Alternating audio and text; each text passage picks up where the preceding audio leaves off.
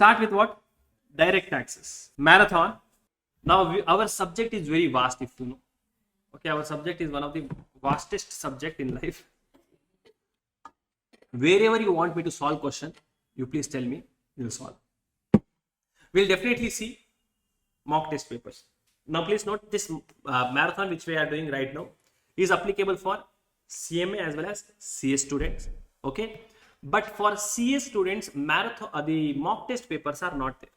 For CMA as well as CS, subject is same.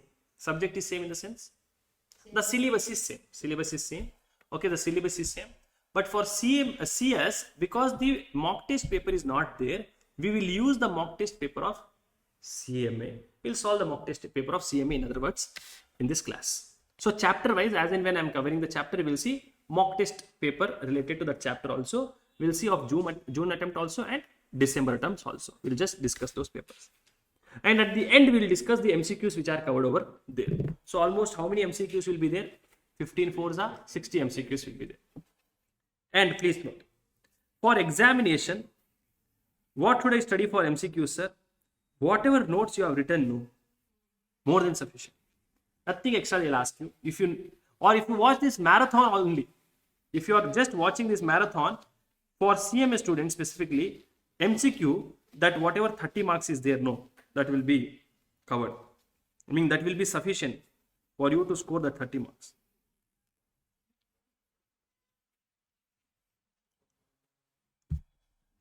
Okay, first chapter is our introduction chapter, introduction to taxes. First, we are starting with marathon of what, sir? Direct taxes. Types of taxes. Tax can be of two types. One is, what is tax, by the way? Government needs money. See, government needs money to undertake various different activities. That money which government requires, that money government is collecting from us in the form of tax. Correct? That money which is there, government is collecting from us in the form of tax. That is tax. So it is one of the important source of revenue to the government. So tax can be of two types. One is direct taxes, another one is indirect taxes. Now they can ask a question on difference between direct taxes and indirect taxes. Okay, here we have written few more points you can add from the material. Direct taxes is the tax. This is Gube points which you have made me write. Okay, why am I reading this point also? I don't know. So direct taxes are what, sir? Direct taxes are taxes on income. And indirect taxes are taxes on goods and services. Direct taxes is a tax which is paid on income, whereas indirect taxes is what, sir? Where is my material I'm searching? I teach this point, they'll feel, what are you teaching?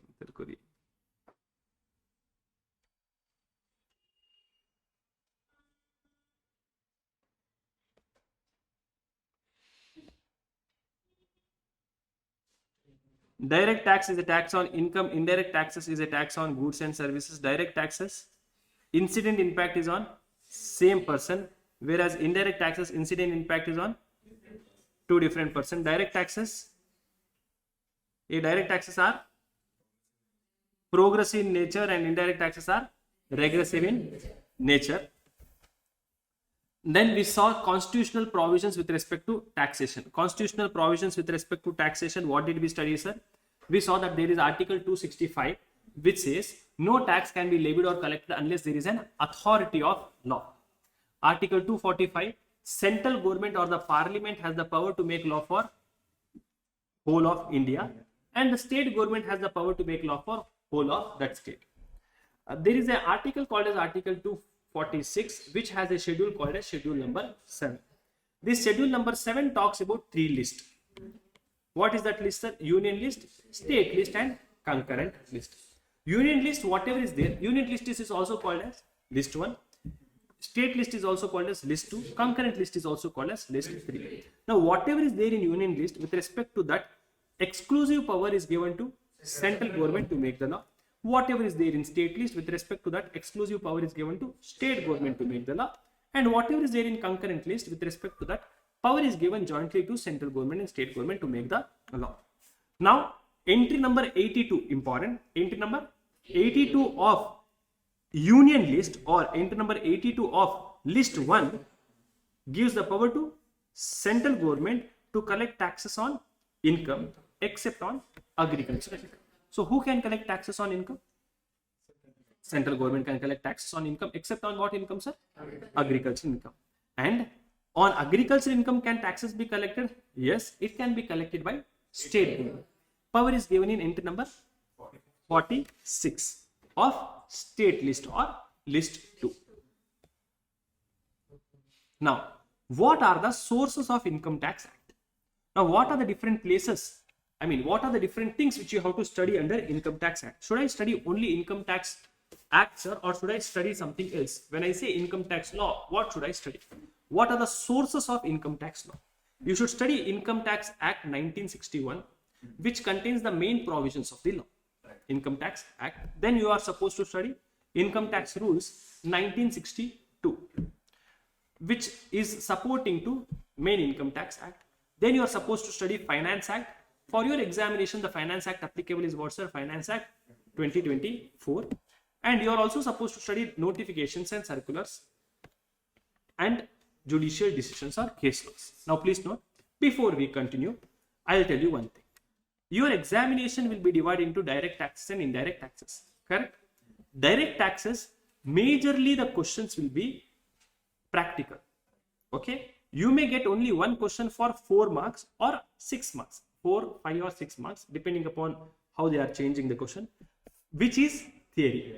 Normally that question will be from what, sir? Procedural topics. Procedural topic is the last topic which is there, like TDS, TCS, return of income, etc. From that topic only you will get a theory question. Apart from that, entire direct taxes, there will be no theory questions at all. You okay, not okay? Meaning starting right from the beginning till the end, you will not have any theory questions except that last procedural topics, last 2 topics or 3 topics which are there. Okay, so when I am studying the subject, I should study from what perspective, sir? Practical or case study perspective. Practical means either they'll give a sum to solve, or case study means they'll give a story. Based on that, you are supposed to. That case study based question will come only from one chapter, which is residential status. That chapter will be case study based question, or agriculture income, again computation only. Whereas GST, if you see GST and customs, if you see GST mainly, GST majorly will have your theory question. You will have around 2 or 3 questions you can expect, which is complete theory. Complete theory means straight theory question. Straight theory questions will be there. Okay, 2, 3, sometimes 4 questions may also come because you have optional points also. Then there will be second type of question will be your case study based question. Like your place of supply will be case study. Okay, they will not give any practical point is not there. That is case study. And practical question will come from value of supply, or this is ITC, input tax credit. Case study based question can come from place of supply or time of supply also, or RCM point, but RCM they will not normally ask, or this registration chapter is there. Correct? They are all case study based questions. So I hope this point is very clear to you. Now, so Finance Act, normally what happens is every year on 1st of February, the Finance Minister of India will come and they will give a budget. In that budget, they are going to make the changes in the tax law for the upcoming year. Okay. So that budget, once it receives the signature from President of India, that will become an act called as Finance Act. Finance Bill is presented in the budget and it becomes Finance Act. So the Finance Act applicable for your examination will be Finance Act 2024. Now, what do you mean by income? Income means anything which you are receiving, that is income. It can be whether it is legal, illegal, it does not matter over here. Income means receipts, but all receipts are not treated as income. Receipts are divided into 2 categories, capital receipts and revenue receipts. If it is a capital receipts, normally it is not your income because you don't receive it on regular basis. Capital receipts, normally it is not treated as income unless they have specifically included. Whereas revenue receipts, because you are receiving it on regular basis, it will always be treated as income unless it is specifically excluded. Now there is something called as source of income and heads of income. Source of income means what, sir? The place from where the income is coming. What is the place from where the income is coming to me? That is my source of income. Whereas head of income means what, sir? The place where the income is going to go. Heads of income means the place where the income is going. Meaning, in in income tax law, whatever income you are earning from whichever place you are earning, it does not matter. All those income will go under only 5 heads.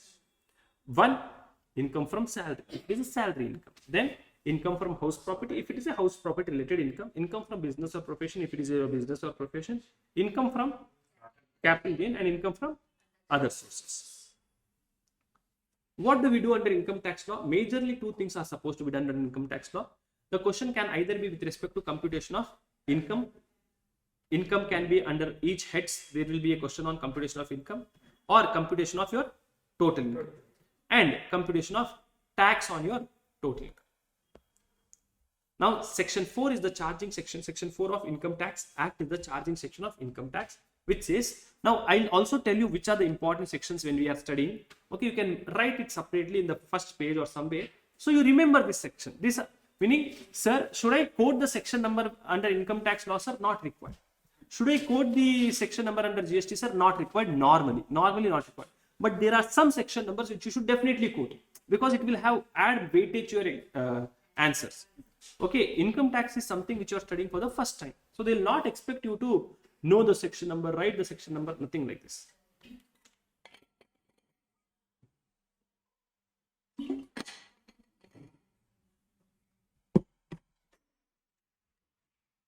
Section 4 of Income Tax Act is the charging section, which says income tax is charged for every assessment year on every person on the total income earned by such person in the previous year at the rate prescribed in finance. So you have to pay tax on your total income. When do you have to pay the taxes? In the assessment year. Who has to pay it? Person has to pay it. On what? You have to pay on the total income, which is earned by you when, sir? During the previous year. Now here, and what rate, sir? A rate will be given in Finance Act. So for you guys, the Finance Act 2024 is applicable. Please note, if you are writing in June 26, December 26, this marathon is not for you. This marathon is not for you. For you, whatever you are going to study in income tax, so completely not at all there. There will be full change of that. Now here, financial year is divided into 2 categories under income tax law. One is called as previous year, another one is called as assessment year. What is previous year? It is the year in which the income is earned by you. So whichever year you are earning the income, on that income you have to pay the taxes in the next year. That year in which you pay the taxes is called as assessment year. So previous year is the year in which income is earned. Assessment year is the year in which tax has been paid. And normally we know, so for example, let us say I went to Konmay Kadupati on 15th of July 2024. I earned 12,40,000 rupees. What is the previous year for me? I went on 15th of July 2024. So previous year will be 24-25. Assessment year will be 25-26. See, normally the previous year is a period of 12 months. But in 2 cases, the previous year can be period less than 12 months also. When you are starting a new business or profession in the middle of the year, or new source of income is coming from middle of the year. Now, who has to pay the taxes? A person has to pay the taxes. Who is a person? A person includes individual, HF, firm including AOP, company, artificial judicial person, local authority, AOP and GOI.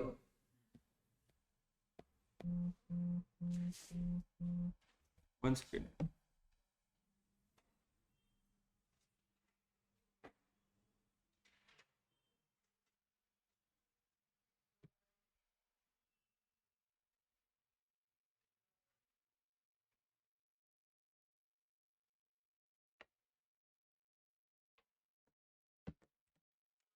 Section 2, subsection 7, clause 7. Assessee means what, sir? Assessee means any person who is liable to pay tax or any other sum under this act, and it includes, and assessee includes what, sir? Representative assessee, deemed assessee, or assessee in default.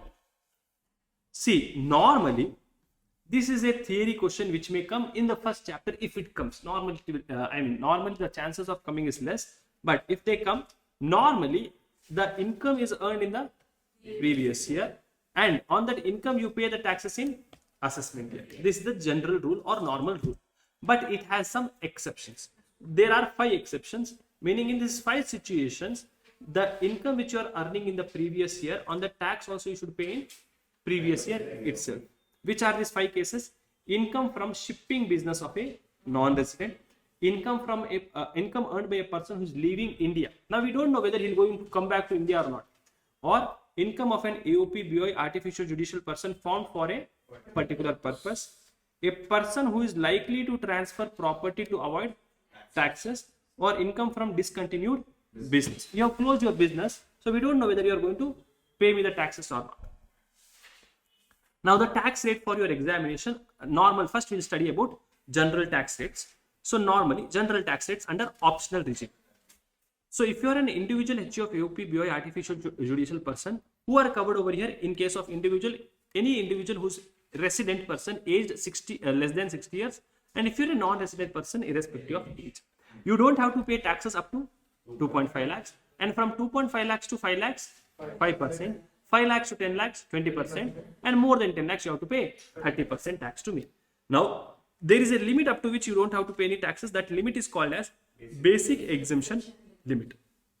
If you are a senior citizen, up to 3 lakhs you don't have to pay taxes. From 3 lakhs to 5 lakhs 5%, 5 to 10 20%, and more than 10 you have to pay 30%. And if you are a super senior citizen, up to 5 lakhs no taxes, 5 to 10 20%, and more than 10 30% tax is what you are supposed to pay me. Then surcharge also will be applicable. See, normally how should I compute the tax? First find the total income. Now the total income whatever is there, that you divide into 2 categories.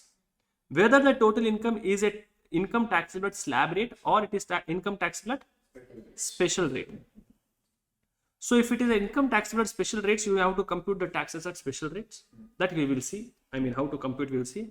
Income taxable at slab rate, you will have to compute the taxes using these slabs or default regime depending upon what assessee is following. Now the tax is computed on total income, correct? Now you should see whether the total income is crossing 50 lakh rupees or not. If the answer is yes, if not the special income or slab rate income, we are not talking about that. If your total income is crossing 50 lakh rupees, then what will happen? You will have to pay an extra tax on the tax amount called as surcharge. Surcharge is applicable if the total income is more than 50 lakh rupees. If the total income is more than 50 lakhs up to 1 crore, surcharge which you have to pay is 10% of tax amount. Whatever tax amount you have computed, whether it is under special or normal tax, whatever tax is there, total the tax amount on that surcharge of 10% will come. If it is more than 50 lakhs up to 1 crore. If it is more than 1 crore up to 2 crores, you have to pay 15%. More than 2 crores up to 5 crores, you have to pay 25%. And if it is more than 5 crores, the surcharge which you have to pay is 37%. This is under optional tax regime. Now, irrespective of whether surcharge is coming or not, one person will always come. If there is a tax, one person will always come, which is health and education cess. Correct? Health and education cess you have to pay up of how much, sir? 4% on tax amount. This is tax amount including the surcharge.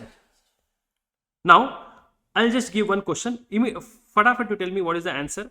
If my income is 18 lakh rupees, tell me if my income is 18, you tell me I am Krishi, my income is 83 lakh 50,000 rupees. What is the tax amount? This is the question. I am 18-year-old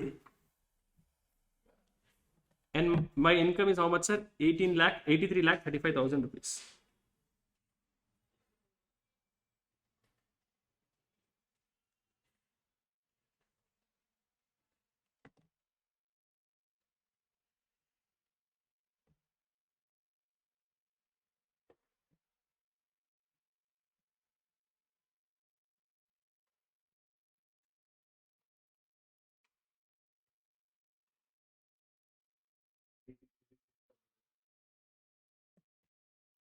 Sir, 83 lakh 50,000 means, see sir,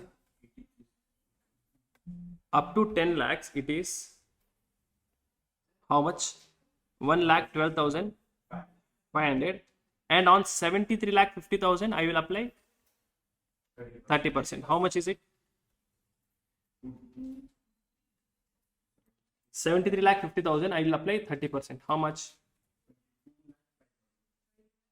22 lakhs 5,000.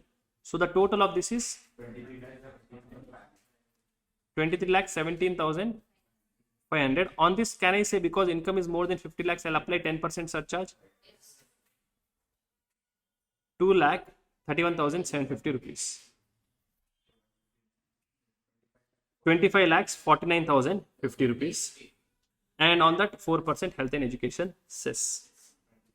26 lakhs. Correct? Okay, yeah. Now, if a person is born on 1st of April 1965 or 1st of April 1945, what will I have to do? He will complete 60 years. If it is born in 1st of April 1965, he will complete 60 years on 31st of March 2025. He will complete 50 years on this date. Therefore, he will be treated as senior citizen. Though he is going to celebrate the birthday on 1st of April, it is said that he has completed 60 years on the last date of the previous year. Now, under optional regime, you also get something called as rebate. Apart from whatever normal tax you are paying, you will also get something called as a rebate. What is rebate? Rebate is a concession which is going to be given to you, or it is a relief which will be given to you. Now, this relief will be given if you are a resident individual only.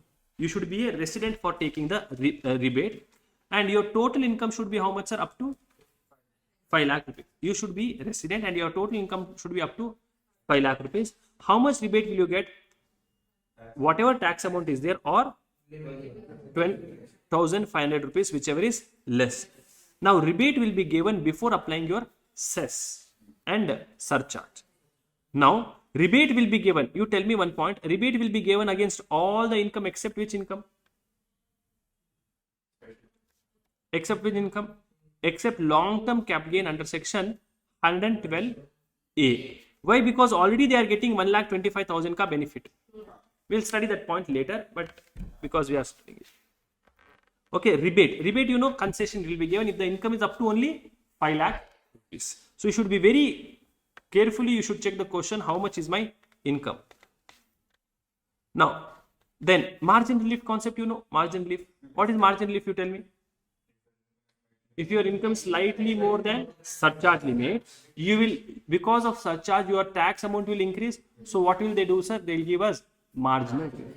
They are going to compute our extra income, extra tax, and give us margin relief. Margin relief is applicable only when the income is slightly more than surcharge limit. Okay, it can be 50 lakhs, 1 crore, 2 crores, 5 crores, or 10 crores. Concept of margin relief is applicable for all types of assessees, irrespective of who you are, it does not matter. All types of assessee, even if you are a company, it is applicable. Partnership firm also, it is applicable. 115 BAC. In examination, you should be very clear. While reading the question, you should read it carefully, because many times it will happen that you have solved this question in the classroom. That question will come in the examination. But in the examination, they would have told, instead of 115 BAC, they would have told compute the tax under normal provisions, or they would have told compute the tax under default tax regime. If you would have not read that last line, that will create a big problem. Compute the income if this person has opted to shift out of default regime. So something like this can come. Okay. So under default tax regime, now in the question which normally students ask is, sir, the question they have not mentioned whether a person is opting for default regime or normal regime. So how should I compute, sir? Question is completely silent. How should I compute, sir? Now, if the question is completely silent, then which provision you should opt for? You should opt for default tax. Better write a note.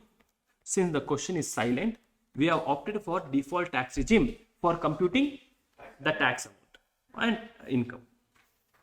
So this section is applicable if you are an individual HUF, AOP, BOI, artificial judicial person. In simple words, if you are a slab rate assessee. Section 115 BAC is applicable to a resident as well as non-resident person. Now, what is the tax rate applicable to irrespective of your age? This is the limit. So under 115 BAC, the limit is up to 3 lakhs, you don't have to pay any tax. Then from 3 to 7, 5%. 5 to 10, sorry, 7 to 10, 10%. 10 to 12, 15. 12 to 15, 20%. And more than 15, 30%. Here there is no 25% rate and all. Okay, you should be very careful. The rates over here is different. Now here also he has to pay surcharge. Surcharge limit is same, but here he does not have 30%, 37% surcharge limit. Meaning if his income is more than 2 crores, directly you pay 25%, no 37% limit. And health and education cess is always applicable irrespective of who you are. Now he will get a rebate. This rebate for him is important because for him rebate is calculated under 2 different ways. If his rebate will be given to a resident individual under default tax regime, only to resident individual. If his total income is up to 7 lakh rupees, the rebate which will be given will be equal to tax amount or limit of 25,000, whichever is less. Now, normally this is the rebate which is going to be given to you. Okay, but if your income is slightly more than 7 lakhs, then also you will get a rebate. If your income is slightly more than 7 lakhs, you get a rebate which is like your margin relief ka concept. Wherein what you are supposed to do, you first compute the tax on total income. Compute the tax on total income. What is the extra income? Check that. Extra income will be whatever your total income is there minus 7 lakhs. Now, if the difference between them is more, whatever difference is there, no, that difference is called as rebate. So, repeat. First, compute the tax on total income. Whatever question they have given income of 7,10,000 rupees, compute the tax on this amount. Now, see what is the extra income? 7,10,000 minus 7 lakhs, which is 10,000. Now see the difference. If the whatever difference is there, that is the rebate which will be given to you. Sir, can we do a question on this, sir? You tell me the answer for. You tell me the answer for this question wherein my income is 7,18,000. My income is 7,18,000. What is the rebate which I am going to get?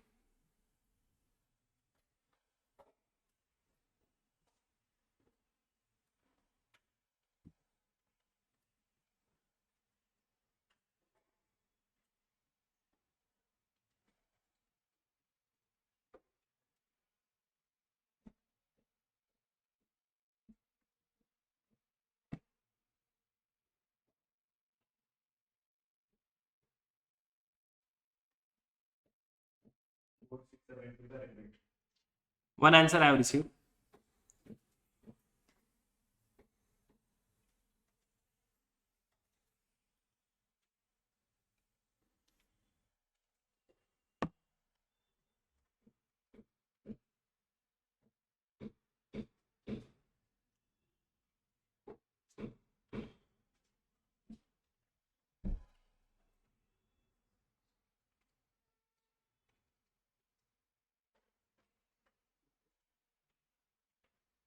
Hey, this much time if you are taking. First, compute the tax on 7 lakh rupees. The rate only we don't know, sir. 7,18,000 rupees. 21,800. Now see what is more than 7 lakhs. 18,000 rupees. Difference is how much? That is the rebate which will be given. 3,800 is the rebate. Yeah. 3,800 is the rebate. Online students, I hope you got the same answer. Sir, tell us, sir. Again, you do, sir. See, first tax on 7,18,000. How much is it? Ayo, sir, up to 3 lakhs, no tax. 3 lakhs to 7 lakhs, 20,000. 7 lakhs to 7 lakh, 10,000. 1,800. So how much is it? Correct. Now we should subtract rebate. How much is rebate?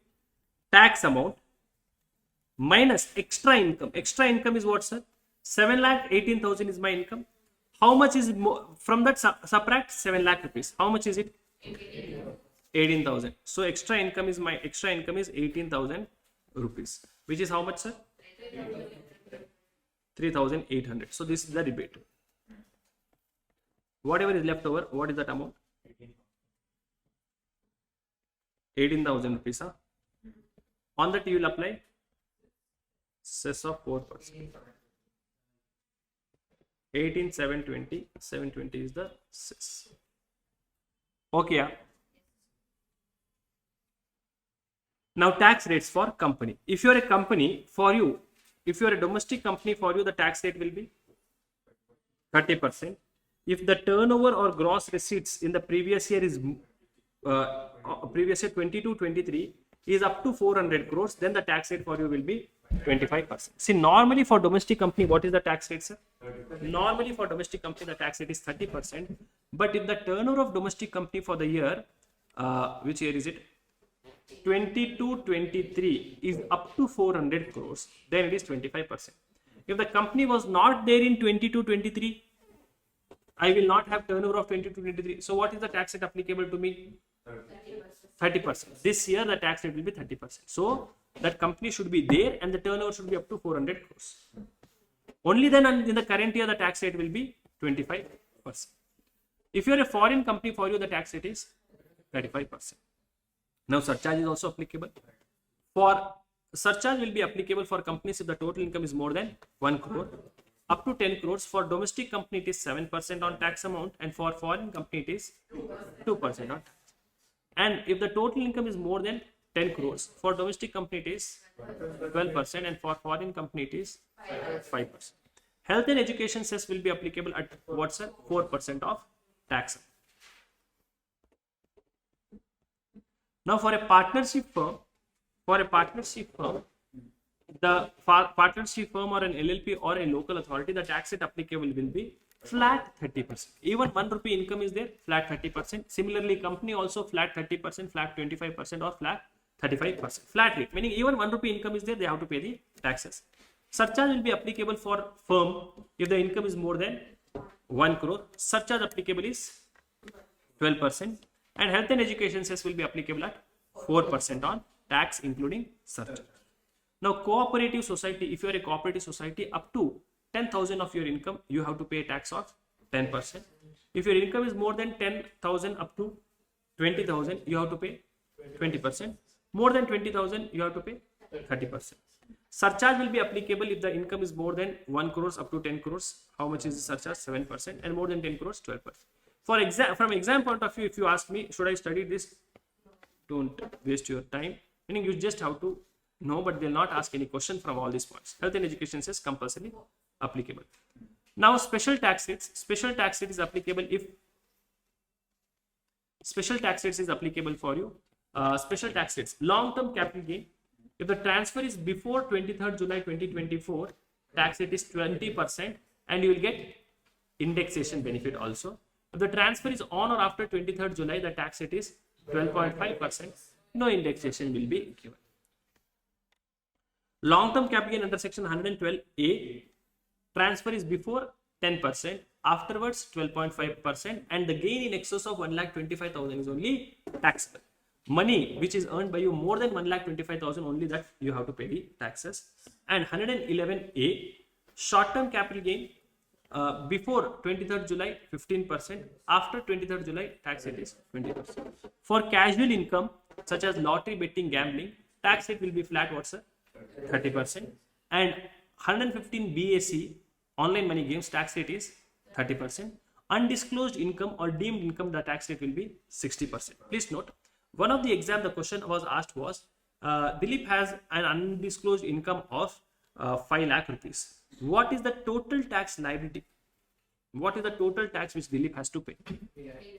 Now here, problem is undisclosed income, the base tax rate is 60%. So this I'll apply 60% of this. How much is that?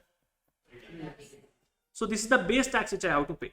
Okay, they have asked what is the total tax which I have to pay. Now because it is an undisclosed income, you also have to pay surcharge of 25%.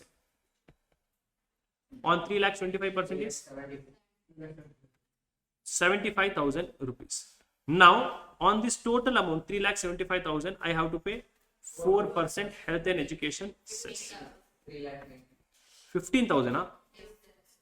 So, total tax which I have to pay is, for 5 lakh rupees of undisclosed income, I have to pay tax of 3,90,000. Okay, disclose. So, better to disclose. If you have any dot, you to disclose, yeah. Now please note 111A and 112A. What are the incomes covered, sir? Only 3 types of capital assets are covered, which is following incomes are taxable under section 112A and 111A: listed equity shares, equity oriented mutual fund, and units of business trust of India. Now, if I have income, normally whenever the question is on total income, they'll also ask you to compute the tax. Okay, whenever the question is on total income, they'll also ask you to compute the tax. And in the total income question, you may have income taxable special rates as well as slab rates. Correct? So how should I compute the tax at that time, sir? First, compute the tax on special income. Correct? Whenever you are computing, first compute the tax on special income, and whatever is left over, can I say that is taxable at slab rate? So first you segregate the income into special income and balance total income. On special income, you will have to apply special tax rates, and on what is this? Balance total income, you will have to pay the tax, compute the tax at slab rates. Meaning you just compute the taxes on special income, whatever tax is there, and slab rate also, whatever tax is there. Now please note, you are calculating the base tax before surcharge and cess. Once you compute the tax, now if this total of the income is more than 50 lakhs, then surcharge will come.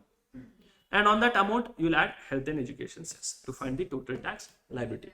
So whenever my income has special income as well as slab rate income, what will I have to do? Segregate the income first. Compute the tax on special income, compute the tax on slab rate income. Compute only the basic tax amount, not these surcharges. Compute the tax, total the tax amount. Add surcharge, add cess.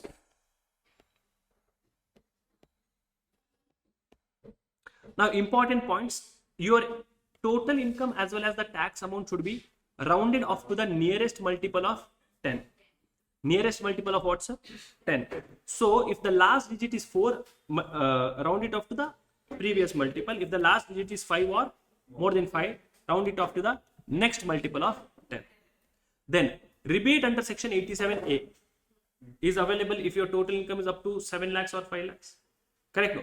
Rebate under section 87A is available if the total income is up to 7 lakh rupees or 5 lakh rupees against all the heads of income or all the sources of income except long-term cap gain under section 112A. If you have this income, you cannot claim rebate.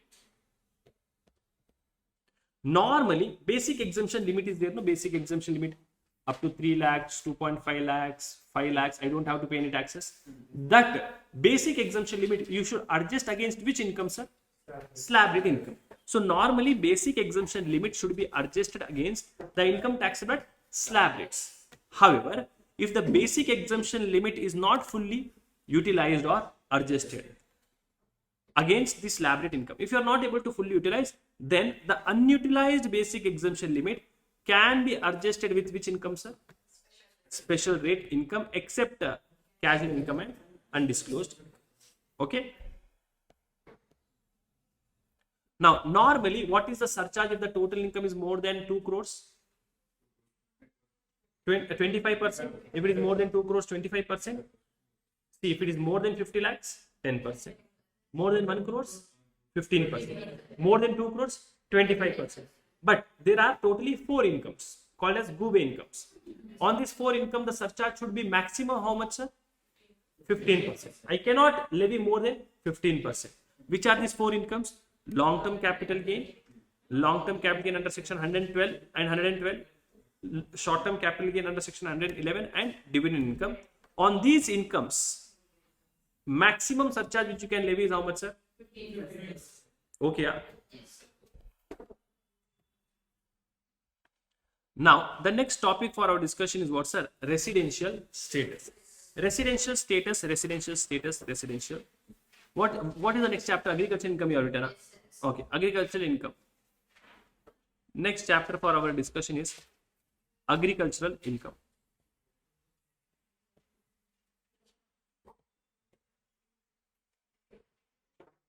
Agricultural income is a very easy topic, very simple topic, very easy topic. Agricultural income is exempt from payment of income tax. You don't have to pay any income tax on agricultural income if such agricultural income is received from agricultural land in India. So if you are receiving that agricultural income from land which is located in India, so if the agricultural income is from a land in Nepal, taxable, not taxable? Taxable. Why, sir? Only if the agricultural income is received from a land in India, it is exempt. Section 10 subsection 1 says this. If the land is anywhere outside India, fully taxable. Okay.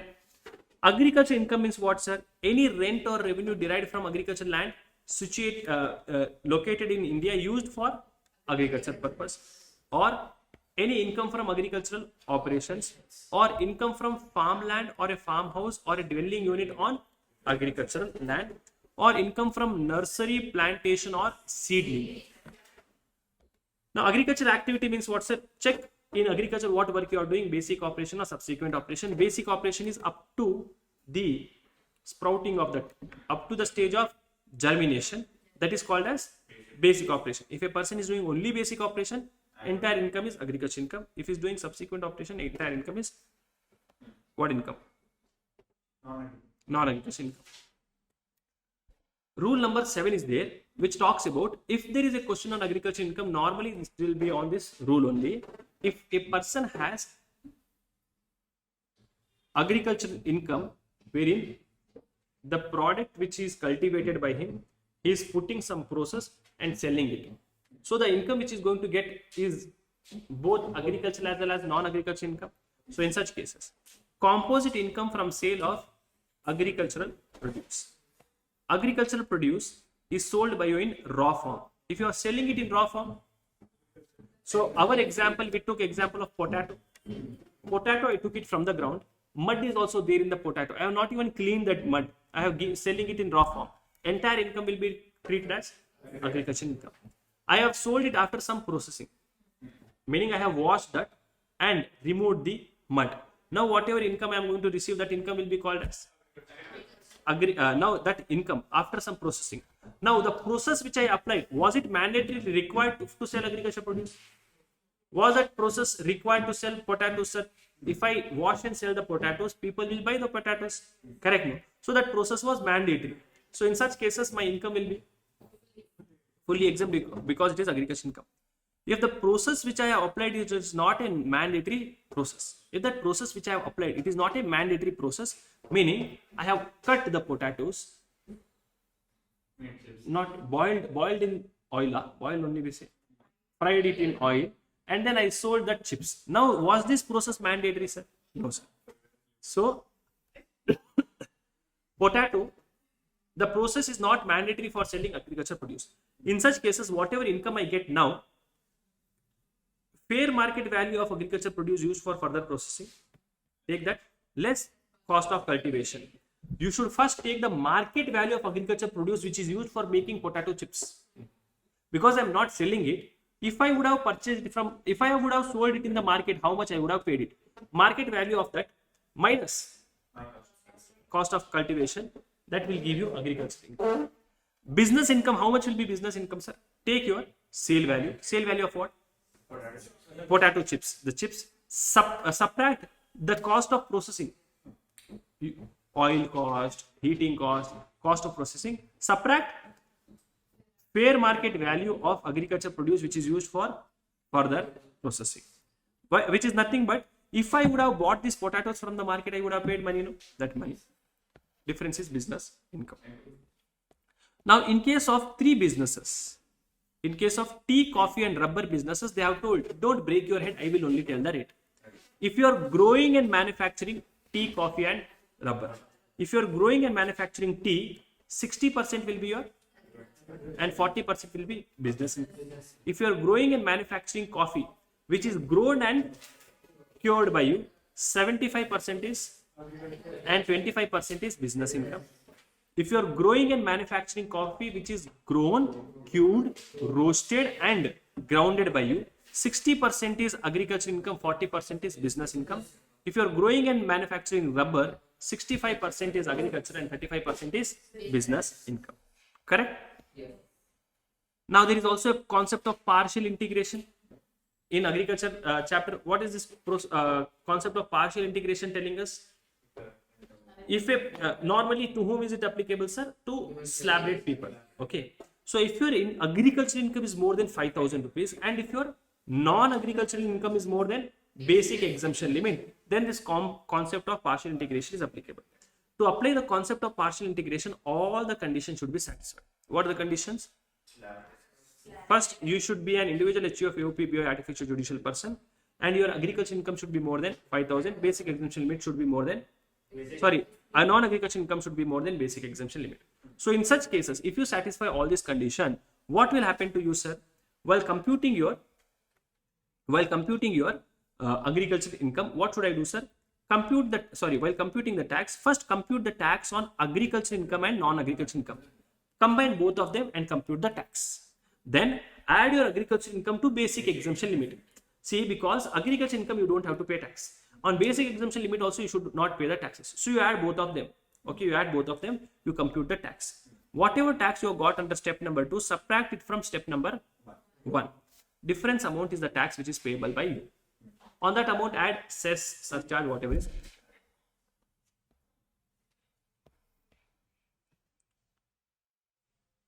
Residential status. Now we'll see questions. Okay, once we complete residential status, then only the first topic is actually done. Okay, these 3 topics together. Residential status. Residential status means what, sir? To know whether a person is required to pay tax in India or not, we should see whether that person is resident or not. Normally, if you are a resident person, you have to pay tax on Indian income as well as foreign income. If you are a non-resident, you should pay only on Indian income. So residential status is not equal to citizenship. It is nowhere connected to that. Majorly what is important from exam point of view is residential status for individuals. So an individual, see, basically they have given a basic condition, 2 conditions they have given, basic condition and additional condition. If an individual satisfies the basic condition given in section 6(1), if he satisfies it, he is called as a resident. If he does not satisfy it, he is called as non-resident. If he satisfies the basic condition, we will check for additional conditions. Now, additional condition also, if he satisfies basic condition, he has satisfied, additional condition also is satisfying, meaning he is a resident and ordinary resident. He has satisfied the basic condition, but he has not satisfied the additional condition. He is resident but not ordinary. Now, what is this basic condition, additional condition, sir? Residential status for individual. Section 6, subsection 1, the basic condition. Individual is resident if he satisfies any one of the basic conditions. What is the basic condition which you have to satisfy to be called as a resident? He should stay in India. He should not. He should do what, sir? He should stay in India. He should stay in India for 182 days or more in the previous year. So in the previous year does not mean last year, in the year for which you are computing the income. So for that year, he should have stayed in India for 182 days or more. And or more. Or he should have stayed in India for 182 days or more in the previous year and 365 days or more in the 4 preceding previous year. So let us say for our examination, what is the previous year? 24-25. So if I want to be called as a resident of India for 24-25, I should have stayed for 182 days or more. If I have stayed, then I will be called as resident. Or during the year 24-25, which is my previous year, I should have stayed for 60 days or more than 60 days. And in last 4 years, before the last 4 years, I should have stayed for 365 days or more. I should have stayed in India. While computing the stay in India, what are the different things which I have to keep in mind? Date of coming to India and date of going out of India should also be included. Then staying at one location is not mandatory. I can stay anywhere in India. Okay, and India is up to territorial waters. That place is called as India only. So once a person satisfies the basic condition, I will see what's the additional condition. So resident for a period of 2 or more previous years in 10 preceding previous years. This is the additional condition, meaning once a person has satisfied the basic condition, I'm going to see the additional condition. Now only when he satisfies this additional condition, he'll be called as resident and ordinary resident. If he does not satisfy, resident but not ordinary resident. So additional condition says he should be resident for a period of 2 years. Please note, he should be resident for a period of 2 or more years in 10 preceding previous year. What do you mean by he should be resident for 2 or more years? That means he should have satisfied basic condition for at least 2 years in last 10 years, and he should have stayed in India for 730 days or more in last 7. He should have stayed in India for 730 days or more in 7 preceding previous years. So in the previous year 24-25, because that is the previous year for our examination, I should have satisfied the basic condition. Now I should take last 10 years. In last 10 years, I should be resident for at least 2 years. And in last 7 years, I should have stayed in India for 730 days or more. Now, there is an exception for second basic condition. What do you mean by exception for second basic condition? Second basic condition, you know, there are 2 basic conditions. One is 182 days, 60 plus 365. Now, this is an exception for second basic condition, meaning in this case, I will not see 60 plus 365 days condition. When will I not see 60 plus 365 days condition? If you are an Indian citizen who has lives India during the previous year. An Indian citizen who leaves India during the previous year for employment outside India. Why am I going out of India, sir? Because I got an employment opportunity outside India. I want to do a business outside India, or as a crew member of Indian ship. In such cases, in these 2 cases, check only first basic condition, which is 182 days condition. If I satisfy 182 days condition only, then I am a resident. Why am I going outside India? Employment or a crew member of Indian ship. Please note, normally they will test you in examination. Now, if you are coming to India, if you are an Indian citizen or a person of Indian origin who visits India, who is coming to India, okay, then I will check your income. If your income is less than or equal to 15 lakhs, if your income is less than or equal to 15 lakhs, then I will see 182 days condition for you. Meaning the income from Indian sources, the person who is coming to India, his income from Indian sources is less than 15 lakhs, I will see 182 days condition. But if the income is more than 15 lakh rupees, then he will be called as a resident only if he satisfies any one of these conditions. What are these conditions? 180 days or more than the previous year, or instead of 60 plus 365, 120 plus 365 days. So, if I am a person who is there outside India, I am coming to India.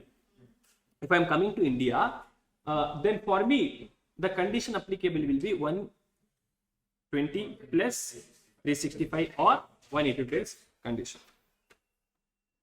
Now, one more important point is, in case of an individual being a crew member of Indian ship, if you are an individual who is a crew member of Indian ship, the date mentioned in continuous discharge certificate as date of joining the ship and date of signing off should be excluded while calculating the number of days. See, normally what happens is, India is up to territorial waters. So a person has joined the ship. Now this ship is it is just roaming around in Indian waters only. It is not crossing territorial waters. So the period when it is still roaming in India, should it be counted for seeing the residential status? If you are a crew member of Indian ship, answer is no. If you are a crew member, the date when you enter in that register that I have joined the ship, it is like, for example, let us say you are coming to the classroom.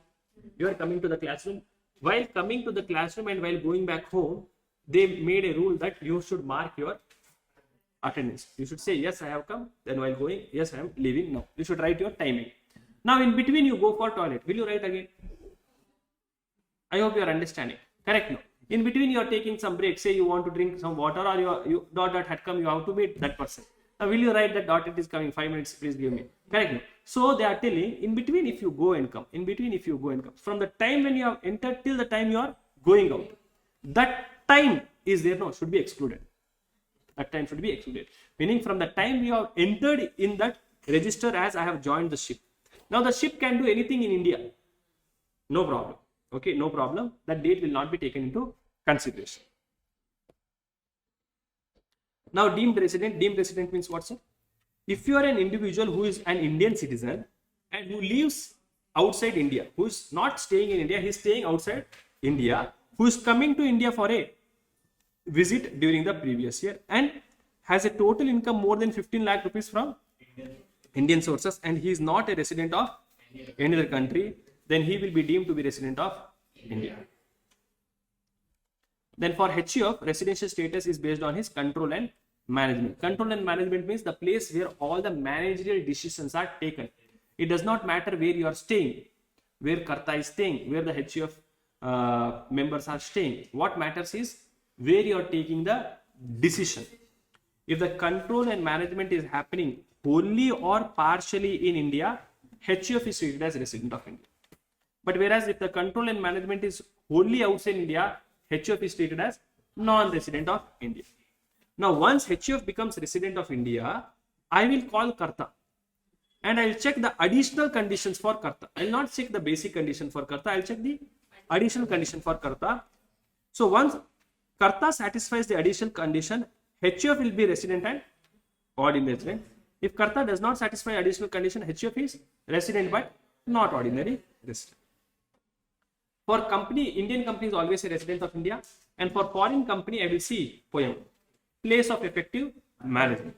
So if the place of effective management is in India for foreign company, it is a resident. If it is outside India, the foreign company will be treated as non-resident. And for other people, residential status for other people like firm, LLP, HUF, etc. I will see control and management, wholly or partially in India, resident, wholly or partially outside India, non-resident. If partially outside India, then non-resident, wholly outside India. You have written correctly only. No?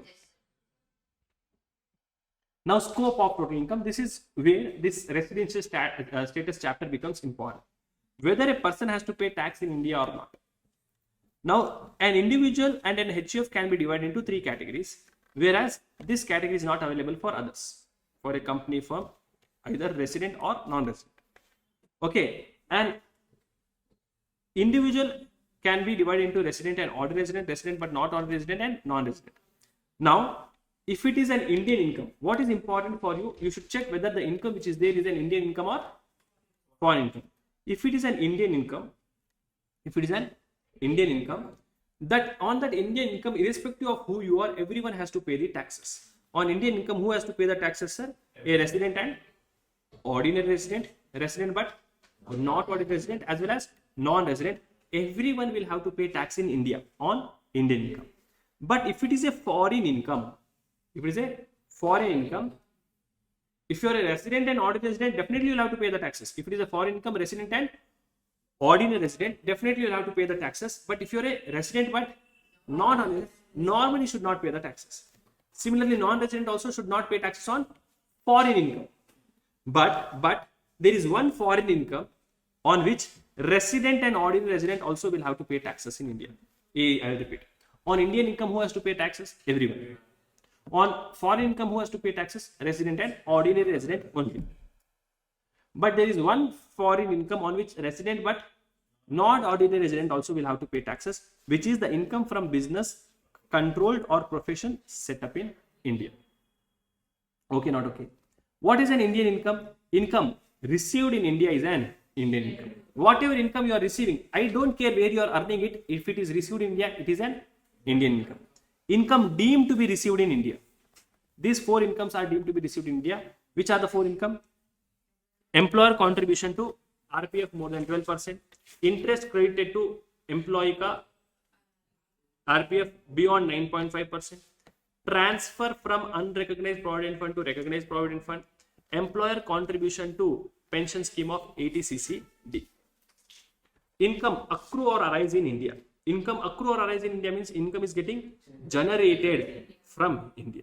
If the income is accruing or arising in India, then also it is an Indian income or income deemed to accrue or arise in India. Now, any income other than Indian income is foreign income. Now, if you are a person who earned income 5 years back, now you are bringing that income to India, should you pay the taxes? No. So, past untaxed income brought to India in the previous year is not taxed in India, and a resident and ordinary resident should pay taxes on his global income. Okay, yeah? Now, anyone has any question in these topics which we discussed? Just check once.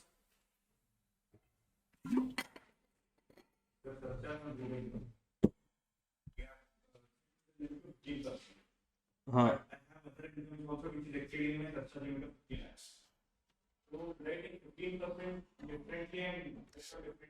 25 lakhs, 15 lakhs. 15% and 25%. See, no. Check whether your total income has crossed 2 crores. Yes. Now, if the total income is crossed 2 crores, whether Gube income has also crossed 2 crores? No. Other income, has it crossed 2 crores? Yeah. So, if other income has crossed 2 crores, then on Gube apply 15, other apply 25. Now, total income has crossed 2 crores, but Gube as well as other both have not crossed 2 crores. Then apply 15%.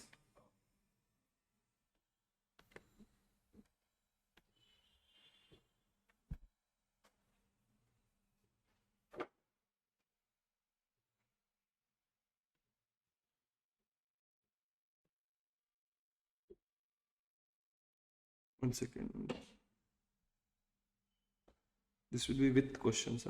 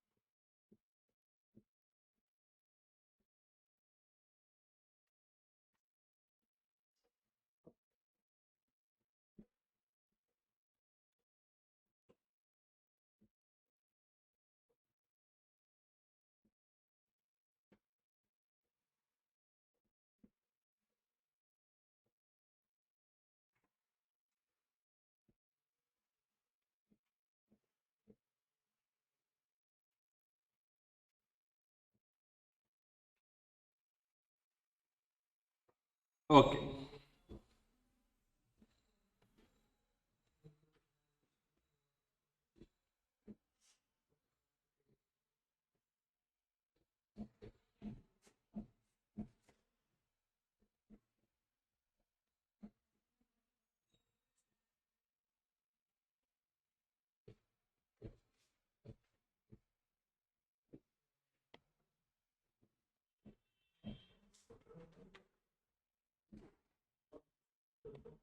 Shall we start? Online students, are you with me? Oh, online students. Aarti, Gifty, Jayashri, Kamaliga, Kauzik, Ritika, Varsha. Yes, sir. Okay. Now, we'll see one by one.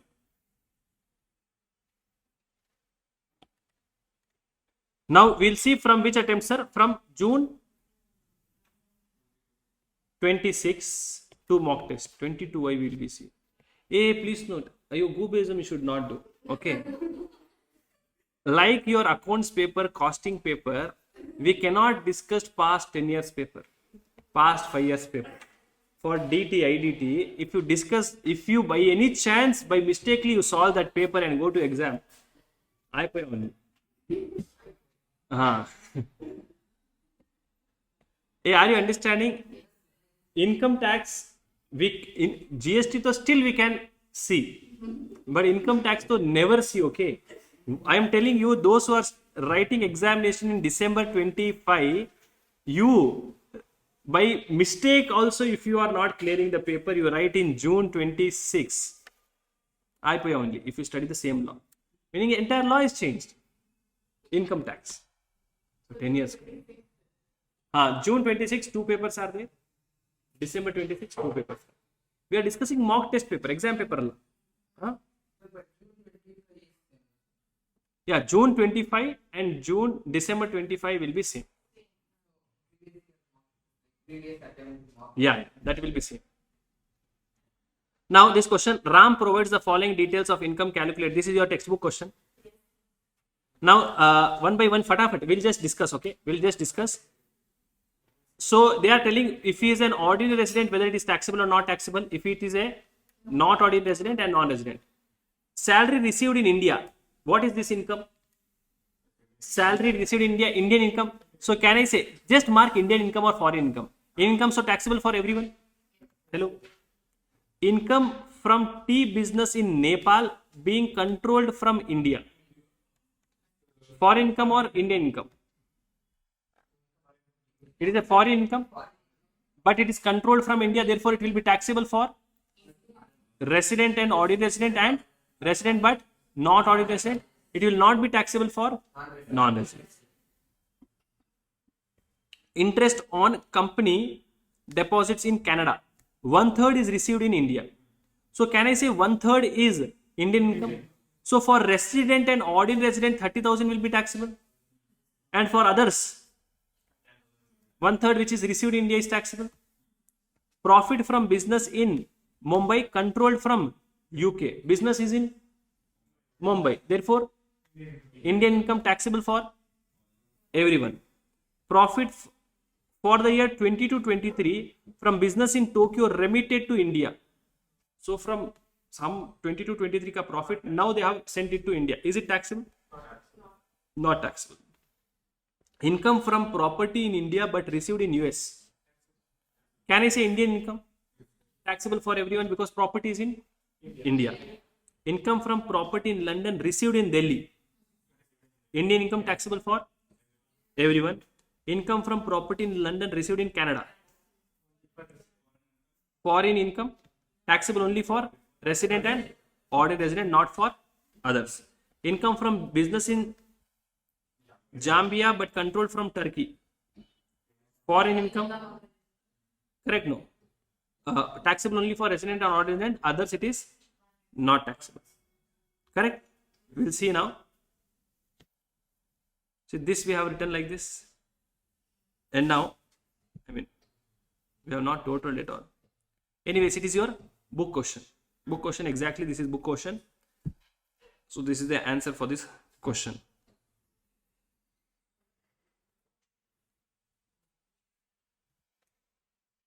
Tea business. Now see this tea business. Now this tea business which is there, will I apply 60%, 40%, sir? Will I apply 60%, 40%? No, because this income is from Nepal. Correct? So I'll take full income on. So this is your June first mock test paper. Now, June ka second mock test paper, Mr. Bharat, an Indian citizen, left India for the first time. On which date which he left? For joining a job in Tokyo.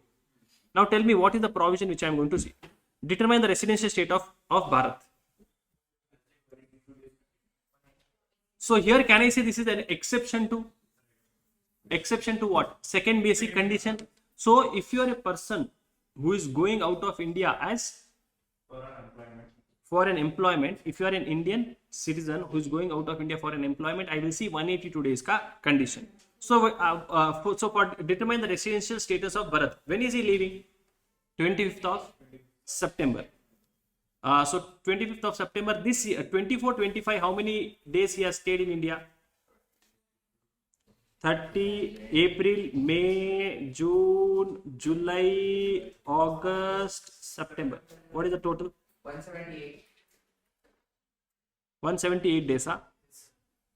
So 178 days, is it more than 365 days? 178 days, is it more than 180 days? No, it is not more than 182 days. Therefore, can I say he is non-resident of India? See what answer they have written. under section 6 subsection 1, and an individual is said to be resident in the previous year if he satisfies any one of the following conditions, which is 182 days or 60 plus 365 days condition. They have written 6.1 condition. Then first you should write 6.1 condition, correct? Because that is the normal law. Then we should, because he is going out of India for employment, there is an exception. First you write 6.1 condition. Now, in case of Indian citizen leaving for employment, the period of stay during the previous year is required to be taken as 182 days instead of 60 days. Correct? So for them that exception is there. So during the previous year 24-25, Mr. Bhagat stayed for only 178 days. Thereafter, he left for employment. He has left for employment purpose. Since he does not satisfy the minimum criteria of 182 days during the 11th year, he is treated as non-resident. See the answer, how big is this answer? For 7 marks, don't you think it is very small answer? So very easy to score. First write your basic condition. Then write that there is an exception for this condition. Sir, if I directly write the exception, you will lose the marks for this. Because you know that it is an exception, but for what? They don't know.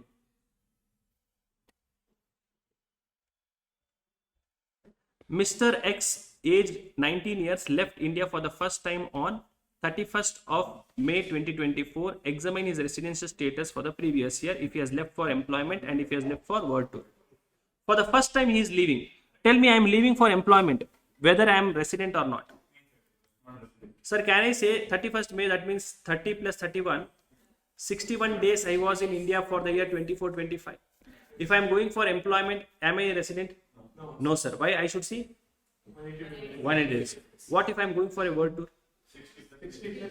Can I say yes, he is a resident? Why? Because he is leaving for the first time. So this year he has satisfied 60 plus 365 days in the previous.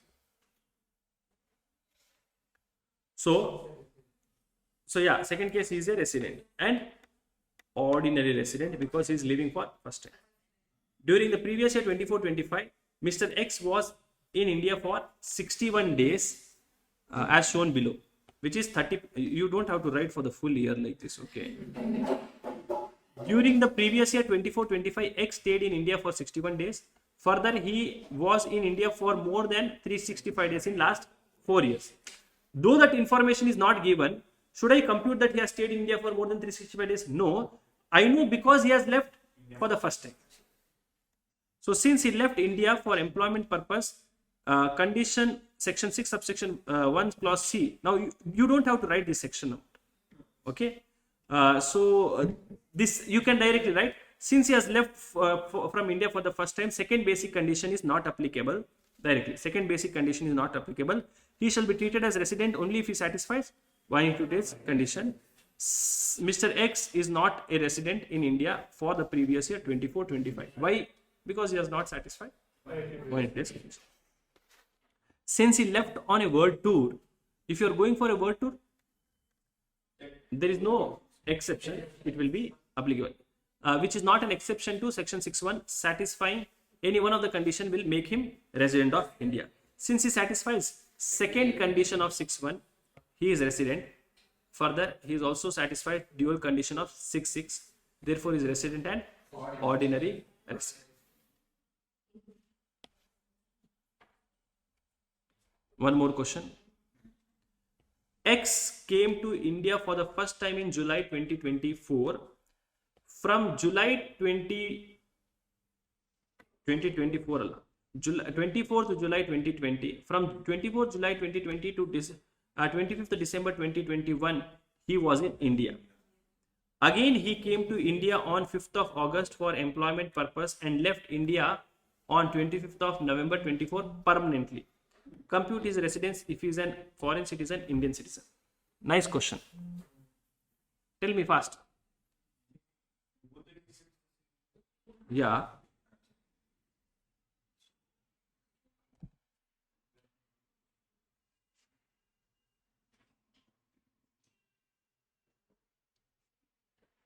In both the cases, the answer is same, but what is the answer?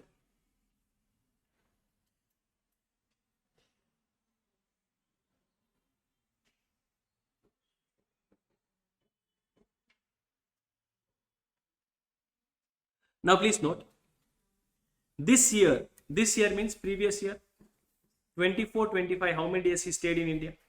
5th August he came and he left on which date? 25th of November. So how many days, sir? August 5th he came. So 5th August means 31 days in August minus 5 days plus 1 days, 27 days. August, September, October, November 25th. How many days? So this year he stayed for 113 days. So I cannot apply 182 days condition. I should apply 60 plus 365. Now I should see last 4 years. Last 4 years will come. What period will come, sir? Last 4 years for 24-25. The last 4 years is 23, 24, 22, 23, 21, 22 and 20, 21. Okay. So he came. So here he did not stay at all. Here also he did not stay. In the year 21-22, he stayed till December. Hello. A, please note. When did he come? 20th July. When did he come? 20th July. And when did he leave? 25th December. So can I say this falls in the year 2021? And this is in 21-22. So can I say from July 2020 to March 21 I will take? Correct? No. And then I'll take from April to December 2021. Yeah, are you understanding? Hello. I have come from July 24th, 2020. I was there till December 2021.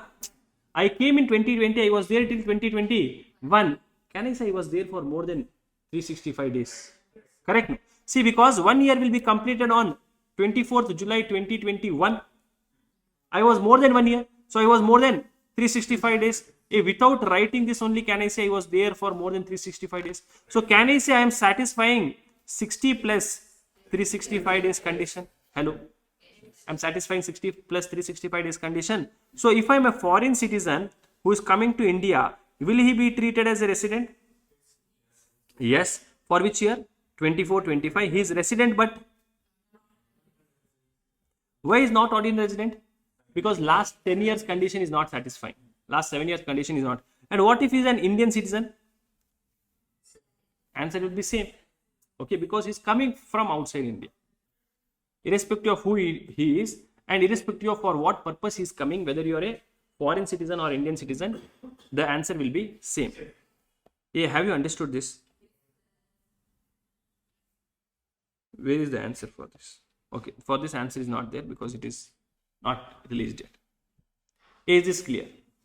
Everyone, is this clear? Online students, anyone has any doubt?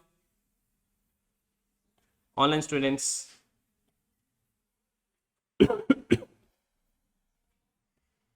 We'll take a break now, or we'll complete house property and then take a lunch break.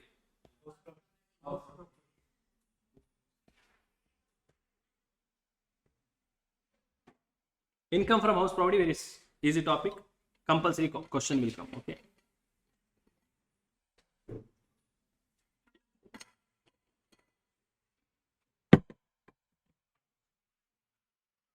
Income from house property, very simple and easy topic.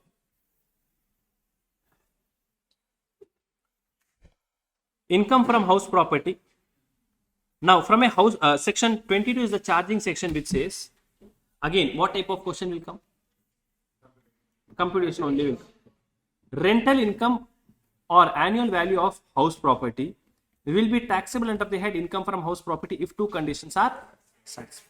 The rental income from house property will be taxable under the head income from house property if you are satisfying two conditions. There should be a house property and assessee should be owner of such house property. What do you mean by house property? Building and land appertaining to such building. Building and land appertaining to such building. For the purpose of computation, your house property is divided into two types. One is called as let out property, another one is called as self-occupied property. Let out property is a property which will always be taxable. Why? Because it is let out. You have given it on rent. You are receiving income. And that income will be taxable under the head income from house property. Whereas if it is a self-occupied property, if it is what type of property, sir? Self-occupied property. I will see. Self-occupied means the property which is acquired by me for my own purpose. Now, whether have I kept the property for my residence purpose or for my business purpose, that is important. If it is a self-occupied property for residence purpose, I will see how many properties I have. If I have up to 2 self-occupied properties, then it will be exempt. What will be exempt? The computation of capital gain will be exempt. If I have more than 2 self-occupied properties, then lawmaker says up to 2 I will give exemption, and for remaining properties I will call it as deemed to be let out property. Now, how do I compute the income from house property? See, whatever rent I tell, no, government will not accept it. So, government will do their own calculation. So, my actual rent will be compared by government with their expected rent, and I will take whichever is higher. That will be my gross annual value. Sir, what is your expected rent, sir? First, I will take municipal value, compare that municipal value with pay rent, and take whichever is higher. That whichever is higher will be compared with standard rent, and I will take whichever is lower. That is my expected rent. Expected rent will be compared with actual rent, and I will take whichever is higher. That will give me my gross annual value. From this gross annual value, I will subtract my municipal taxes. I will get my net annual value. From this, I will subtract deductions, standard deduction of 30% and interest on loan of whatever interest on loan is there. I will get my income from house property. Okay, I will get my income from house property. Now, that income from house property for self-occupied property up to self-occupied property, because it is exempt, there will be no net annual value. Up to self-occupied property, exemption can be claimed. And for remaining properties, I will have NAV. Because I have NAV, I will have standard deduction also. And interest on loan is the interest which you are paying for the loan which is taken by you. So that is always allowed as deduction, whether the property is self-occupied or let out. But if it is a self-occupied property, there is some limit applicable. Only that is the difference. Now, deemed to be let out property will not have actual rent because you are not getting any actual rent. Now, sir, what do you mean by municipal value? Municipal value is the value of the property as per municipal records. Fair rent is reasonable amount of rent for similar kind of property in the same locality. They will not ask you anything, but just for our understanding purpose. Standard rent means what, sir? Rent as per Rent Control Act. Actual rent is important. Rent received plus rent receivable minus unrealized rent. Now, municipal tax is also important. It is allowed as deduction. It is the tax which you are paying to municipality or local authority. It is allowed as deduction only if it is actually paid. If municipal taxes are not paid, it is not allowed as deduction. And if municipal taxes is given to you in a percentage format, you should take it as a percentage of municipal value. It is allowed only if it is paid by owner of the property. If it is paid by tenant, not allowed.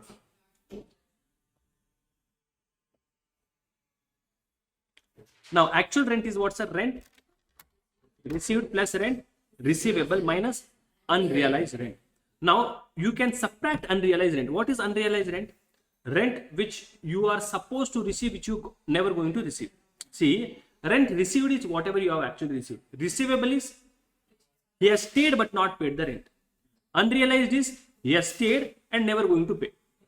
Okay, unrealized rent can be subtracted if 4 conditions are satisfied. Which are these 4 conditions? Tenancy should be bona fide. You should have genuinely given the house on rent to someone. The tenant should have vacated the house property. Now, the person to whom you have given the house on rent, he should have vacated your house, and the tenant should have not occupied any other house property of the same assess. And you should have taken reasonable step to recover that unrealized rent. Now, deductions. Section 24 talks about deduction. Deduction is allowed for what, sir? Interest. Deduction is allowed for standard deduction as well as interest. Standard deduction will be given flat 30% of NAV. Whatever net annual value you get into flat, 30% will be given to you as standard deduction. So, for self-occupied property, NAV is 0. Because NAV is 0, standard deduction also will be. But for let out property and deemed to be let out property, you will have some amount of NAV. Because you have NAV, you get standard deduction. Interest on loan. Interest on loan will be allowed as deduction if the loan is taken for construction, purchase, repairs or renovation of house property. It does not matter from whom you have taken the loan.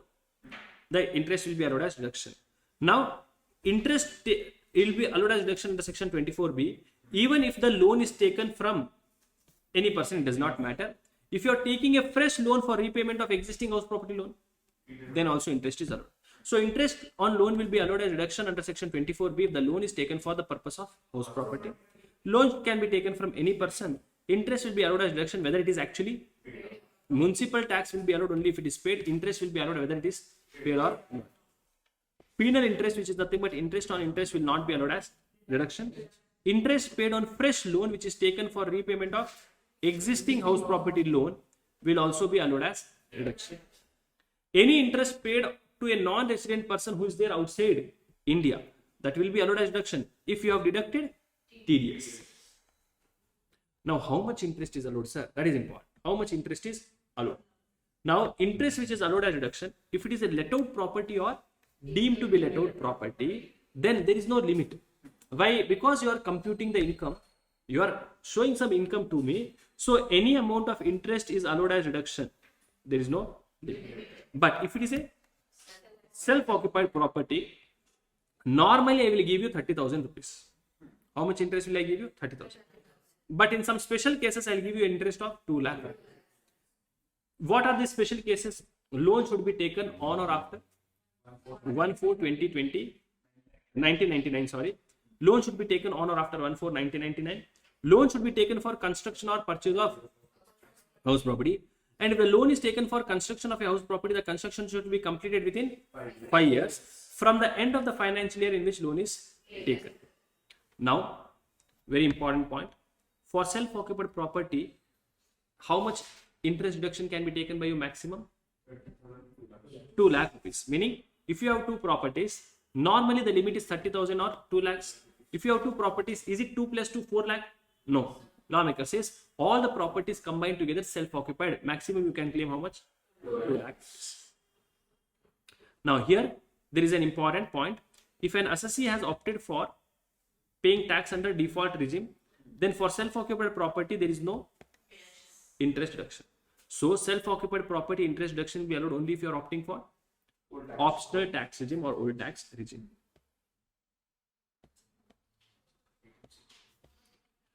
Pre-construction period is there. Pre-construction period means what, sir?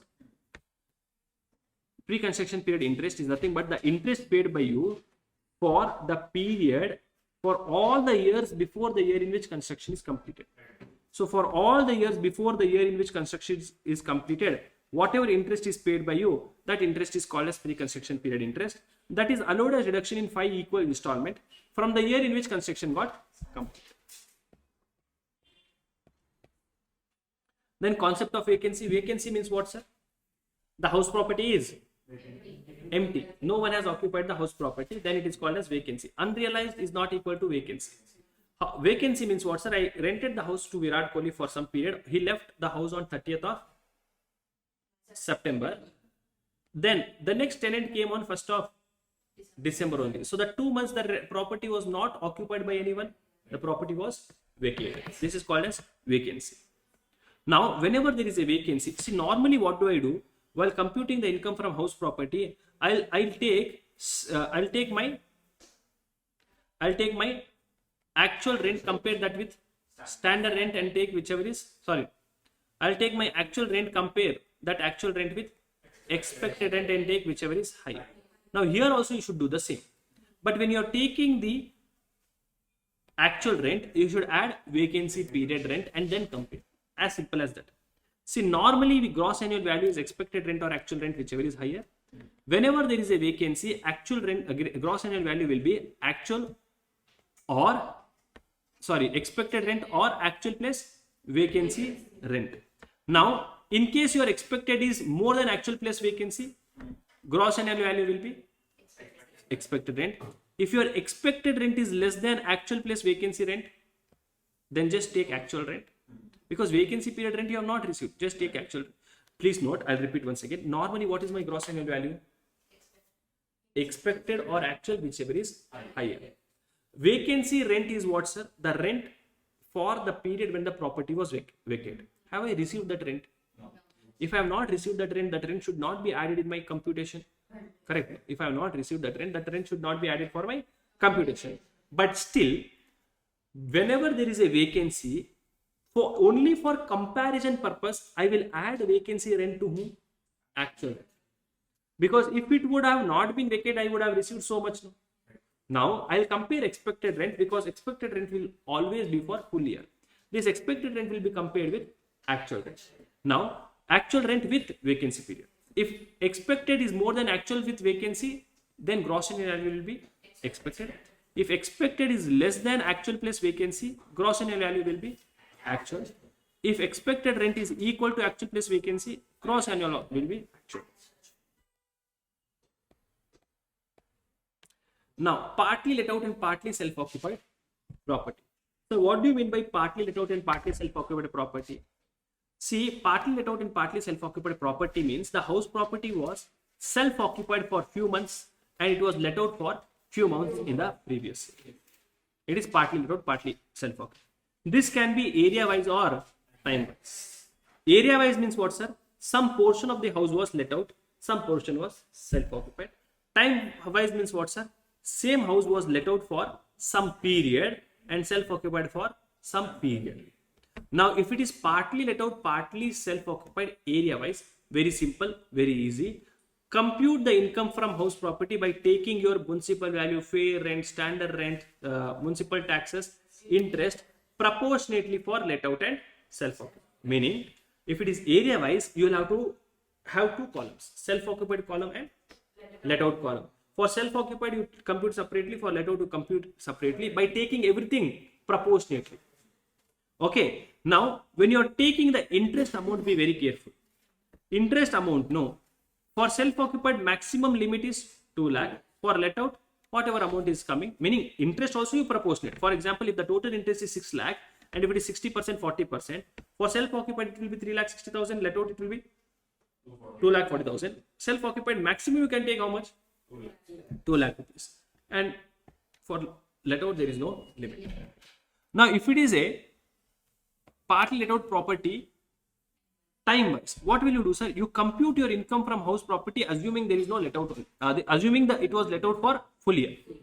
Meaning, if it is let out time wise, ignore that it was self-occupied. Compute the income from house property as if it was let out for full year. But when you are taking actual rent, take it only for let out period. Okay. So here interest also will be allowed for full year. You compute the income like this. Partly let out concept is important. Co-ownership, small concept. Co-ownership, time pass, nothing is there. Co-ownership, what will happen, sir? Compute the income without checking who is the owner, how many owners are there. Just compute the income normally, applying normal provision. Whatever final answer you have got, divide between co-owners in the ratio of ownership. So where the property is jointly owned by 2 or more persons, then such property is called as co-owned property or jointly owned property. The owners of such property will be called as co-owners. Computation of income from house property in case of co-ownership. Compute the income from house property. Compute the income from house property as if there is no co-ownership. Then divide the income from house property between the co-owners in the ratio of the ownership. So if self-occupied house property is co-owned, each co-owner will get benefit of 30,000 or 2 lakh rupees. Each co-owner will get that benefit separate.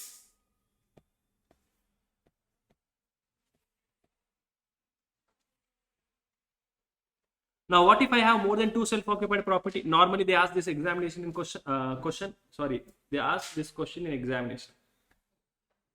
Why? Because it is little lengthy. Okay. Normally, when you have more than 2 self-occupied property, how did we learn, sir? I can take more than 2 self-occupied property. I can take only benefit for 2 properties as remaining properties will be deemed to be let out. So, what did we learn, sir? Compute the income if everything is self-occupied. Compute the income if everything is let out. Then there will be 3 options. See, I have 3 houses. All the 3 houses are self-occupied. Correct? No. I have 3 houses. All the 3 houses are self-occupied. So here, Option number 1 is take first two house as self-occupied, third house as let out. Then house 1, house 3 as self-occupied, DLOP will be house 2. House 1 as DLOP and house 2 and 3 as S. Meaning 3 options, you just fit the amounts and do the total. Whichever option the total is less, that option is best option.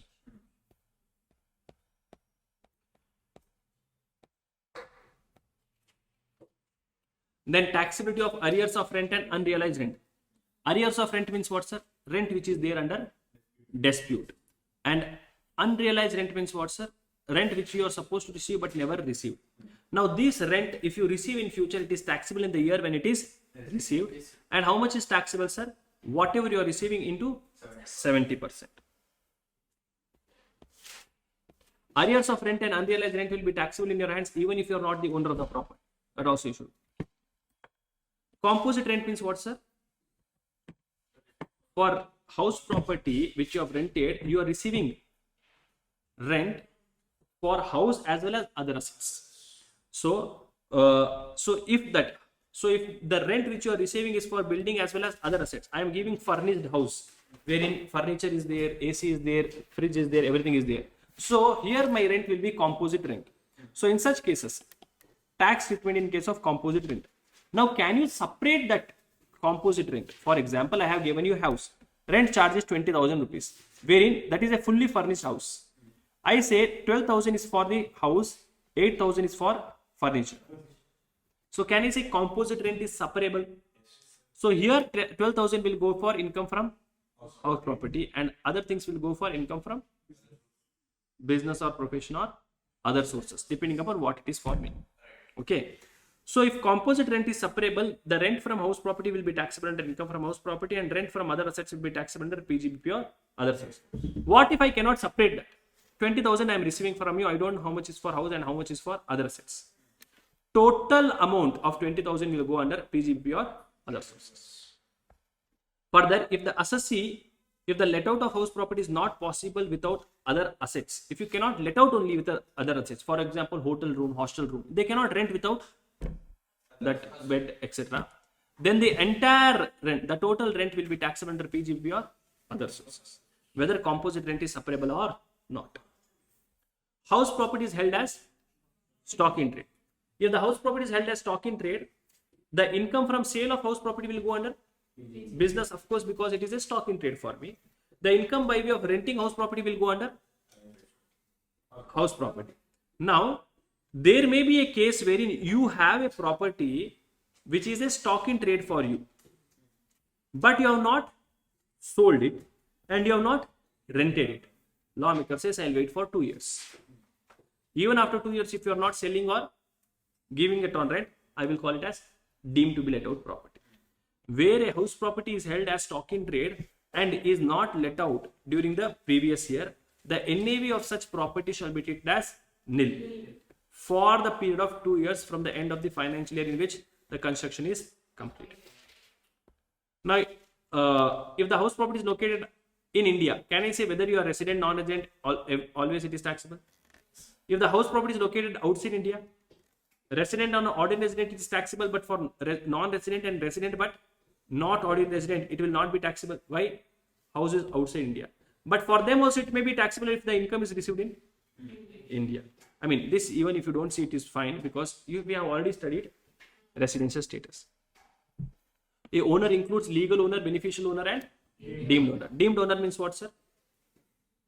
You are not the owner, but I am going to assume that you are the owner.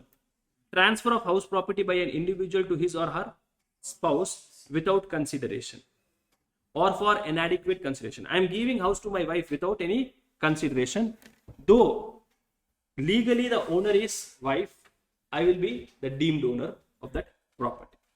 I am giving house property, transfer of house property by an individual to his or her minor child without consideration or for inadequate consideration. In such cases, individual shall be deemed as owner. Holder of an impartible estate or member of a cooperative society, the members will be deemed owner. Transfer of possession without transfer of immovable property, and you are giving an asset for a long-term lease for a period of 12 years or more. Okay, so this is all about house property. There's some extra notes are there. I mean, self-occupied property exemption is given only for individual and HUF. Then municipal taxes, even if it is paid in outside India, you can take the deduction. Roof is not necessary for treating it as a house property. Building consisting of different flats, each flat is a house property. Refund of municipal taxes is taxable under other sources. House property is acquired by a person by paying amount in installment. If you are purchasing a house property on installment, then for each installment you will have to pay interest also. That interest is allowed as deduction. Then if I give a house property to my employee so that my business is running smoothly, that income, whatever rent employee is paying me, that will be taxable under PGBP. And if a partner has given the house property to the firm for carrying on the business, then it is that is a self-occupied property for business purpose. Question we'll see.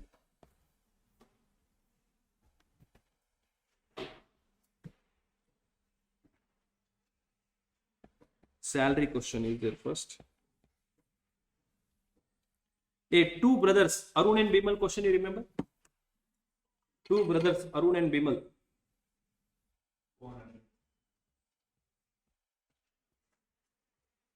This I have told you, most important question.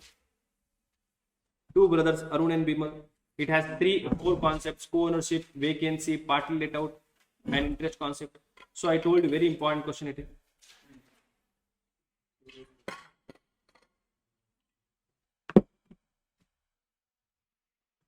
That is not there in your material, Sundari. Now, see this question. I'll read this question. Important question, okay. Two brothers, Virat and Rohit, are co-owners of a house with equal shares. The property constructed during the year 2016 and 17. The property consists of 8 identical units and situated at Kerala. Now here, what is the change? They have changed this year. In my case, it was before 142,000. So interest limit was 30,000. Here the interest limit will be 2 lakhs for each co-owner. During the financial year 24-25, each co-owner occupied 1 unit for residence, and the balance 6 units were let out for rent of 12,000 rupees. So what is happening over here? There is a house.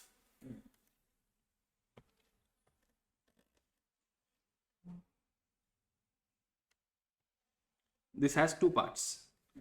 1, 2, 3, 4, 5, 6. 1, 2, 3, 4, 5, 6, 7, 8. 8 identical units are there. Let us say this 4 belongs to Virat, these 4 belongs to Rohit. In these 2 units were self-occupied. Balance 6 units were let out. For how much, sir? 12,000 rupees per month. Okay. Municipal value of the property is 10 lakhs. Municipal taxes paid is 20%, which were paid during the year. These are expenses. Repairs I will ignore. Insurance also I will ignore. Why? Because expenses I don't take. I directly take 30%. Interest payable on loan taken is 3 lakh rupees. Now can I say partly let out, partly self-occupied property? Yes. So co-ownership is there. Partly let out, partly self-occupied is there. So interest will be divided for SOP and LOP. Now, can I say self-occupied portion is 2 by 8, let out portion is, which is nothing but 25%, and partly let out, partly self-occupied area wise. So how much interest will be for self-occupied? 2 lakh.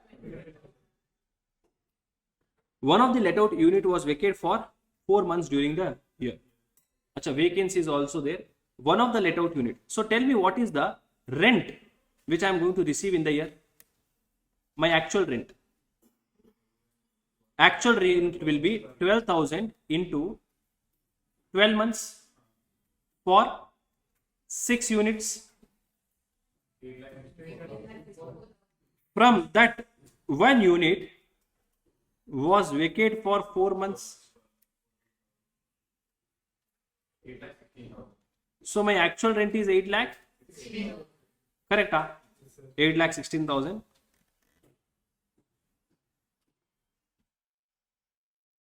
And my municipal value they have given 10 lakh rupees. Virat could not occupy his unit for 6 months as he was transferred to Kolkata. He does not own any other house. No problem. He could not occupy his house. So even if it is, see, self-occupied property includes a self-occupied property includes what, sir? Your own property, or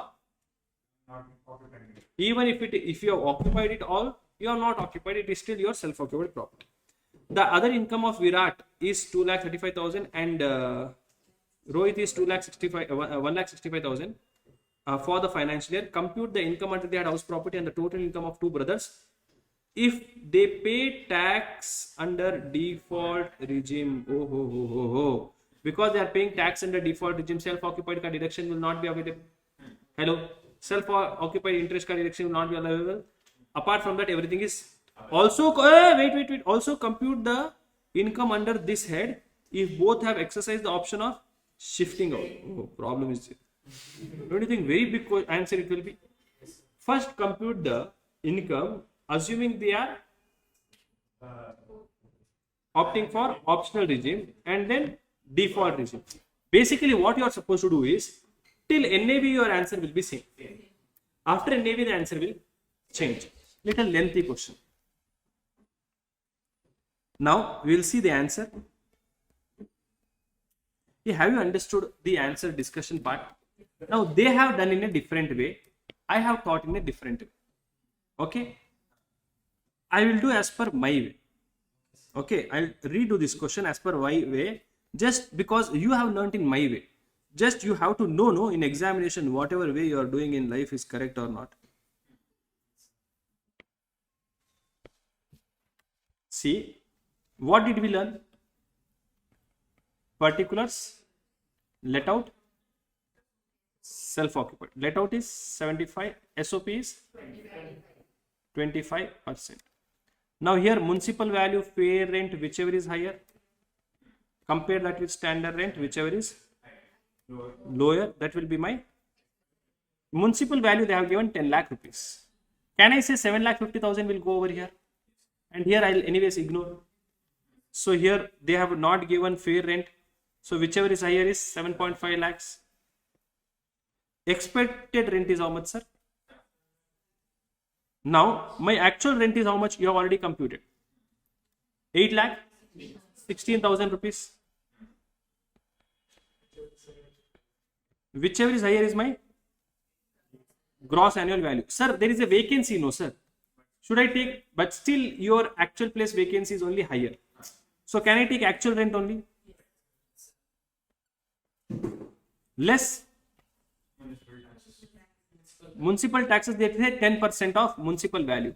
So 75,000. So for this fellow there is no reduction. So my NAV is what, sir? 7,41,000. Here 0. Can I say this will remain same for default tax regime and optional tax regime? Correct. No. Less 24A standard deduction, 24B interest on loan. So how much is standard deduction? 30% of this? 2,22,300. Here there is nothing. Interest on loan will be 3 lakh. 2,25,000. Correct? No, 2,25,000 here only we discussed.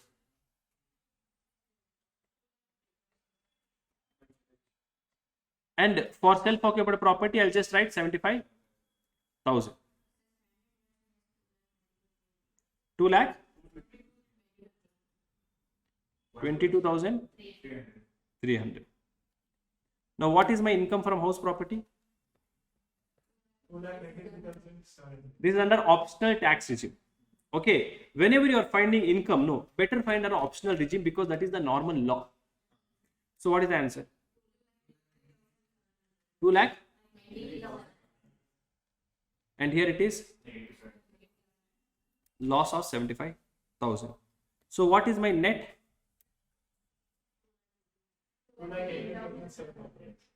2 lakh. Now for Virat it is how much? Rohit it is how much? 1 lakh.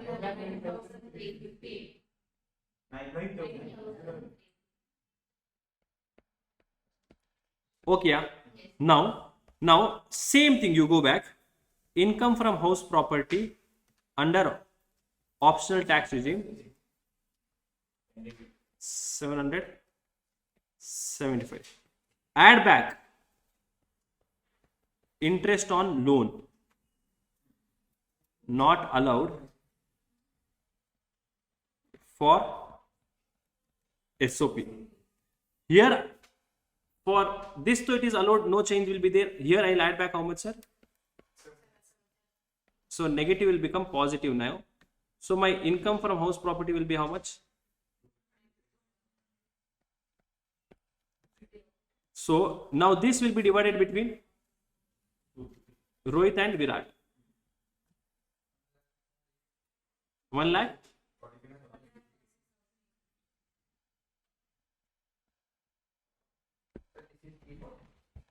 This is under default regime. Default tax regime. Okay, you can do this, or what you can do, directly take NAV, then subtract this only for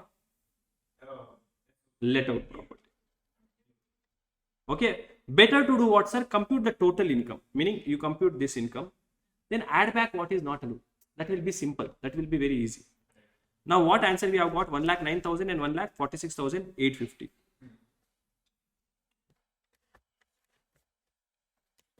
Total income you ignore. Which regime is this? Default tax regime. Interest on loan. Interest on loan. This cubism, they have computed 2,35,000. No, they have computed for self-occupied, they have computed over here. Let out portion, they have computed over here. Net income from house property is how much? What is the total of this? 1,66,200. Interest on loan. Okay. Yeah, which is nothing but 75,000. Self-occupied each person will get a loss. We did a total and then we divided. Let out portion. What is the total of this? You tell me. 2,41,200. Municipal taxes. Municipal taxes is 20%. We have done 10%. What is the answer? 20%.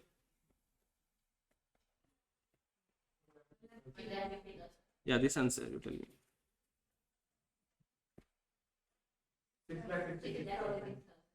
6,66,000. Stand deduction is 1 lakh. What is the difference?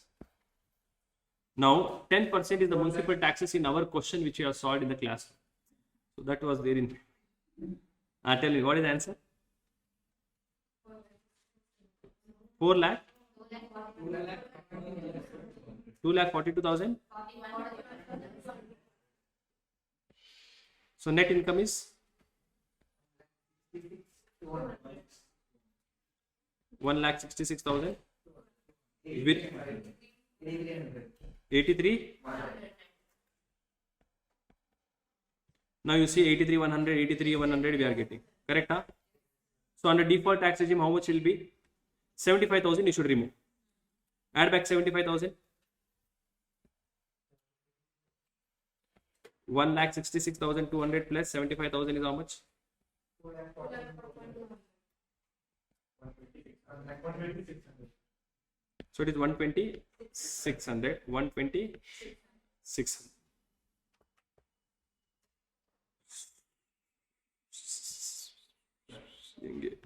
$120,600. Okay, yeah. Income from house property. Now total income means what, sir? Add other income, you'll get your total income. You okay? Yeah? Question?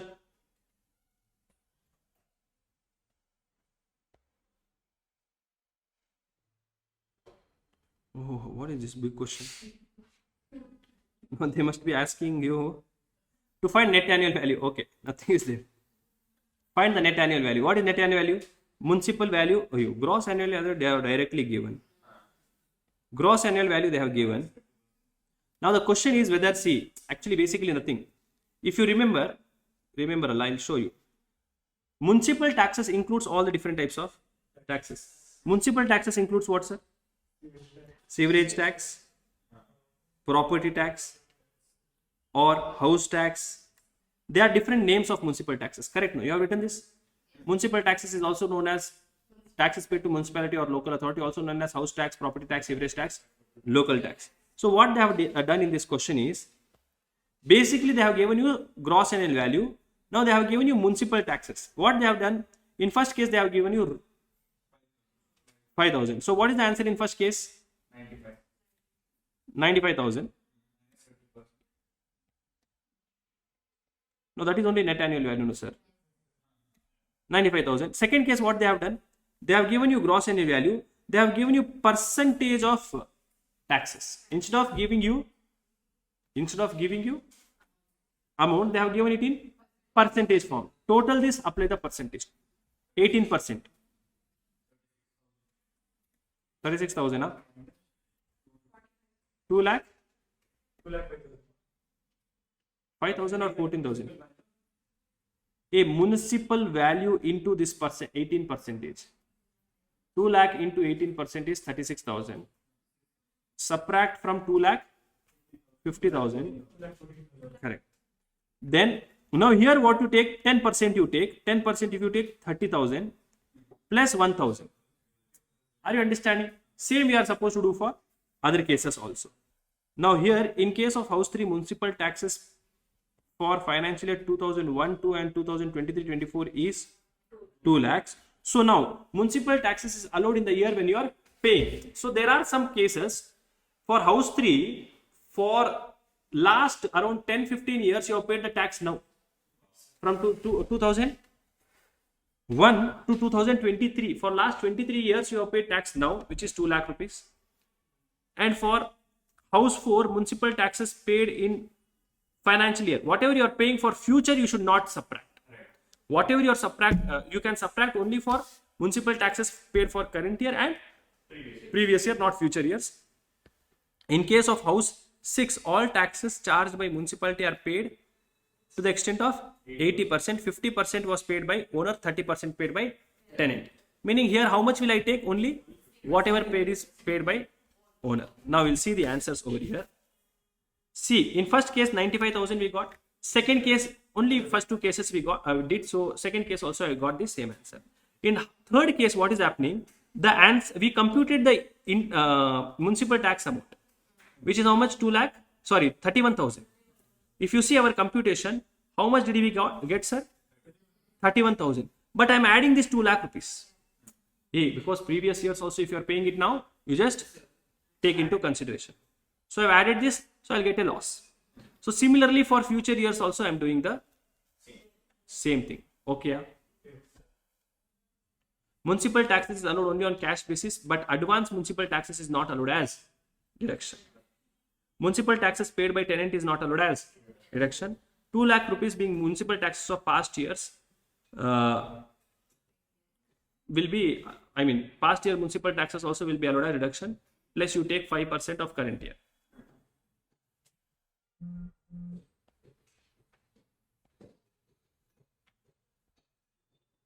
Now compute the gross annual value they have asked you.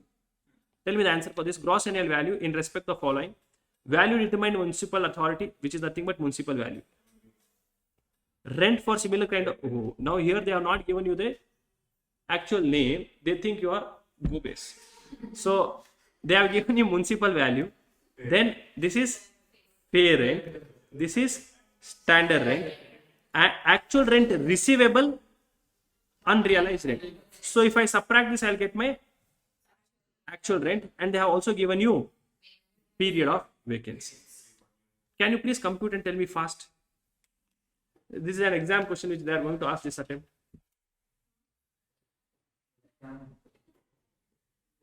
Yeah, they'll ask you this question in examination. Trust me.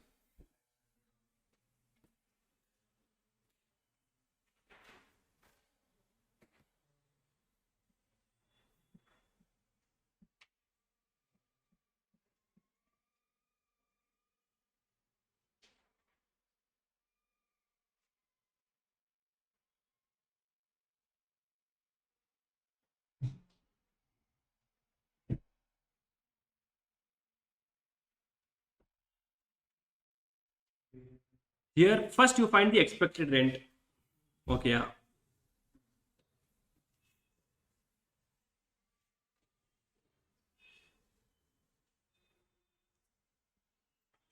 Actual rent receivable means it is for full year.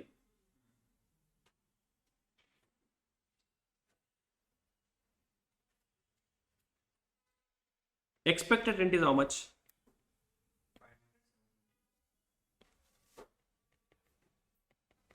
House one it will be this or this, whichever is higher. 500 and 720. Yeah. 500 and 720 is my expected rent. Actual rent will be what? This is rent receivable. So whichever is higher, who is higher? Expected rent is higher. No, then why they have given vacancy? No, then I mean this amount will be excluding the vacancy rent. Actual rent receivable is 350 and 240. So receivable is that much, meaning that is for let out property. See, 350, that is for how many in a year? How many months are there? 12 months. This is for 7 months. So how much is my actual rent per month? Per month is 50 rupees. 540 divided by 9 months. For house 2 it is 60. Now for house 2, if I would have received for full year, how much I would have received? 50 into 12. House 1, I would have received for full year 50 into 12 minus unrealized rent 590. So what is my gross annual value for house 1? 590 will be compared with 500, whichever is higher. 500, I'll take actual rent. What is my actual rent? What is my actual rent? 340 rupees. Okay. Then second case, what is happening? 540, which is nothing but 60 into 12, 720 compared with 720. Both are equal. So what is my actual rent? If both are equal, actual rent is okay. Yeah? Yeah, have you understood this question? Yes, sir. Simple question only. Where is the answer for this question? 340 and 540. Correct? Now here they would have written whatever in their language which you never saw. Okay, no problem.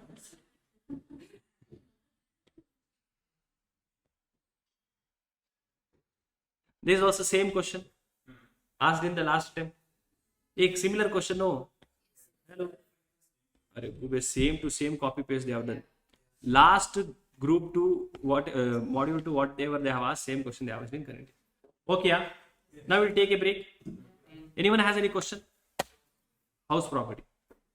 Now this is fine. This way of teaching is fine. Yes. Revise, do mock test paper. Fine, no? Yes. Or else should we do questions from class materials only, because we have already done that. Okay, this is fine, I think. And it is marathon. No, we should complete maximum syllabus. Okay, we'll meet at what time? 12:40 is the time. 1:15 I'll meet. 1:15. 1:15. Online students will meet at 1:15. 1:15. 1:15 only. No, 1:15 is.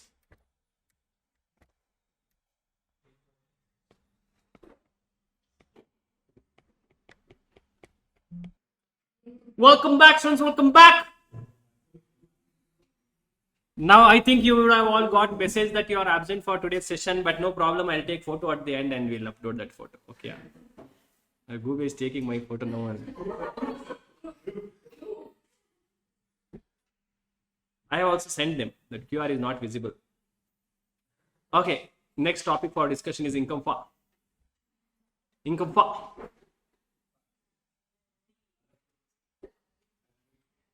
Capital gain.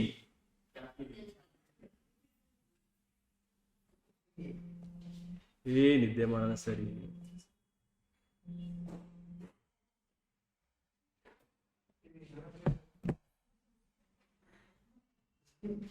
Okay. Welcome back, students. Welcome back.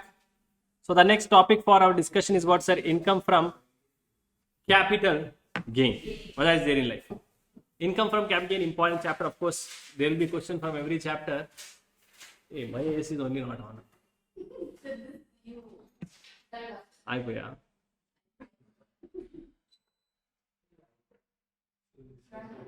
You want That one day. She's already no, just standing on. Again, answer.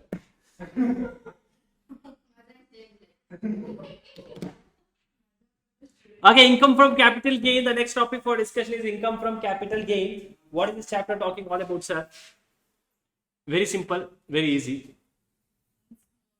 If you have a capital asset and if you transfer that capital asset, if you have a capital asset, if you transfer that capital asset, upon transfer of that capital asset, if you get any gain, that gain is taxable under the head income from capital gain. Section 45 is the charging section of this chapter. Now, in the previous chapter, what is the section number I should remember? Income from house property, remember section 24A, 24. Deductions chapter, deductions section number you should remember. Section 45 subsection 1, charging section of capital gain. What is section 45 subsection 1 telling? Any profit or gain arising from transfer of a capital asset shall be taxable under the head income from capital gain. When will it be taxable, sir? In the year in which transfer took place. In the year in which transfer took place. Next, section 2 clause 14 gives the meaning of capital asset. Capital asset means property of any kind held by the SSC, whether connected to the business or not. Any securities held by foreign institutional investors, and ULIP which is not exempt under section 10D. But it shall exclude stock in trade, gold bonds and gold certificates, then movable personal effects except DJ Pasu BV.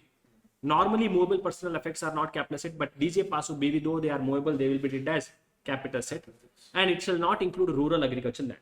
Rural agricultural land means agricultural land located in rural area. Rural area means the area which is not urban area. Now, what is an rural urban area, sir? Area whose population is 10,000 or more is an urban area. Now, if you are staying in an area whose population is more than 10,000 up to 1 lakh, then your area, of course, is an urban area. From your area up to 2 kilometers is an urban area. If you are staying in an area whose population is more than 1 lakh up to 10 lakhs, your area, of course, is an urban area. From your area up to 6 kilometers is urban area. And if you are staying in an area whose population is more than 10 lakhs, then your area, of course, is an urban area. From your area up to 8 kilometers area is also called as urban area. Now, normally movable personal effects are not called as capital asset except DJ Paso BV. DJ Paso BV means what, sir? Drawings, jewelry, painting, archaeological collections, sculptures, shares and securities, any other work of art, bullion and virtual digital asset. These things are, what are these things? Capital assets. These things are capital assets. Now, transfer. Section 2 clause 14 says transfer includes sale of a capital asset, exchange of a capital asset, relinquishment of capital asset, extinguishment of capital asset, conversion of capital asset into stock in trade, compulsory acquisition of capital asset, allowing possession of immovable property as per Transfer of Property Act, transfer of share in cooperative society and redemption of zero coupon bonds. These are all treated as what, sir? Transfer. This is the meaning of transfer. Now, there are two types of capital asset. One is called as long-term capital asset, another one is called as short-term capital asset. If you transfer long-term capital asset, the gain which you get is called as long-term capital gain. If you transfer short-term capital asset, the gain which you get is called as short-term capital gain. Now, for checking whether it is long-term or short-term, we see period of holding. Period of holding is the period from the date of purchase till the date of transfer. If the period of holding is more than 1 year, 2 years or 3 years, it is long-term. If it is less than 1 year, 2 year, 3 year, it is short-term. So 1 year or 12 months time limit will be seen for any securities other than units listed in recognized stock exchange of India or units of equity oriented mutual fund, unit of business trust of India, unit trust of India, and zero coupon bonds. For these items, I am going to see period of holding of 1 year, and 2 years period of holding will be seen for immovable property and unlisted shares, and then 3 years period of holding will be seen for all other capital asset. But if the transfer is made on or after 23rd July, then the 3 years period has been now removed. This is an amendment. The 3 year period has been now removed. Now, while computing capital gain also, what will I do, sir? I will take full value of consideration, subtract expenses incidental to transfer. Then I'll take net sale consideration or cost or indexed cost of acquisition, cost or indexed cost of improvement. I'll get my capital gain. From that, I'll subtract exemptions if any. I'll get my taxable capital gain. Now, here, when I'm taking cost of acquisition or cost of improvement or index cost of acquisition, index cost of improvement, I should make sure that if it is a long-term capital asset, I should take index cost of acquisition and index cost of improvement. But if it is a short-term capital asset, I should take only cost of acquisition, cost of improvement. Now, in long-term capital asset also, one change is there. If the transfer is happening on or after 23rd July 2024, what will not be available? Indexation benefit is not available. Indexation benefit is not available. So note, index cost of acquisition. How do I calculate index cost of acquisition? Sir, you said if the transfer is after 23rd July, then only indexation is not available. Correct, sir? Correct. Sir, what if I am making a transfer before 23rd July? Now, in such cases, indexation is available? Yes, of course, indexation is available. So tell me, sir, if indexation is available, how will I calculate index cost of acquisition? Take your cost of acquisition. Whatever is your cost of acquisition, take that. Multiply it with what? Index for the year of transfer, divided by index for the year of acquisition. That will give you indexed cost of acquisition. By the way, what is indexed cost of acquisition? They are giving the benefit of inflation. They are increasing the cost of that particular item by giving you the benefit of inflation. Index cost of improvement. What is index cost of improvement? Index cost of improvement is your cost of improvement multiplied by index for the year of transfer divided by index for the year of improvement. Okay. Now, if the capital asset is acquired before 1/4/2001, see, normally my cost of acquisition is actual cost of that asset. But if the asset is acquired before 1/4/2001, my cost of acquisition should be taken as actual cost of that asset or fair market value as on 1/4/2001, whichever is higher. Actual cost of asset or fair market value of that asset as on 1/4/2001, whichever is higher, should be taken as my cost of acquisition. Should be taken as my cost of acquisition. This will be applicable if the asset is acquired before. If the asset is acquired after 1/4/2001, can I say whatever actual cost or purchase price is there, that will only be taken as cost of acquisition? Note, fair market value as on 1/4/2001 should not be more than stamp duty value as on 1/4/2001. While discussing stamp duty value, there is one concept called as stamp duty value. If you remember, for immovable properties, we are supposed to take stamp duty value. Now they say that if the asset is acquired before 1/4/2001, what is your cost of acquisition? Hello. If the asset is acquired before 1/4/2001, what is the cost of acquisition? Actual cost or fair market value, whichever is higher. Now they say that the fair market value as on 1/4/2001 should not be more than stamp duty value as on 1/4/2001. So if any immovable property is acquired before 1/4/2001, I should compare stamp duty value and fair market value and take whichever is less. That should be compared with actual cost, and I should take whichever is higher. If any improvement is done before 1/4/2001, what will I do? Ignore. Just like your. He does not say that. Ashish sir does not say that. Okay.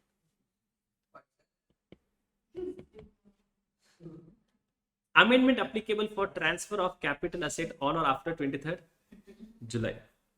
No indexation benefit will be available if you are transferring any capital asset on or after 23rd July 2024.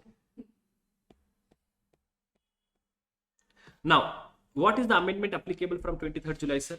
See, for long-term capital asset, okay, now long-term capital asset, it is applicable only for long-term capital asset. You would have written this chart. I'll come directly to this chart. Okay. Tax rates applicable for capital gain. Capital gain can be of two types: long-term capital gain, or it can be short-term capital gain. If it is short-term capital gain, I'll discuss first because it is very easy. If, see, short-term capital gain is taxable under 111 or 111A, correct? If it is 111, always slab rate. If it is 111A, then can I say 15% and 20%? Yes. 15% if the transfer is before 23rd July and 20% if the transfer is on or after 23rd July. Okay. Whereas long-term capital gain is also taxable under two sections, 112 and 112A. For 112A, again, no indexation, never it is allowed. Okay. Now, long-term capital asset is transferred before 23rd July. If the long-term capital asset is transferred before 23rd July, if the long-term capital asset is transferred before 23rd July, then tax rate will be, if it is taxable under section 112, then the tax rate will be 20% and you will also get the benefit of indexation. But if the transfer is, if the capital gain is taxable under section 112A, tax rate will be 10% for gain in excess of 1,20,000 rupees, and no indexation benefit will be given under 112. If the transfer is on or after 23rd July, for 112A, tax rate is 12.5% for gain in excess of 1,25,000 and no indexation benefit is given. Basically, for 112A, indexation benefit is never given. However, if the transfer is on or after 23rd July 2024, and if it is not 112A, if it is taxable under 111, then I will see the type of capital asset which is transferred by me. If the capital asset which is transferred by me is an immovable property, if it is an immovable property, and if I am an individual, for me the tax rate applicable will be 20% with indexation or 12.5% without indexation, whichever is less. And for all other people, it is 12.5% and no indexation benefit. And for other capital assets, if it is any other type of long-term capital asset, then for me, what will be the tax rate applicable, sir? 12.5%. I will not get indexation benefit. Now, then we saw what, sir? Section 45 subsection 1.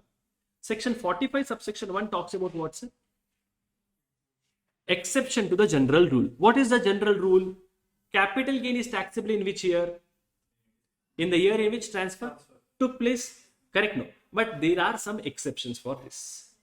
There are some exceptions. There are totally how many exceptions, sir? 4 exceptions. There are totally, there are many more exceptions, but majorly important is these 3 exceptions only. Okay.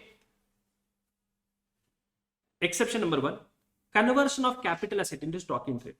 So whenever conversion of capital asset into stock in trade is happening, conversion of capital asset into stock in trade. So if you are converting a capital asset into stock in trade, it is treated as transfer. When will transfer take place? In the year in which you are converting, that year will be treated as the year of transfer.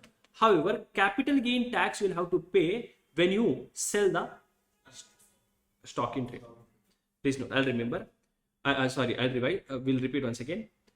Whenever there is a capital asset which you are converting into a stock in trade, the year in which you are doing the conversion, the year of conversion will be taken as the year of transfer.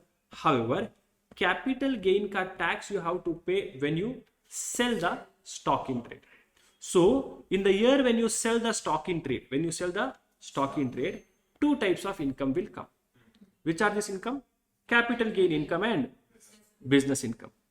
What is capital gain income? You take the full value of consideration. Now, what is the full value of consideration? Because the item which you have sold is stock in trade.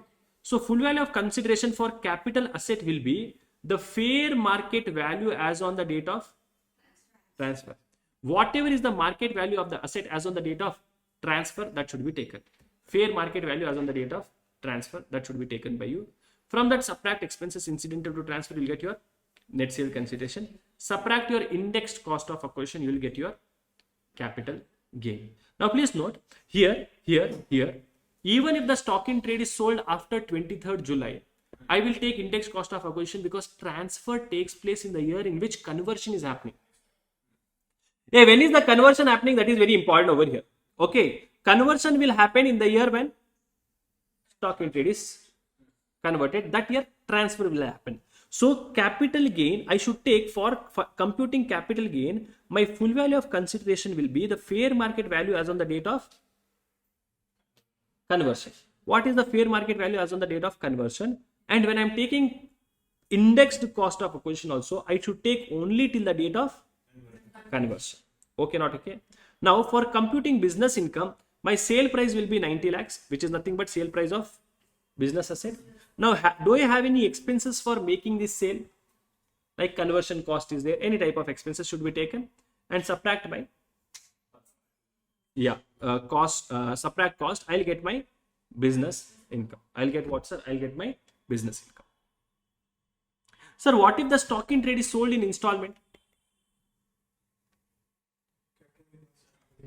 Capital gain amount will remain same, but it will be taxable as and when the stock in trade is sold. For example, if out of 100 acres of land, I have converted entire 100 acres, but only 70 acres is sold, my gain amount will remain same, but taxable gain will be only 70%.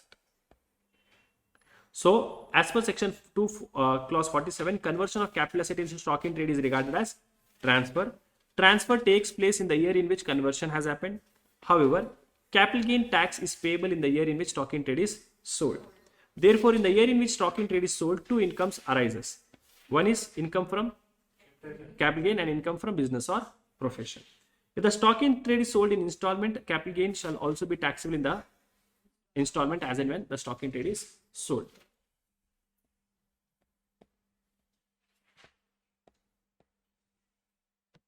Compulsory acquisition of capital asset under any law. Now, compulsory acquisition means what, sir? Say this is a house which is purchased by me. Now this house is compulsory acquired by government. So the compulsory acquisition is happening in the year. See, transfer will take place in the year when compulsory acquisition happens.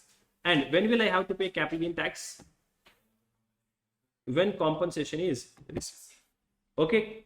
Transfer will take place in the year in which compulsory acquisition is happening. However, capital gain tax is payable by me in the year when compensation is received. Now, sometimes what may happen, if I am not happy with the compensation, I can ask for extra compensation. For that extra compensation, I should pay the taxes. Okay, that extra compensation pay tax I should pay in the year in which that amount is received. And while taking indexation, I should take indexation benefit only till the date of compulsory acquisition. See, compulsory acquisition of a capital asset. Compulsory acquisition of a capital asset is regarded as transfer, and transfer will take place in the year in which compulsory acquisition is happening. However, capital gain is taxable in the year in which compensation is received.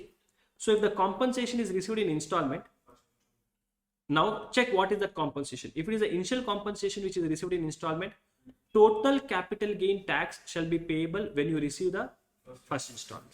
However, if the additional compensation is received in installment, capital gain shall be taxable as and when the installment is received.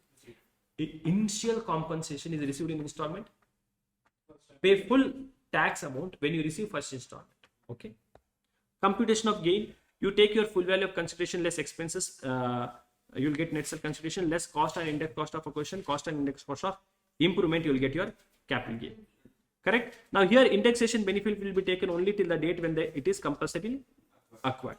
While taking additional compensation, full value of consideration you should take, meaning whatever additional compensation you have received, subtract expenses. Expenses is only one expenses, which is legal expenses. Now, I also receive sometimes because the government is paying the money to me late. Sometimes because the government is paying me money late, what may happen?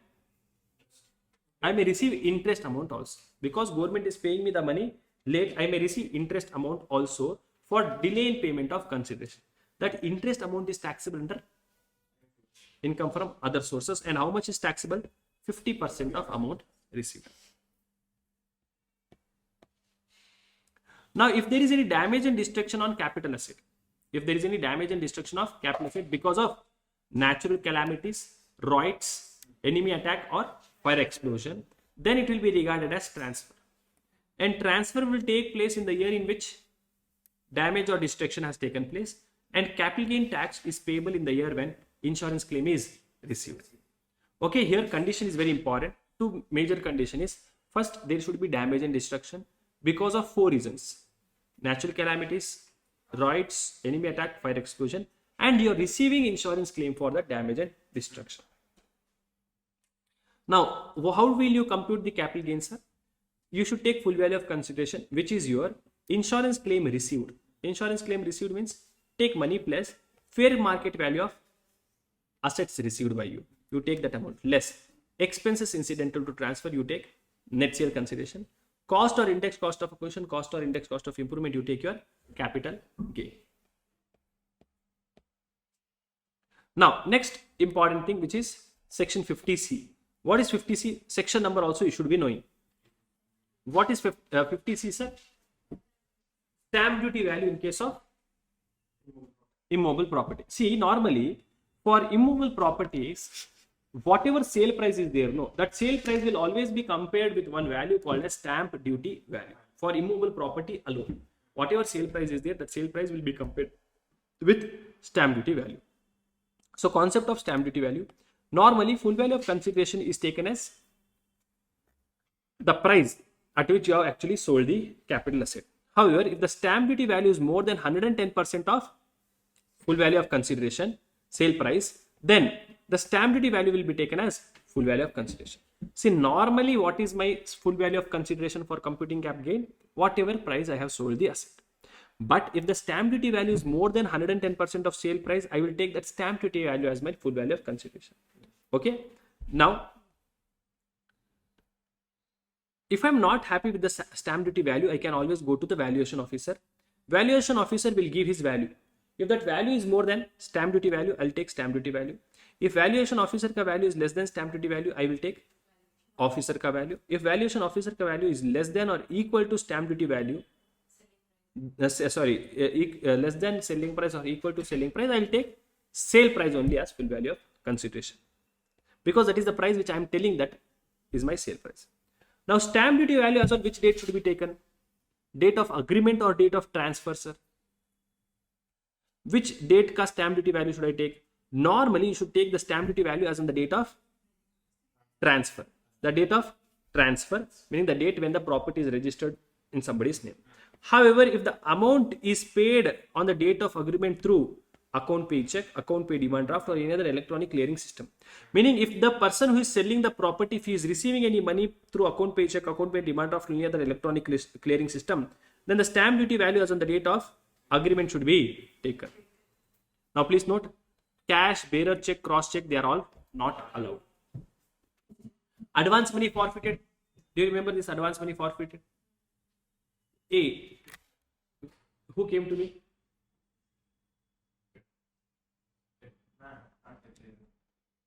A. Who came to me?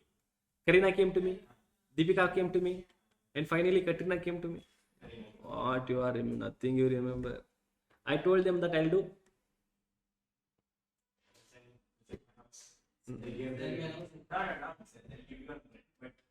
Nothing you remember, Bhubesh. I told them, Karina, hey Karina, I'll do anything for you.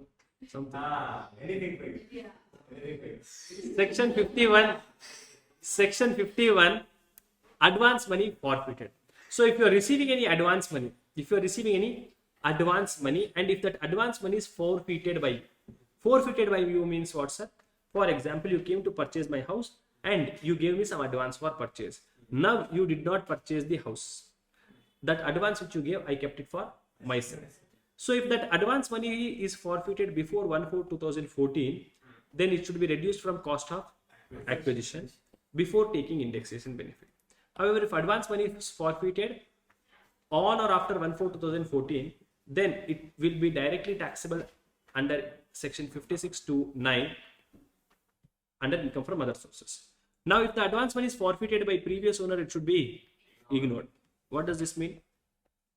If you receive the property from someone else, meaning in no transfer cases, if the previous owner has forfeited the advance money, for you, it will be ignored.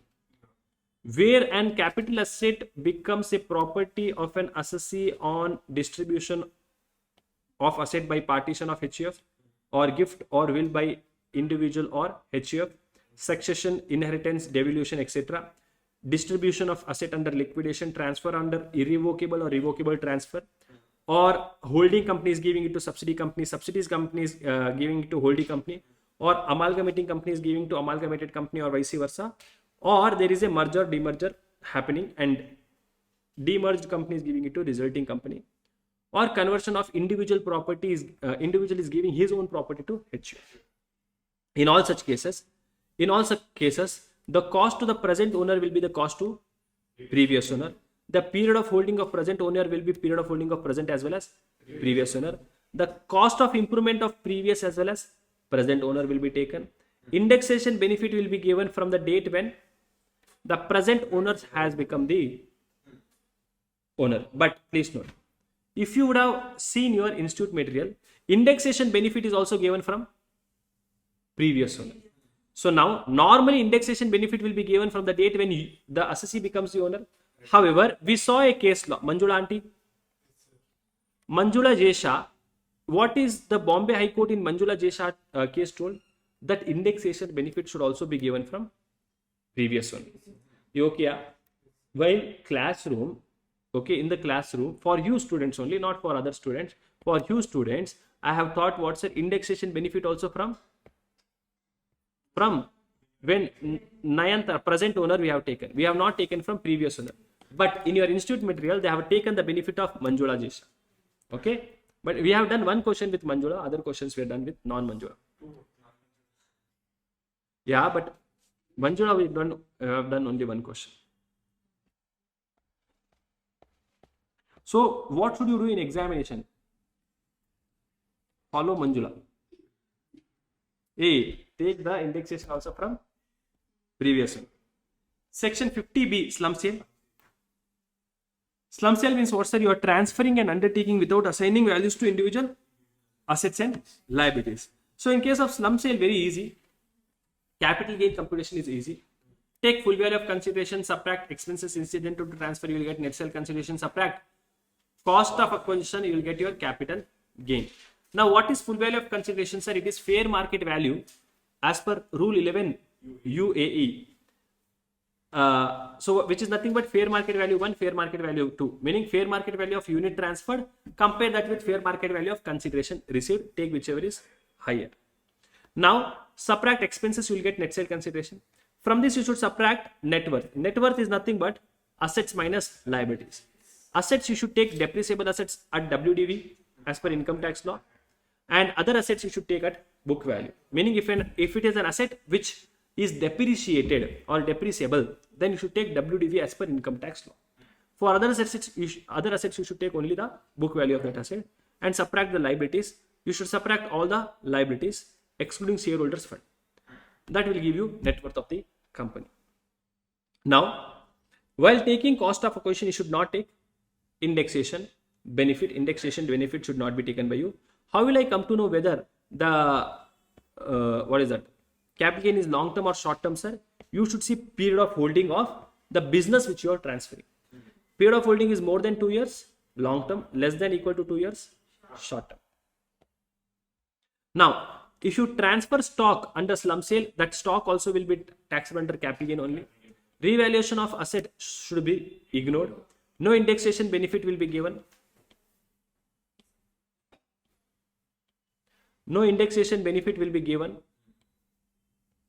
in case of slum sale. And if section 35 AD asset is transferred in slum sale, cost of acquisition should be taken as nil. And in case of intangible assets being goodwill, plant, patent, etc., cost of acquisition, if it is self-generated, take it as nil. If it is purchased, take it as purchase price.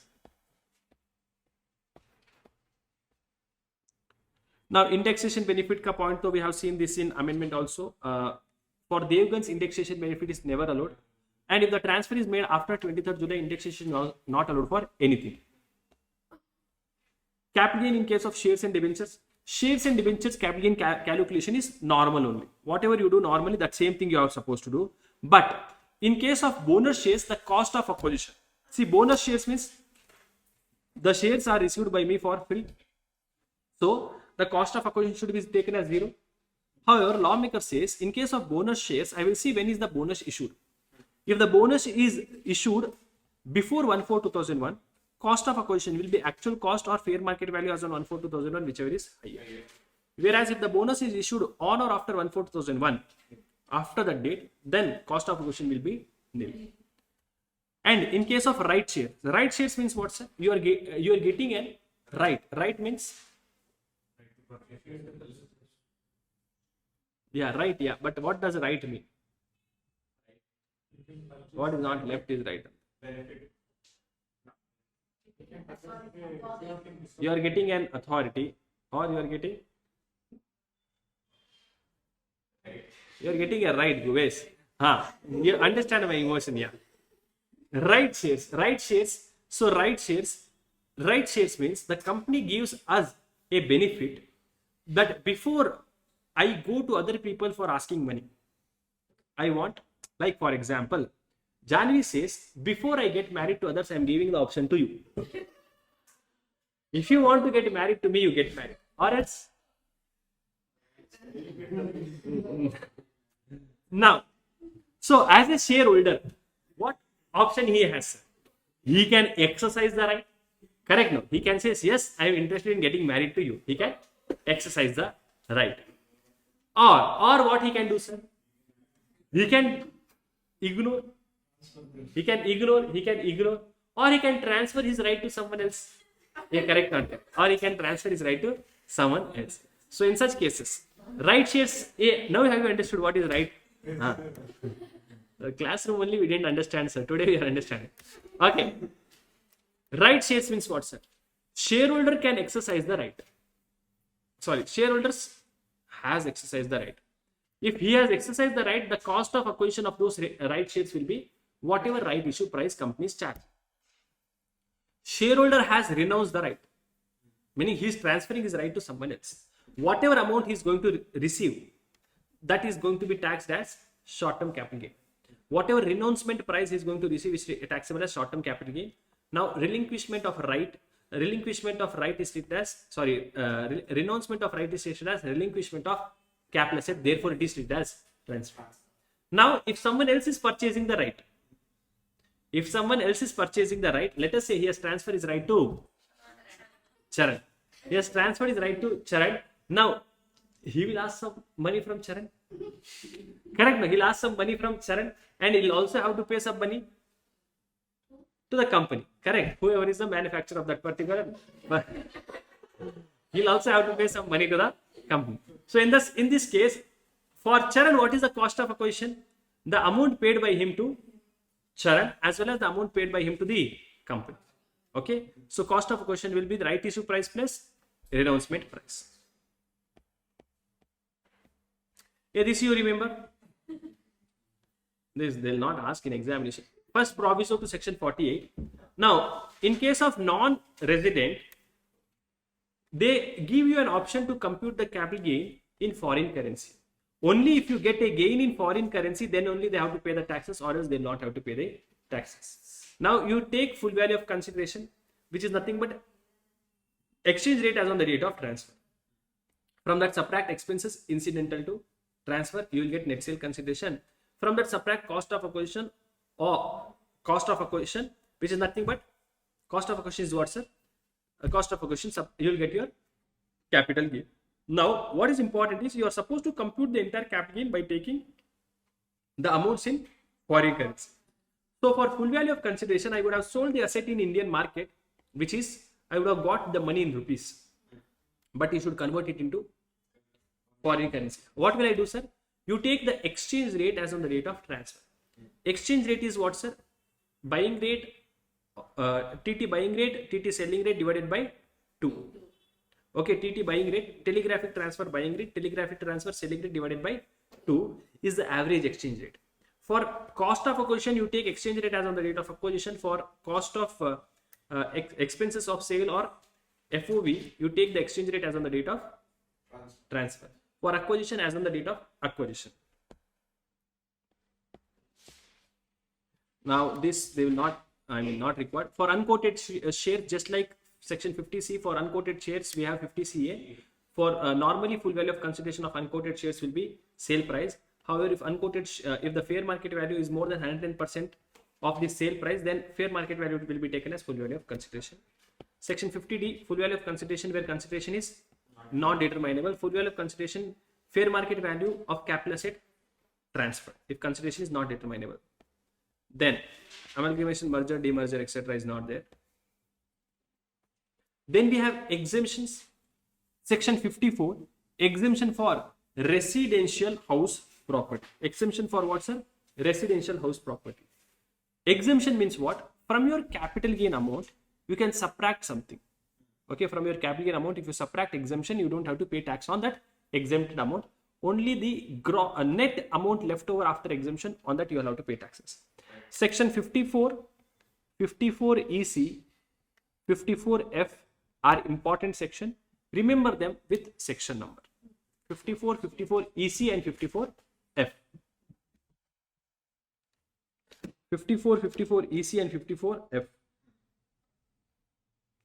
Remember these things with section numbers.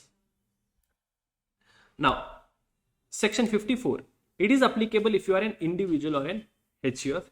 If you have a residential house property, if you transfer that residential house property, upon transfer of that residential house property, if you get any gain, and if that capital gain is a long-term capital gain, then only this section is applicable.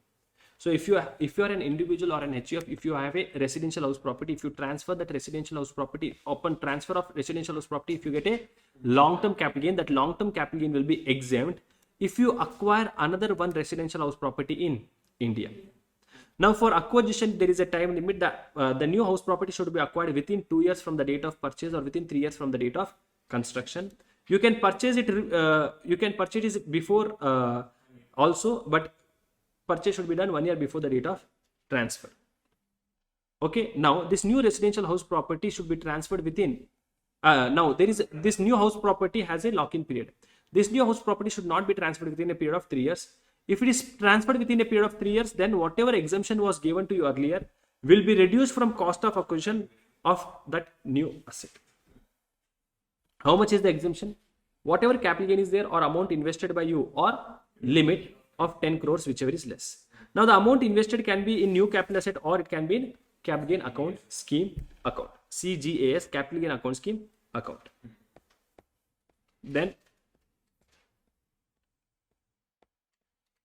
section 54B, urban agricultural land.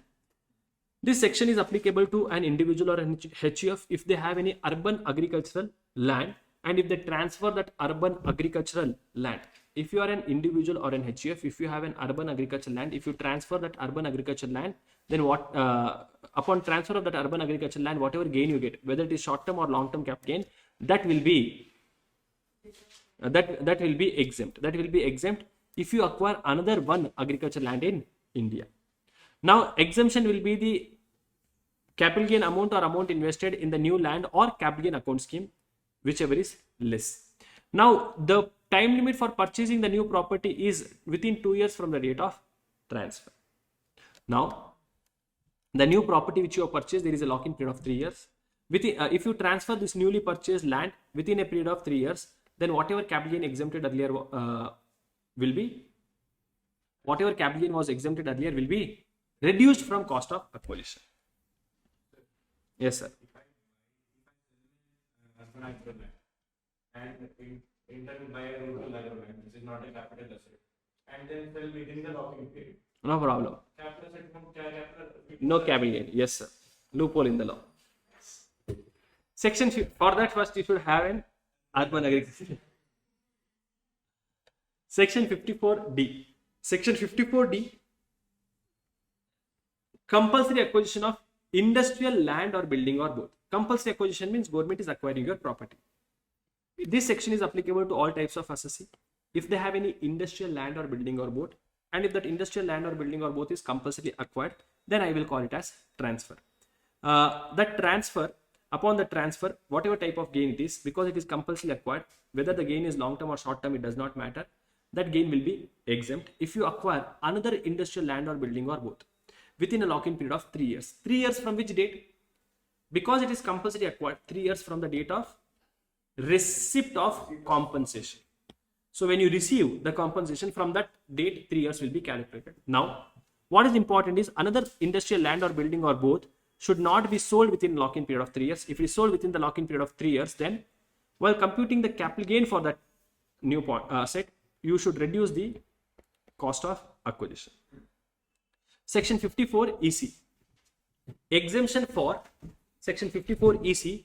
Exemption for transfer of immovable property. Exemption for transfer of immovable property. Very important. Section 54 EC. Now, what is this point telling? This section is applicable to all types of assessee, irrespective of whether you are an individual HUF, AOP, BOI company or firm. It does not matter. This section is available to all the types of assessee if they have any immovable property. Immovable property means land, building or both.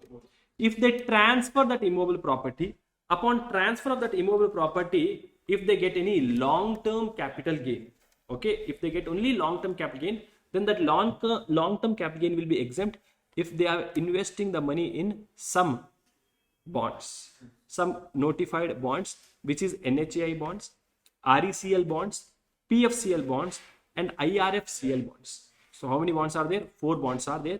NHAI, RECL, PFCL and IRFCL. Now they have added one more bond in that. One second. I was making notes for the new, for the next year.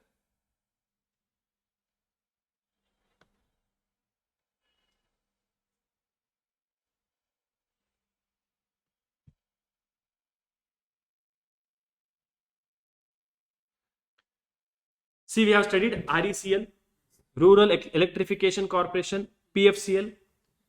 What is this? Power Finance Corporation, IRFCL, Indian Railway Finance Corporation, and NHAI. NHAI is there. Where is that? Now this bonds have been added. Which bonds are? 2 bonds called as Huduko. Huduko. Huduko bond is covered. Huduko means what, sir? Housing and Urban Development Corporation. Now NHAI has been removed. What are they telling? NHAI has been removed, but if you have already invested, no problem.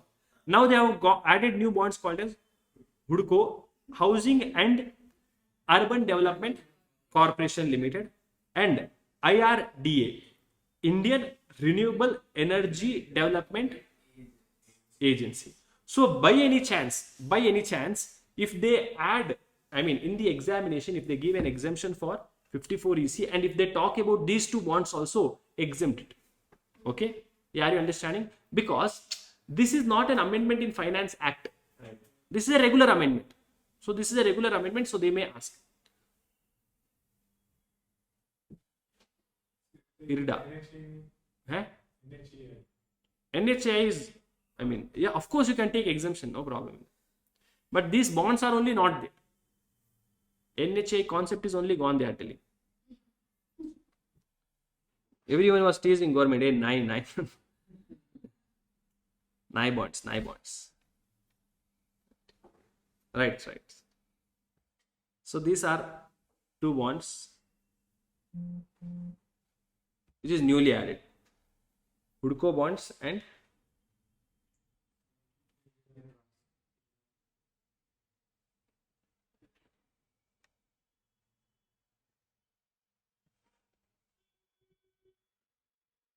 okay. Exemption for transfer of immovable property. Available to all the types of assessee if they have immovable property being land, building, goodwill. If they transfer that, upon transfer, whatever capital gain they get, if it is a long-term capital gain, that long-term capital gain will be exempt if they invest their money in government bonds. Now, this investment should be made within 6 months from the date of transfer of immovable property. Investment should compulsory made within 6 months from the date of transfer. Now, the new bonds which is there, no, the new bonds which is there, they have a lock-in period of 5 years. They should not be sold or converted into money within a lock-in period of 5 years. Okay, sir. But sir, how much exemption will I get? That is also important over here. Exemption which I am going to get will be the capital gain amount or the amount invested by you, or 50 lakh rupees, whichever is less. 50 lakh rupees is one more limit over here, whichever is less, whichever is less. Sir, what will happen if I violate the lock-in period? Whatever exemption you had got earlier will be taxable. Here it will not be reduced from cost of acquisition, but whatever exemption you have got earlier, that will be taxable. Section 54F, important. Exemption for transfer of any long-term capital asset. If you are an individual or an HUF, if you have any type of long-term capital asset, if you transfer that long-term capital asset, upon transfer of that long-term capital asset, if you get any long-term capital gain, then that long-term cap gain will be exempt if you acquire one residential house property in India. Now the time limit for acquisition of that residential house property is within 2 years from the date of transfer, or 1 year before the date of transfer you can purchase. If you want to construct, within 3 years from the date of transfer. Now, why is this section important? Because the exemption is little different. How much is the exemption? Amount invested by you is more than or equal to net sale consideration. Then full net sale consideration will be, full capital gain amount will be exempt. If the amount invested by you is less than net sale consideration amount, if the amount invested by you is less than net sale consideration, please note, people will still get confused. They will take capital gain amount. No, you should see net sale consideration. If the amount invested by you is less than net sale consideration, then exemption will be taken proportionately. Capital gain exempt will be capital gain amount into amount invested divided by net sale consideration. Okay. Now, maximum amount exempt under section 54F shall be restricted to 10 crores, and assessee should not have more than one residential house property on the date of transfer if they want to claim exemption of this section. Section 1037, they say if any urban agricultural land is compulsory acquired by government, whatever gain amount is there, that is fully exempt. You don't have to invest anywhere.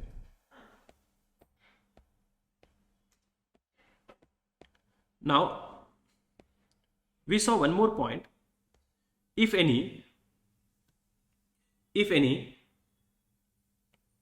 shares are purchased by you, listed shares are purchased by you before 1 February 2018, then the cost of acquisition of those shares will be actual cost of acquisition or fair market value as on 31st of January 2018, full value of consideration as on full value of consideration is required, sale price. So first you should compare fair market value as on 31st of January 2018 with sale price, take whichever is less.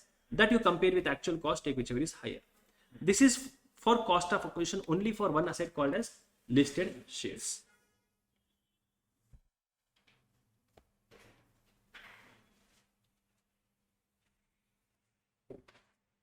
Rajat. Now see this question. On 23rd June, date is important. 23rd June, so it is before. Rajat sold gold. Sale consideration is 15 lakh rupees. So full value of, see, capital gain is one of the easiest, nothing to do in life. 15 lakh rupees is sale value of consideration. He acquired this gold on, what is this date? This is a question which we have solved in the classroom. For 4 lakh rupees, fair market value is 3,60,000 rupees. So what is my cost of acquisition? Whichever is higher. Compute the capital gain amount chargeable to tax. Now they have not given any expenses incidental to transfer, therefore net sale consideration is 15 lakhs. Now my cost of acquisition, index cost of acquisition I will take. Why, sir? Because the transfer is why 4 lakhs into 363 divided by 100.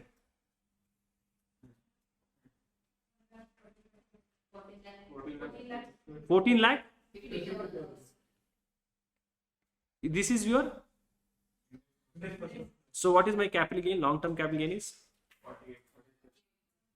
Now their question is compute the capital gain if the asset was transferred on 23rd December. Can I say 15 lakhs minus 4 lakhs is equal to 11 lakhs? 7 marks, nothing is there in the. So in first case 48,000 we got. And on the tax amount is how much? 20%.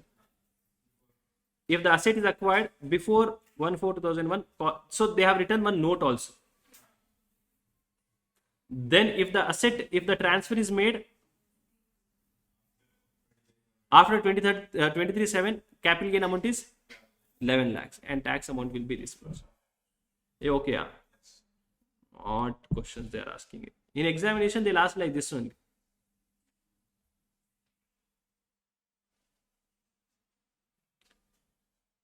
Sunil has a house property.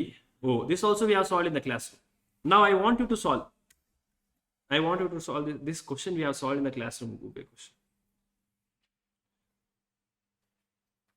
Okay, Sunil has a house property acquired on 7/7/1995 for 3 lakhs. He incurred improvement expenditure on such property for 70,000 on 16/8/2000 and 50,000 rupees on 17/7/2010. Sorry. Market value of such property as on 1/4/2001 is 4,50,000 rupees.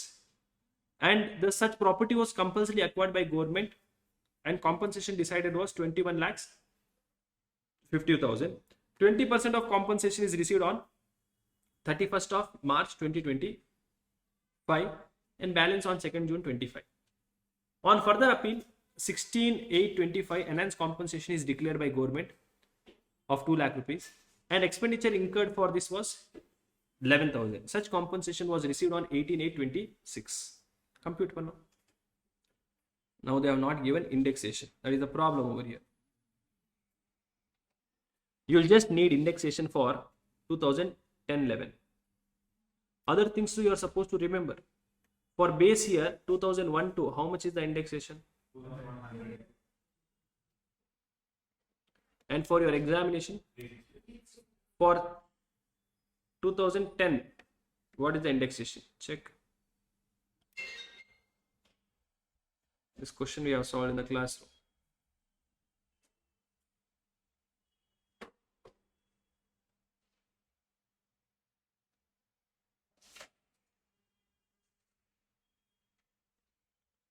Check no, what is the index value? See, this question we have solved in the classroom.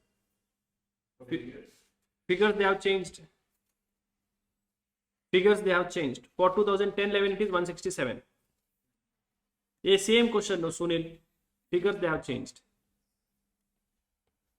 So what is the for 10-11 it is 167. Tell me the answer first. I'll tell you again. Index value is 100, 167 and 363. Hey, wait, compulsory acquisition happened on which year? 2020. This also is required. 2020. 2020 engage. Compulsory acquisition. No, I think here there is a different date. 16/2020. Which papers was this? Cost of June second paper. 2020 is 301.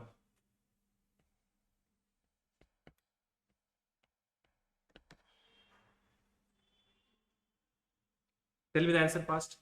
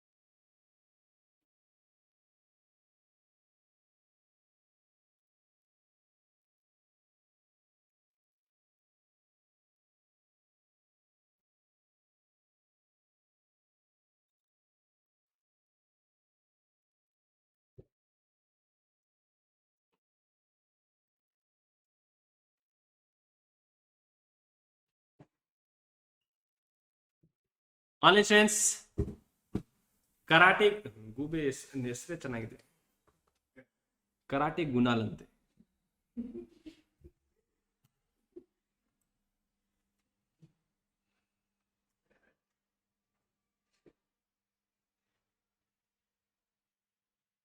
Oh, Paulami is attending online. She attended after my class. Paulami, enna pandre Paulami? Where are you, Sundri Paulami? Kolkata, she has gone after my class. My class also last, I think, 2 or 3 days she didn't attend. Oh, how are you?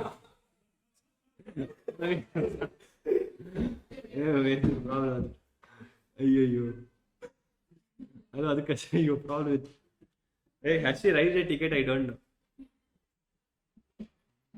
Paulami.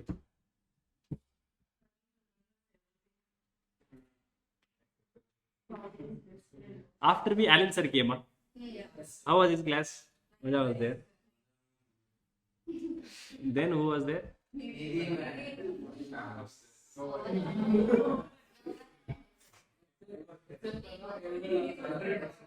Only Pranav attended. Only you attended. Why? Why?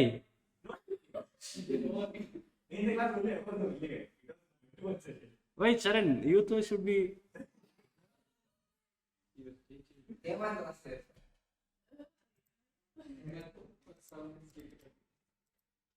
And Rashish sir was there last. Completely offline.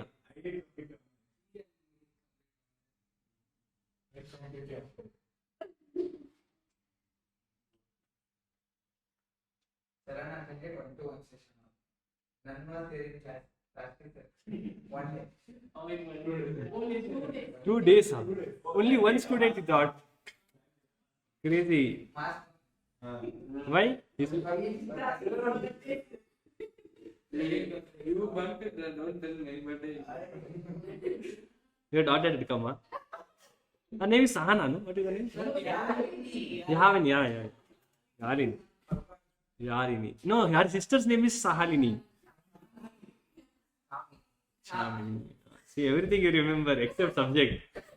What is the answer, you tell me? Yamini, Shalini ante, Goobes. Okay.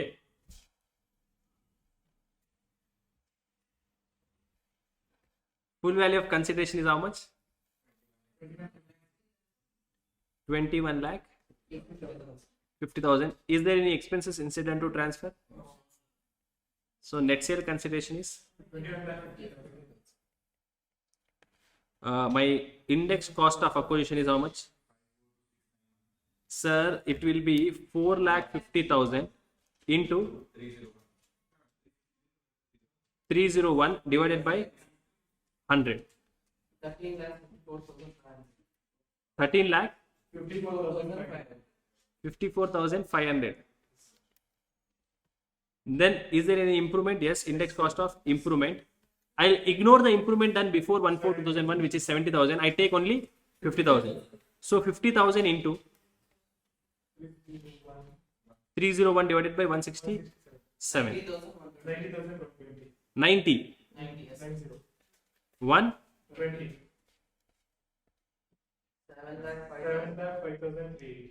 7 lakh 380. Then I got, what is this amount? This is called as long-term capital gain. So this is for case number 1. Correct? Now it does not matter when you are receiving the compensation, it is fully taxable. Then 2 lakh rupees you receive next year. From that you will subtract only expenses. 11,000 rupees. Total is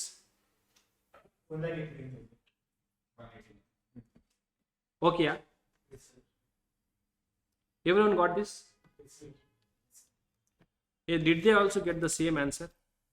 Hey, how come we can here don't know Gubel can't silva?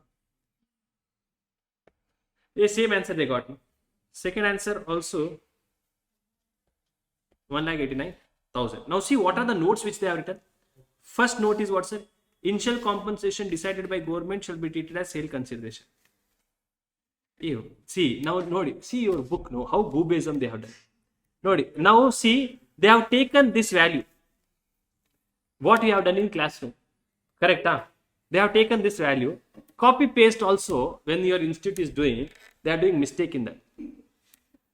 What is the sale price? Here they have added 10 lakhs extra. Enge poi. See, here they have taken sale price as 21 lakh 50,000. Now here they have written sale price as what? What is it? That's why you don't trust her. Her name is Institute. Everyone comes and studies and goes on. They go away. Initial compensation decided by government. Then cost of acquisition, you should write, of course, note. Actual cost or fair market value, whichever is higher. Cost of improvement done before 1/4/2001, ignore. Though the property was compulsory acquired in the previous year 21-24, tax is recorded to be paid in the year 24-25 when compensation is received. Okay, this is done.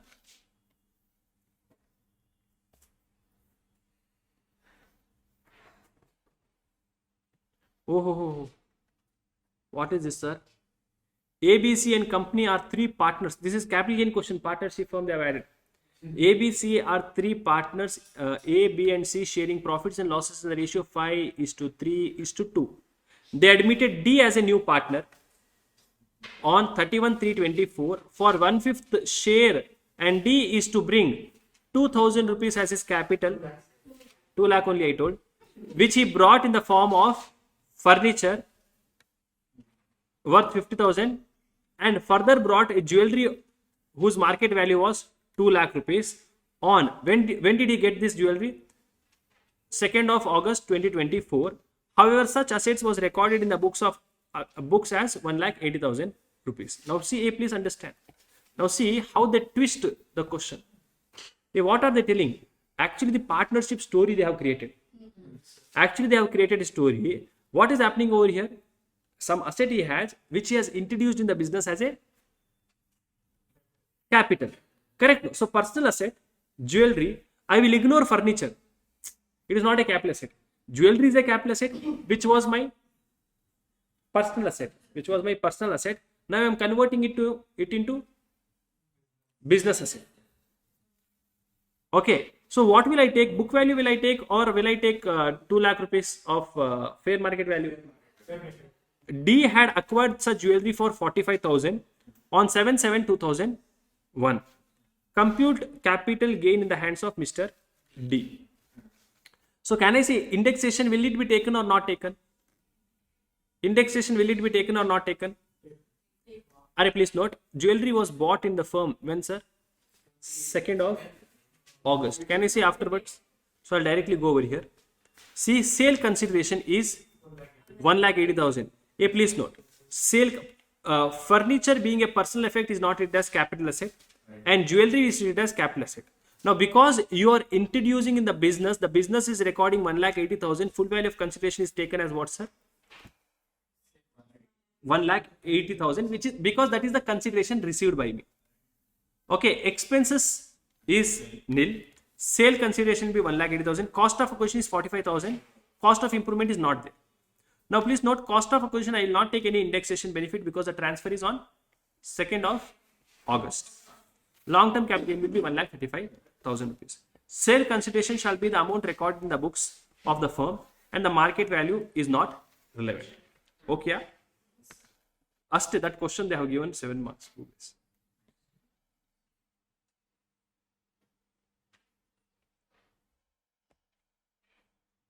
Now, see this question. On 15th of November 2024, Ishita, 15th of November. 15th of November means after 23rd of. Ishita sold a flat for 58,000 rupees. So 58,50,000 rupees, I will directly write. Fast I will write. This is my full value of consideration. She acquired the flat on 11/12/2012 for 36 lakhs. Expenses on sale of flat was 50,000. Therefore, my net sale consideration became 58 lakhs. She purchased a residential house on 25th of January 2025 for 20 lakhs. Meaning this is section 54. Correct? It is 54. Compute the capital gain and tax thereon.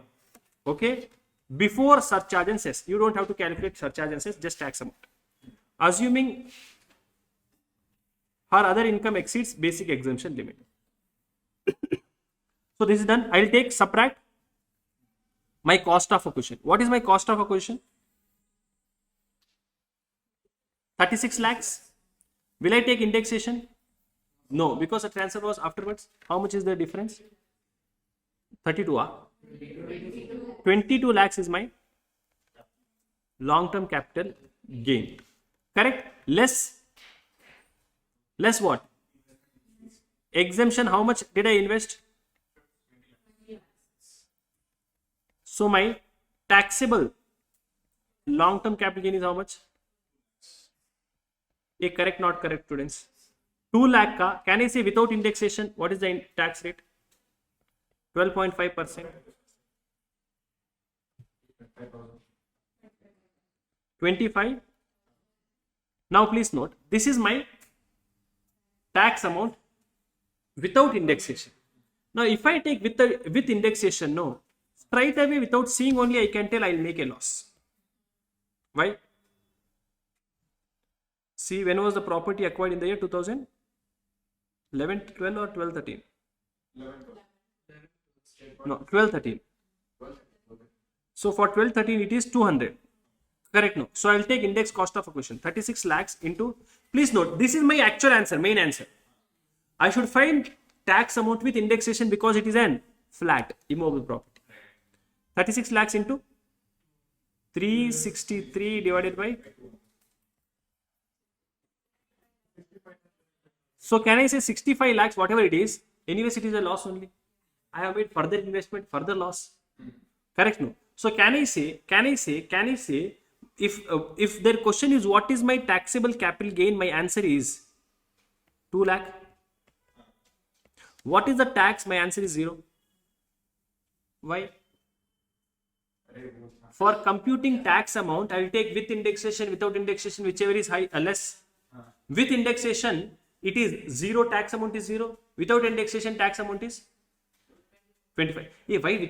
Why with indexation the tax rate is tax amount is 0? Because 65 lakhs is my cost, my sale price is only 58 lakhs. I am making a loss. Correct? No, I am making a loss, therefore it is 0. Correct? Not. I hope you have understood this one. Sir, where was I delete things.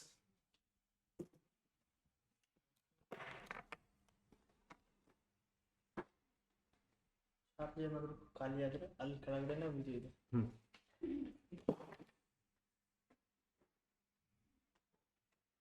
ये okay, yeah?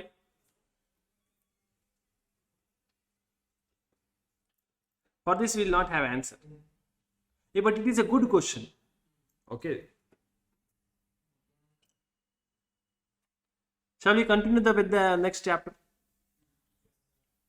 Is that possible to select? If it's going into loss, I can choose tax as 0. No, what is there in choosing? That is the law, right? You are not choosing anything.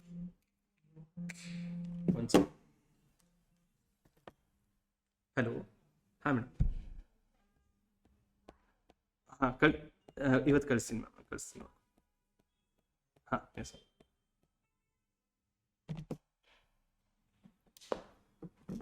Hello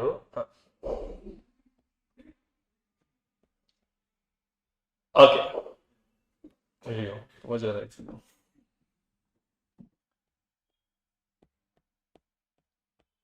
please note last question, and the question is good. Okay, the question is good.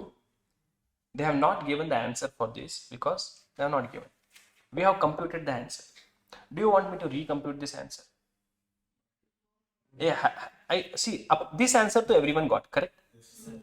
Only people have confusion in, sir, how can I get a loss?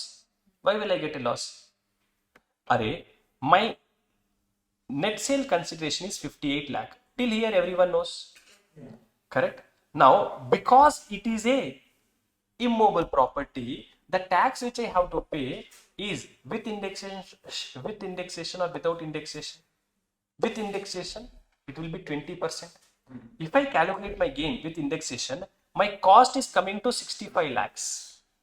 My sale price is 58 lakhs, cost is 65 lakhs. Therefore, I am getting a loss. Now, because I am getting a loss, will I pay anything? Will I pay any tax? No. I hope you understand. Online students, are you with me? Are you with me? Income from other sources.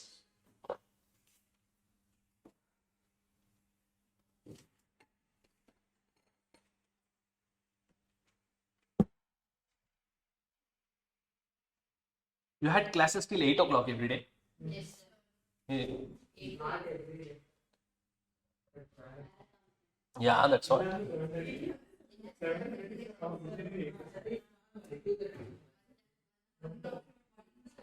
1 o'clock you used to start. Huh? So only he never used to come.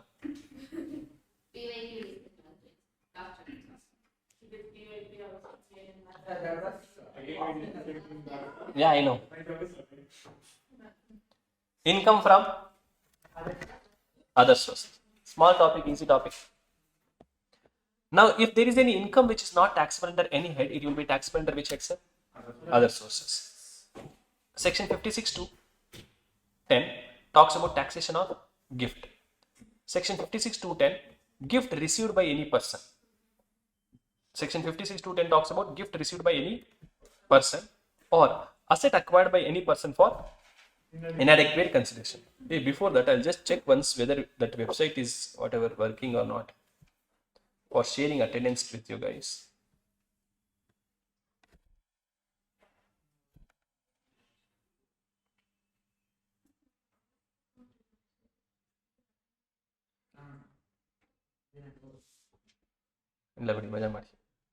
Okay, section 56 to 10, gift received by any person or asset acquired for inadequate consideration.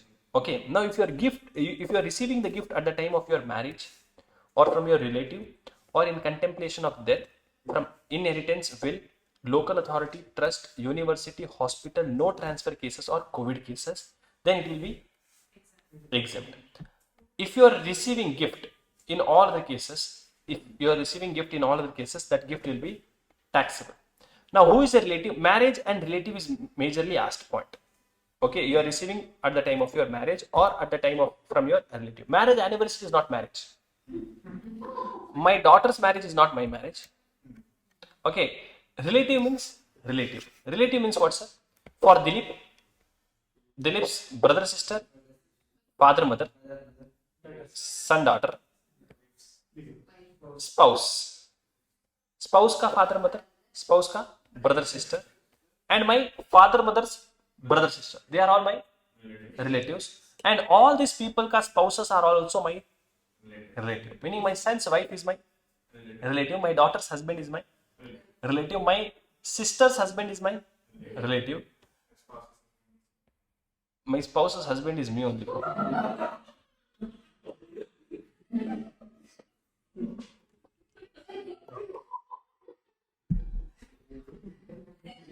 Spouse of all above people are also my relative. For this is possible. I mean, my spouse's children are my relative. Yes, step children are also covered. Step husband ಹೆಂಗಿರುತ್ತೆ possibility is there? I don't know. Spouse of all above people are also my relative. Huh? Brother, sister, kids ille. No, because in your case, brother, sister.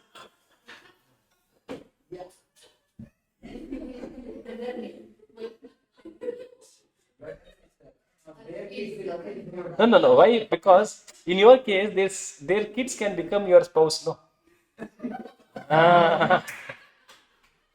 So if they become, yes, relative. sisters and yeah, I mean no yaar gottu, he may change the trend following the new generation. Okay, now you are receiving, Praveen, you are receiving Praveen ante, now you are receiving money. Now we are talking about what's gift not in exempt cases. In other cases, gift received is taxable. What are you receiving? Money. If the total money received by you is more than 50,000 in a year, total money received from any number of people is more than 50,000. Total money is more than 50,000 in a year, fully taxable. If you are receiving movable property means DJ, Paso, BV, without consideration if you receive, aggregate market value is more than 50,000, then it is fully taxable. If you are receiving it for inadequate consideration, aggregate difference between market value and consideration is more than 50,000, then such difference is fully taxable. And in case of immovable property, please note, I'll repeat once again, money which you are receiving, total money received is more than 50,000. For one person, illa, total. From how many other persons it is. Sir, how much is taxable? Fully taxable. So if it is 55,000, how much is taxable? Full 55,000 is taxable. If you are receiving movable property means DJ, Paso, BV only. I am receiving TV, ille. I am receiving car, ille. iPhone, ille. So if you are receiving movable property without consideration, movable property without consideration means, what are movable property without consideration, sir? Movable property means this thing, DJ, Paso, BV. Without consideration means for free. If the aggregate fair market value is more than, 50,000, oh, Ibro, I just start. No, I am increasing the temperature. Don't worry, you'll not feel hot. 28 degree. Aggregate, okay, then fully taxable. If it is for inadequate consideration, meaning a jewelry worth 1 lakh, I am receiving for 80,000. In such case, difference, if it is more than 50,000, it will be taxable. Can I say in this case, difference is 20,000, not more than 50,000, therefore not taxable. So if it is for inadequate consideration, aggregate difference is more than 50,000, such a difference is fully taxable. Immovable property I am receiving. What am I receiving? Immovable property. Immovable property I am receiving without consideration. If the stamp duty value is more than 50,000, then it is fully taxable. If you are receiving immovable property for inadequate consideration, for what, sir? Inadequate consideration, then the difference between stamp duty value and consideration is more than 50,000, and stamp duty value is more than 110% of consideration, such difference is fully taxable. Please note, for immovable property, I will see stamp duty value. If I am receiving it for free, stamp duty value is more than 50,000, fully taxable. If I am receiving it for inadequate consideration, then what will I see, sir? Difference between stamp duty value and consideration. If the difference is more than 50,000 and if the stamp duty value is more than 110% of consideration, the difference is fully taxable. Section 56(2)(10) is applicable only when movable and immovable property is held as capital asset by the recipient. When is section 56(2)(10) applicable? When for you the item which you are receiving is a capital asset. If it is a stock in trade, you will normally want it to be received in a lesser price only. So section 56(2)(10) is not applicable if the movable and immovable property is held as stock in trade.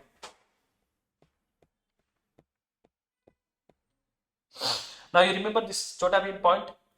Normally Chota Bhim giving gift to Chutki is not a transfer for Chota Bhim because it is covered under section 47 under capital gain. Therefore, no capital gain for Chota Bhim because he has gifted. But for Chutki, can I say 56(2)(10) is applicable? A Nayantara, that case this is correct. No, Rashmika. Now for Chutki, because she has received something for free, for her it is a gift income. So she will have to pay tax under section 56(2)(10). Okay, she will have to pay tax under 56(2)(10). Now because she is paying a tax under 56(2)(10), should I take cost of acquisition for Chutki as cost to previous owner? Lawmaker says no. See, normally you should take cost of acquisition as cost to previous owner, but if Chutki has paid taxes under 56(2)(10), the amount on which she has paid the taxes under 56(2)(10) will be taken as her cost of acquisition. Okay. If any capital asset is received as gift or for inadequate consideration, the recipient assessee has paid, and if the recipient assessee has paid taxes under 56(2)(10), then the stamp duty value of such capital asset will be taken as cost of acquisition of that capital asset for the recipient. Now, stamp duty value concept, you remember section 50C is applicable for capital asset. Same to same copy paste is applicable for stock in trade, 43CA. Section 43CA, if the stamp duty value is more than 110% of sale price of stock in trade, then stamp duty value will be taken as sale price for that stock in trade. Now remember taxation of dividend. Normally dividend is taxable in the hands of, in whose hand? Dividend is taxable in whose hand? Shareholder. Dividend is taxable in the hands of shareholder. Dividend is taxable in the hands of shareholder. Shareholder will have to pay the taxes. And we have also concept of deemed dividend. Section 2, clause 22, subclause A. Distribution of any asset by the company to its shareholder. If any domestic company is distributing asset to its shareholder, then it will be deemed as dividend. How much will be deemed as dividend? To the extent of accumulated profit, whether capitalized or not. Okay, to the extent of accumulated profit, whether it is capitalized or not, it will be deemed as dividend. Section 222B says distribution of debenture or debenture stock or deposit certificate to any shareholder or bonus shares to preference shareholders will be deemed as dividend to the extent of accumulated profit, whether capitalized or not. Then section 222C, distribution of asset by a company on its liquidation. Important this is. So if any domestic company is distributing asset to its what, sir? Shareholder upon its liquidation, then it will be deemed as dividend to the extent of accumulated profit, whether capitalized or not. Now we took an example. So what will be taxable in the hands of company? In the hands of company, there is no capital gain because distribution of capital asset by a company at the time of liquidation is not a transfer. But whereas in the hands of shareholder, there will be a capital gain tax applicable, and there will also be deemed dividend. Deemed dividend will be taxable in the hands of shareholder. How much will be deemed dividend? To the extent of that shareholder ka share in accumulated profit. So whatever accumulated profit a company has, and what is the share of the shareholder in that accumulated profit. Now there are 5 shareholders, 1/5 share belongs to one of the shareholder. Correct? Because there are 5 shareholders, 1/5 each shareholder will get. So total accumulated profit is 15 lakh rupees into 1/5 is the share of a shareholder, Mr. A, which is 3 lakh. Now Mr. A has received 7 lakh from the company at the time of liquidation. 3 lakhs will be taken as deemed dividend. The balance amount of 4 lakhs will be taken for computation of capital gain for the shares which is transferred by him. We have done this question, very good question, important question. Okay, this is an important concept, important question. Now taxation of buyback of shares. If the buyback is happening before 1/10/2024, then in the hands of company it will be taxable, and the taxable amount will be buyback price minus issue price. And in the hands of shareholder it will not be taxable, it will be exempt. However, if the buyback is happening on or after 1/10/2024, in the hands of company there is no tax treatment, but in the hands of shareholders it is taxable under income from other sources. What is taxable, sir? The total buyback price is taxable under income from other sources. And capital gain will be computed in the hands of shareholders. See, in the hands of shareholders, whatever amount is received by him, if the buyback is happening on or after 1/10/2024, whatever amount is received by him will be taxable in the hands of shareholder under income from other sources as deemed dividend. And will there be any capital gain? Yes, it will be a capital loss because cost of acquisition will always be taken as 0. So full value of consideration will always be nil if the buyback is on or after 1/10/2024. Now deemed dividend, one more point is there, 222E. If a closely held company is giving any loan or advance to a shareholder who is having 10% or more equity shareholding, or if the closely held company is giving any loans or advances to a concern where the shareholder is having substantial interest, that is 20% or more equity shareholding or profit sharing ratio, or if the closely held company is giving loans or advances to any person on behalf of the shareholder, then that loan or advances will be treated as deemed dividend to the extent of accumulated profit of company. Now it does not matter. It does not matter even if the loan is called off during the same year. You have paid the loan. Now the shareholder has given back that loan. No problem. It is still taxable. However, if the company's business is only giving loan, this section is not applicable because it is a bank. My business is only giving loan, or if it is a business advance, if it is a loan given with respect to your business. Now, what are the other incomes covered under income from other sources? Income taxable under other sources. Now, following income are always taxable under other sources. Which income? Dividend income. Always taxable under other sources. Who is receiving it does not matter at all. It will always be taxable under other sources. Casual income, which is whatever games you are playing, etc. That is casual income. Gift income. Gift income we have studied. Share premium if some shares are issued at the price more than its market value. Interest on compensation or enhanced compensation for compulsory acquisition of capital asset. Advance money forfeited on or after 1/4/2014. And business, if you have a business of owning and maintaining resources. Following incomes are taxable under income from other sources if they are not taxed under PGBP. Which incomes are? Employees' contribution to PF, ESIC, superannuation fund, interest on securities, or income from letting out of plant, machinery, furniture, and any composite income. Following incomes are taxable under income from other sources if they are not taxed under PGBP or salary. Which other incomes are? Some received from key main insurance policy. If it is received by not by employee or employer, any other person, other sources. Or compensation received for termination of employment or modification of terms of employment. Now other incomes which are there, just a summary, list it is given. You can have any other income also. Income from subletting business, interest on bank deposits, remuneration for paper checking, renting of a land, undisclosed income, private tuitions you are conducting, interest on income tax refund, family pension, sitting fees of a director, stipend, agricultural income from a land outside India, royalty income, income of an MLA, MP, etc., family pension. Family pension, you will get an exemption also, 1/3 of family pension or 15,000 rupees. This 15,000 rupees is 25,000 for default taxation. Awards, if you are receiving from government, it is exempt. Other types of awards will be taxable. Now, what is important is interest income. Majorly, there will be one point with respect to interest income in your question. Okay. If it is an interest on compensation, delayed compensation for compulsory acquisition of capital asset, whatever interest you are receiving into 50% only will be taxable. If it is an interest from post office saving account, then exempt amount will be 3,500 rupees. Whatever amount is received by you into 3,500 rupees. Following interest are always exempt.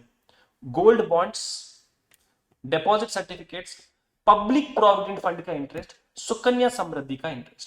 Now what is important is this last interest. Any other type of interest you are receiving, whether it is a fixed deposit interest, saving bank account deposit interest, or interest on whatever loan is given by you to someone, that interest is fully taxable. What you should remember is, if it is a saving account interest, you will get a deduction under 80TTA. How much, sir? Up to 10,000 rupees ka interest deduction will be allowed.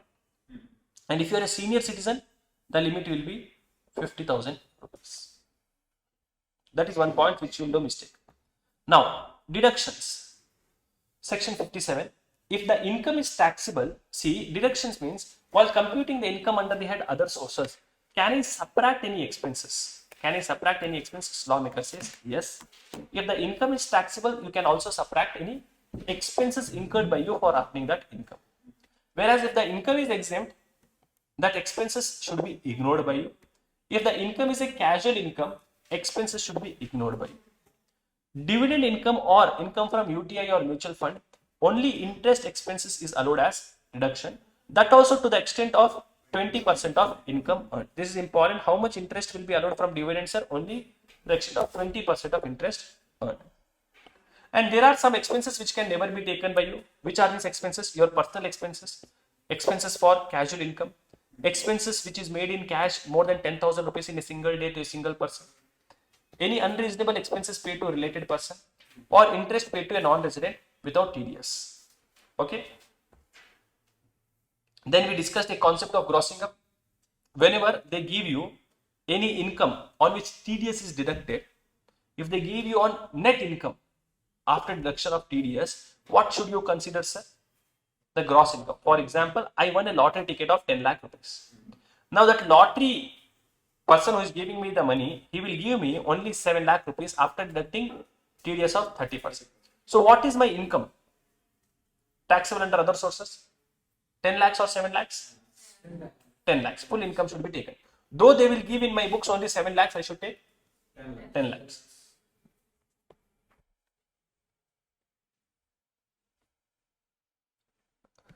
Following Mr. Jyotia. Jyoti boy name can be there. Could be only these people. We'll understand. If somewhere they have written her, no, that means it's go by some. Mr. Jyoti received the following gifts and amounts during the year. Gift of sculpture worth 51,000 on his birthday from his friend. What will happen? Sculpture, is it considered as DJ Paso BV? Yes, sir. So can I say this is, she has received it free. Gift means free. So yes, taxable. 51,000. Received a car from his cousin on payment of 3 lakh rupees. Market value is 3,60,000. Difference is 60,000. Is it taxable, not taxable? Not taxable. Why, sir? Car is not a capital asset. A DJ Paso BV, important. Received cash gift of 20,000 each from 3 of her friends. ABC. 60,000 rupees total. Can I say taxable? Yes. 20, 20, 20, 60. Acquired an office. Acquired an office building on 12/12/24 from his friend Raj for a consideration of 12 lakh. Stamp duty value is 3 lakhs. 15 lakhs. Can I say 3 lakh rupees is taxable? Why, sir? Inadequate consideration. In respect of land of Mr. Jyoti acquired by government in 2015, he received the following amount on 15/12/22, interest on enhanced compensation relating to these different years. Can I say these are all taxable? How much is taxable? 50% of this. So 125 ka half is 625. 160 ka half is 180 ka.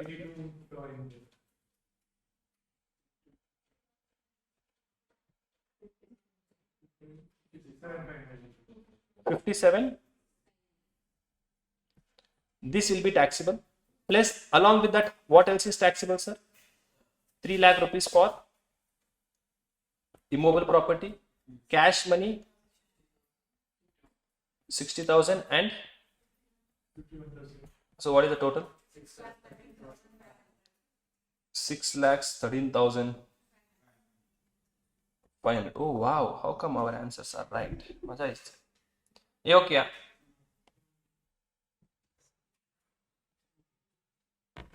ಅಷ್ಟು easy ಇತ್ತ ಅಂದ್ರೆ ಅಷ್ಟು ಈಸಿನೇ ಇರುತ್ತೆ. A examination, trust me, if you have studied whatever I have discussed in class, I mean, and if you have understood, studied ಅಂದ್ರೆ ಸುಮ್ಮನೆ 60 to any person will get minimum. I mean 60 minimum. Okay, you share me your answers. Answers marks. You share me your marks. 60 to aram se you'll get. Okay, aram se you'll get 60. Or else, as soon as you get question paper, okay, MCQ part, someone just send me the photo you send me. I'll just tell whether what are the answers. Confidence you'll get in life. Will clear or not clear? Correct. Attempt will come or not come. Will come.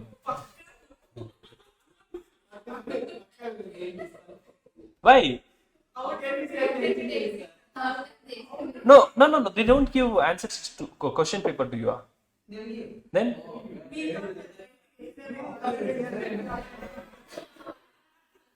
only you can think like this, Andre. Mommy only you. No. You write the answers. But for you to cross check, because you are not supposed to write any reason for MCQ, you just have to tick the right answer. Correct? Mrs. Ranjini, who draws salary of did anyone check when can we write examination CMA? If I want to register, when can I write? 9 months. No, sir. You can write it in June. I can write. How do I register? Anyone has idea?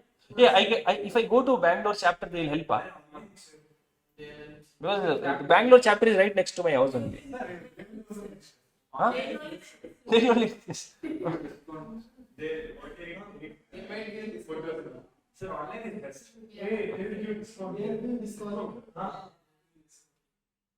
Okay, I'll go. It is anyways near my house only, so. Oh wow! I'll go pizza party then. Okay, past tense. Mrs. Ranjini. One degree I'll get now.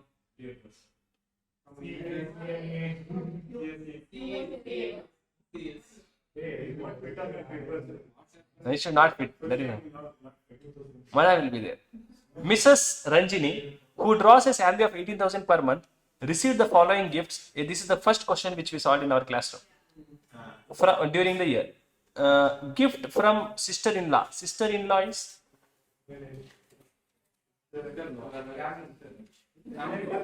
sister-in-law is what? My brother, husband's brother. Sorry. A for my wife, who is sister-in-law? My sister.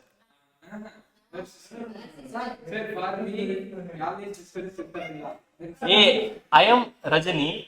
So for me, I have brothers, my sister. then what is my sister for her?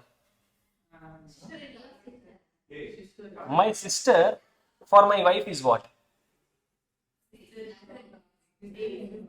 Na na na na na na na na. Sir, maybe the brothers. Anyways, relative. Relative. Relative. Gift of 21,000 from her husband's. Oh.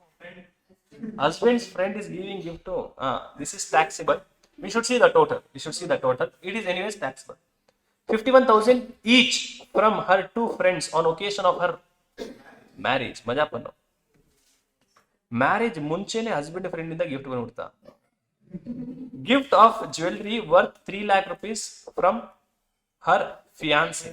If fiance is not husband. What is this? Actually, I think chronology is wrong. Correct now. So this is, can you say taxable? Because fiance is not husband. 51,000 for her father's sister. Father's sister is relative. Yes, she is relative, not tax. 11,000 rupees from her brother's. Banbidi 1,50,000 from her close, very close friend. So can I say 1,50,000 plus 11,000 plus 3 lakh plus 21,000. Yeah, are we right? 4,82,000. How did they get this answer? Yeah, I know, Gubes, you are laughing. 18,000 salary also she is receiving now. Into 12 months she will receive the salary also now. Minus how much, sir? 75,000 you have taken. Gube only they have done. They have taken 60,000 deduction. You can take 75,000. Default tax regime, extra benefit. Extra is better, no? I mean, if you subtract 50,000, you'll get the same answer. If you subtract, but anyways, my income from other sources answer is same. Wait, have they given in the question that she has opted? Assume she's opted out of default tax regime. They are right. Hey, go miss. Mr. JJ, JJ received following gifts. Gift of bullion worth 68,000 on his birthday. Bullion andre? Yeah. So is it taxable, sir? Received a car. Maja padno. Received cash gift of 25,000 each from three of her 75,000. Yes, it will be taxable. Acquired an office building from his friend Q, 15 lakh rupees. Value is 10 lakh rupees. What is the income? Eh? 11 lakh 43,000. 11 lakh 43,000. Hey, wow.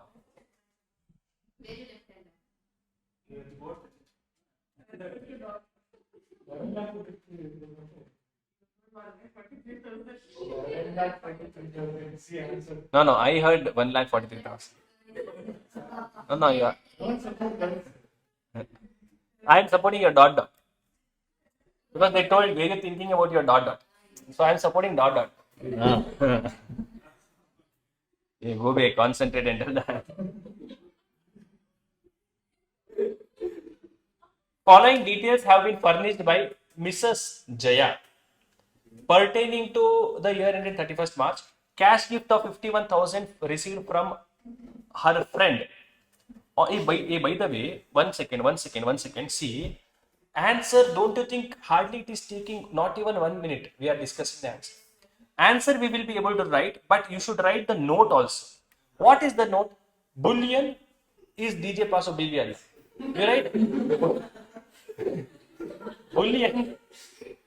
Bullion is mobile property whose value is more than 50,000.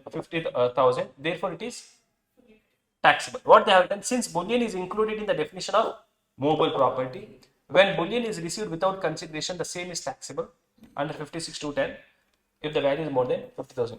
So see, because there are only, you should use your brain. There are only 4 points for 7 marks. Who will give 7 marks for 4 points? Gobe will give. So for that marks which you are getting, the 4 marks, you will get extra marks for your note.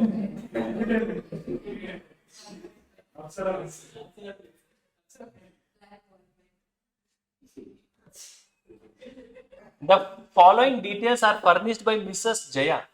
She received cash of 51,000 from her friend on the occasion of her 25th wedding anniversary. On the above occasion, a diamond necklace worth 2 lakh was presented by her sister living in Dubai. What will happen?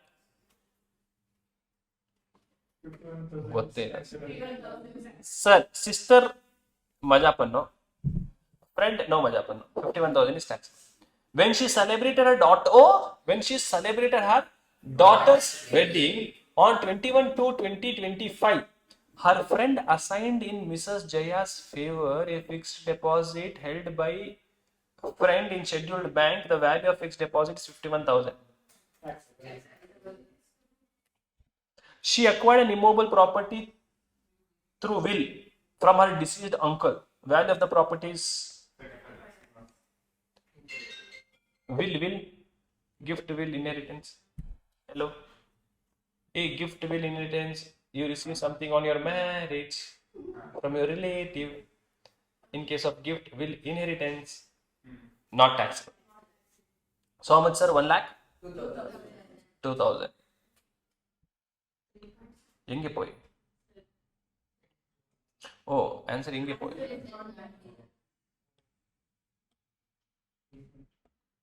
Income from salary. Income from salary. Very easy chapter. Now this is not easy. Yeah, but as of now, whatever you have discussed, have you understood something? Don't you think it is easy? Now you understand the flow in which I have taught in the class. This subject is actually a lengthy subject, but I have started with house property. Subject. So that feeling should come for students. If I start with salary, easy. Correct. No? Start vomiting when I income from salary. Only 3 sections are there, but none of the section is important for us except section 16. Section 15 time pass, 17 time pass. Meaning of salary year antane gottilla. Income from salary. What is important in life? Praveen, relationship is very important in your. What type of relationship? Employer-employee relationship, master-servant relationship, and the payment should be made in the capacity of employer, and the payment should be made in the capacity of employer. Now, contract of sale is an employment contract. Contract of sale ante group. Contract of service is an employment contract, and contract for service, of service, for service employment, of service. Hey, you are not listening properly. Concentrate. I'm just checking how many of you are listening. Yeah. Contract of service is an employment contract. Contract of service is an employment contract. Contract for service is what, sir? Service contract. Okay. Contract for service is an service contract. Contract for service is a service contract, not covered under salary. Salary is taxable on due basis or on receipt basis, whichever is earlier. Salary is taxable on due basis or on receipt basis, whichever is earlier. Salary can be in cash or it can be in kind. Salary forgone is also taxable. Salary which is forgone by you is also taxable, except the salary which is forgone by you to central government or state government. I think today only we'll be able to complete income tax. ಸ್ವಲ್ಪ stretch ಮಾಡಿದ್ರೆ. Now, wait. How many hours we have done? Around 8 hours is required for me. We have discussed first is to Sir, 3.5. as of now. 3.5. Like, you started at 10, 11, 12, 40. Ignore whatever hours it is. Okay. 1, 2, 3, half an hour. 5.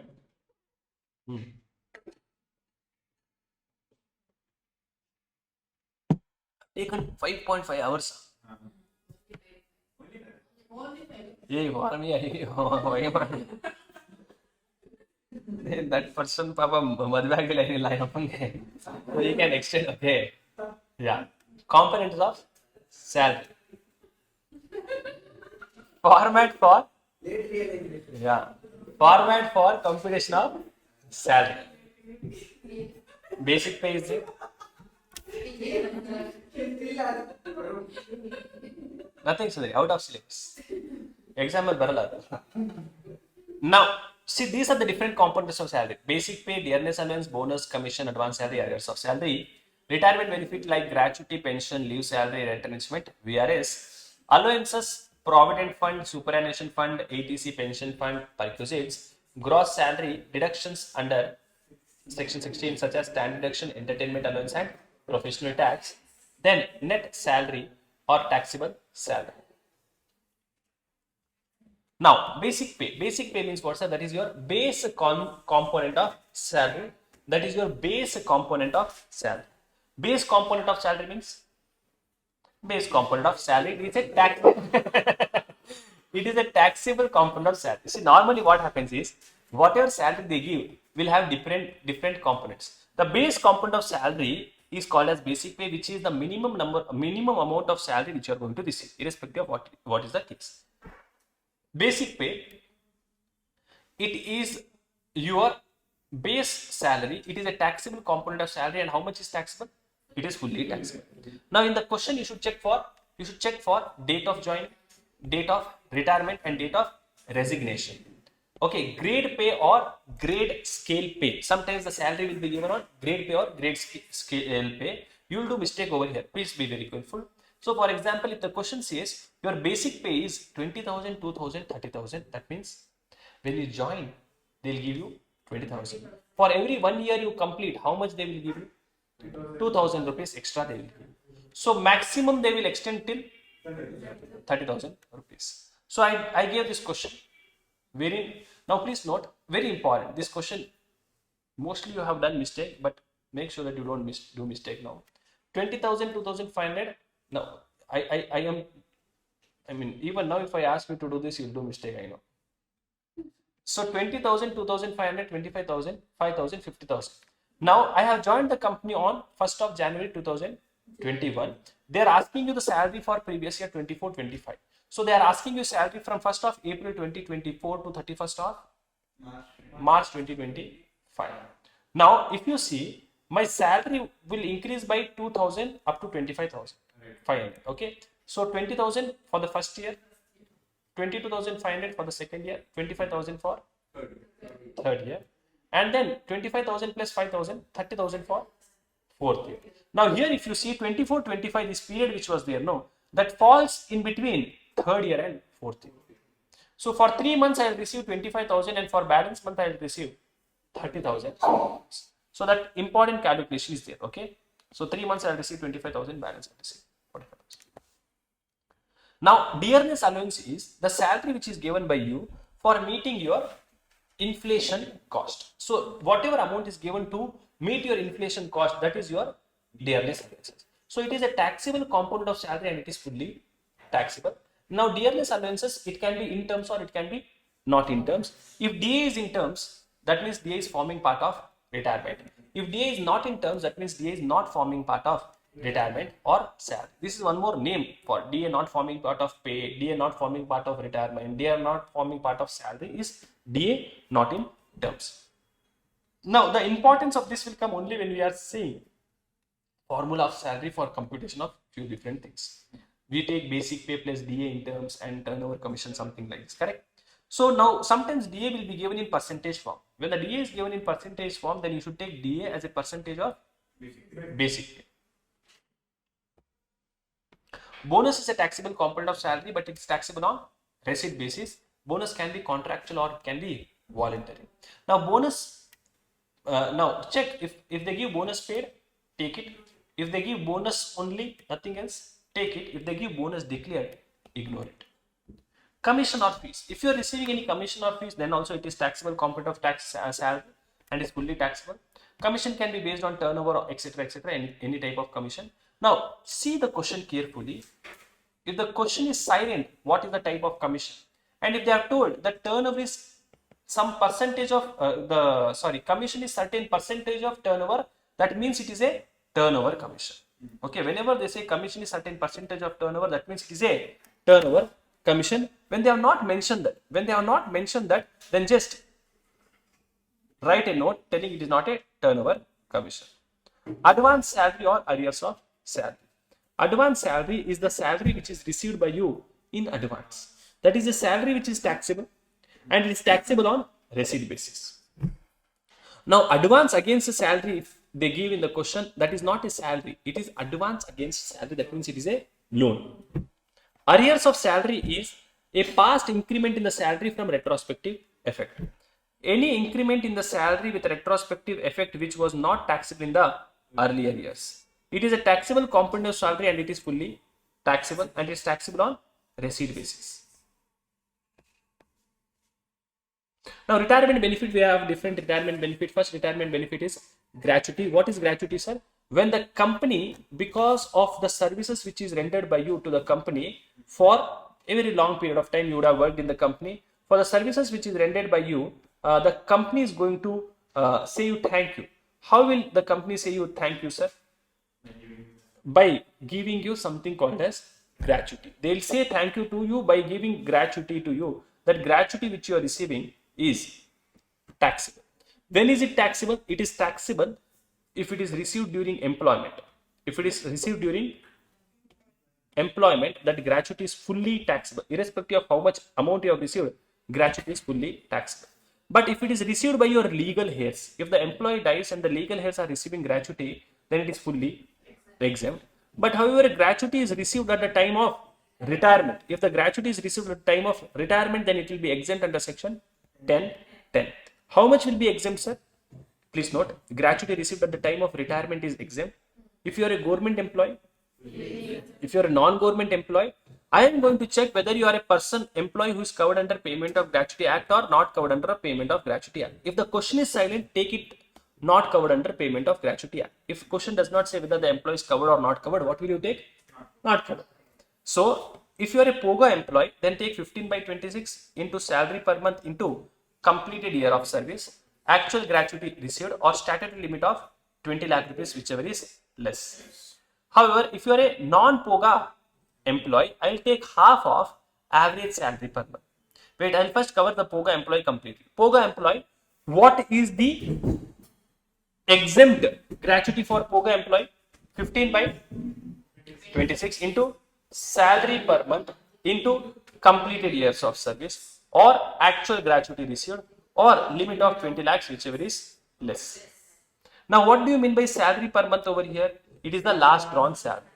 Last drawn salary means what's that? Basic plus DA interns plus, not salary per month, that is only salary per month. Basic plus DA in terms and not in terms. For POGA employee, you will take DA, whether it is in terms or not in terms, full DA will be taken by you and basic pay will be taken. Now, sir, what do you mean by completed years of service?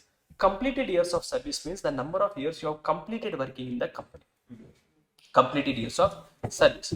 If there is any fraction in completed years of service and the fraction is more than 6 months, then consider it to be a full year.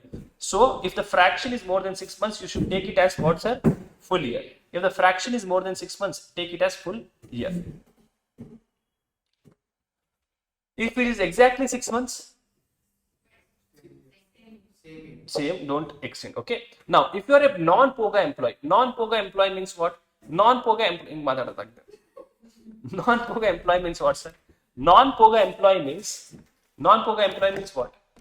You are not covered under Payment of Gratuity Act. If you are an employee not covered under Payment of Gratuity Act, then if you are an employee who is not covered under Payment of Gratuity Act, then take half of average salary per month. Instead of salary per month, take average salary per month into completed years of service or actual amount received or 20 lakh rupees, whichever is less. Sir, what is average salary per month? Last 10 month ka average. You should take average of last 10 months, which will include your basic pay, dearness allowance and turnover commission. Average salary per month will be this amount, whatever you receive. Fraction in completed years of service. If you have any fraction in completed years of service, you should completely ignore it. Now, for calculating salary per month or average salary per month, the month of retirement should be ignored, and the statutory limit of 20 lakhs will be applicable for one single individual as an employee throughout his lifetime. Then, if the question is silent about type of employee, assume it to be non-POGA employee.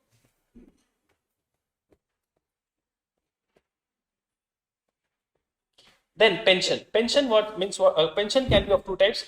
It can be either commuted pension or it can be uncommuted pension. Commuted pension means what, sir? The monthly pension which you are receiving. Commuted pension means what, sir? Lump sum pension, and uncommuted pension means monthly pension. That uncommuted pension or monthly pension which you are receiving, it is always taxable. It is fully taxable whether you are a government employee or non-government employee. But the commuted pension, the lump sum pension which is there, that will be exempt under section 10(a). If you are a government employee, fully exempt. If you are a non-government employee, have you received gratuity? Yes, 1/3 of total pension. First, see, don't take commuted pension ka 1/3. No. First, from that commuted pension, find the total pension. Find the total pension. The total pension ka 1/3 will be exempt. And if you are not receiving gratuity, then half of total pension will be exempt. Sir, what is total pension? For example, in this question, see, Mr. Sagar, who retired on this date, received 5,000 rupees as pension. He commuted 60% of his pension and received 3 lakh rupees. Meaning, 60% pension he commuted and received 3 lakh rupees. So, 60% of what he would have commuted? Total pension. Correct, no? So, what is my total pension? Total pension is 3 lakh divided by 60%, which is 5 lakh rupees. Now, this 5 lakh ka 1/3 and 5 lakhs ka half should be taken as exemption. Then I have what, sir? Leave salary. Leave salary means what, sir? Leave salary means the salary which is paid by the company to you even on the days when you have not worked, when you were on leave. That is leave salary. Leave salary or leave encashment or leave credit encashment. Leave salary or leave encashment or leave credit encashment. Section 20, so for example, I have 24 days leave in a year. My company says I can take 24 days leave in a year. So this 24 days leave which I can take is called as leave allowed by the company. I take leave of 4 days. That is leave taken by me or availed by me or utilized by me. So balance 20 days is unutilized leave, or that is the leave credit available with me. Now this leave credit is nothing but leave allowed minus leave taken. So leave salary means what, sir? This leave credit ka payment they are doing. So leave salary means encashment of leave credit. Note, as per Income Tax Act, only 1 month leave is allowed for a completed year of service. For every year I complete in service, how many months leave is allowed as per income tax law? 1 month. So now leave salary, how much is taxable, how much is exempt?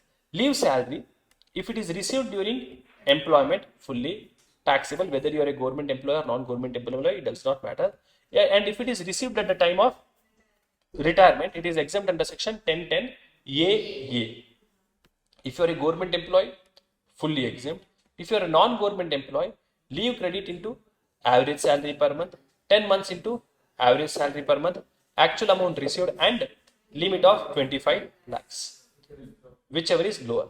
Now note number 1, what is average salary per month? Last 10 month ka average till the date of retirement, which includes basic plus DA interns plus turnover commission. Then leave credit is calculated, should be calculated as per income tax law. Fraction in completed year of service should be ignored, and month of retirement should also be considered. Then retrenchment compensation and Yes. retrenchment compensation is exempt under section 1010B. How much is exempt, sir? 15/26 into average salary per month into completed years of service, actual amount received or limit of 5 lakh rupees. Average salary per month is what, sir? Basic plus DA in terms plus turnover commission. Fraction in completed year of service should be ignored. And for retrenchment compensation, now wait, for fraction should not be ignored. Fraction, if it is more than, it should be taken as 1 year.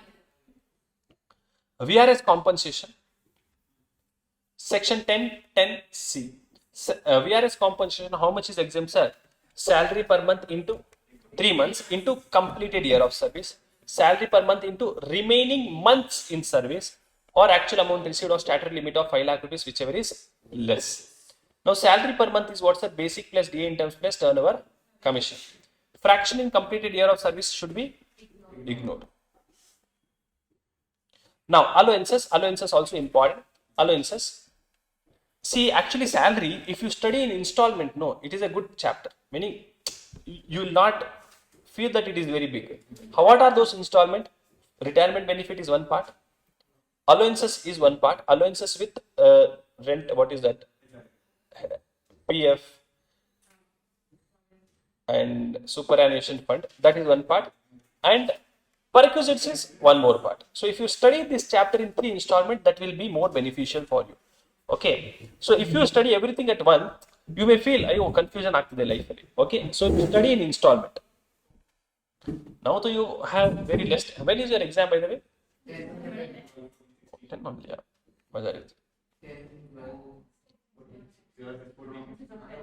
Mine is 14th. Sunday. ಮಜಾ ಇತ್ತು. 7:30 exam time. He's asking you. Yeah, I'll have class. Not required. That much is not required. Trust me.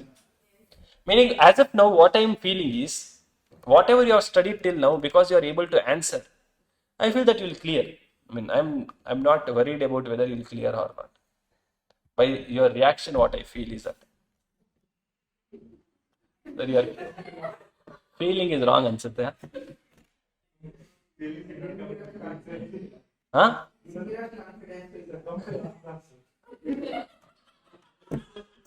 Law is like that.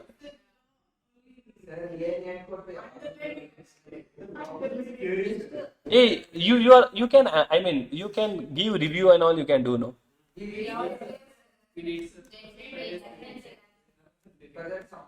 told 6 years of experience. Yeah, but Manage. not you, Praveen. Okay, no problem.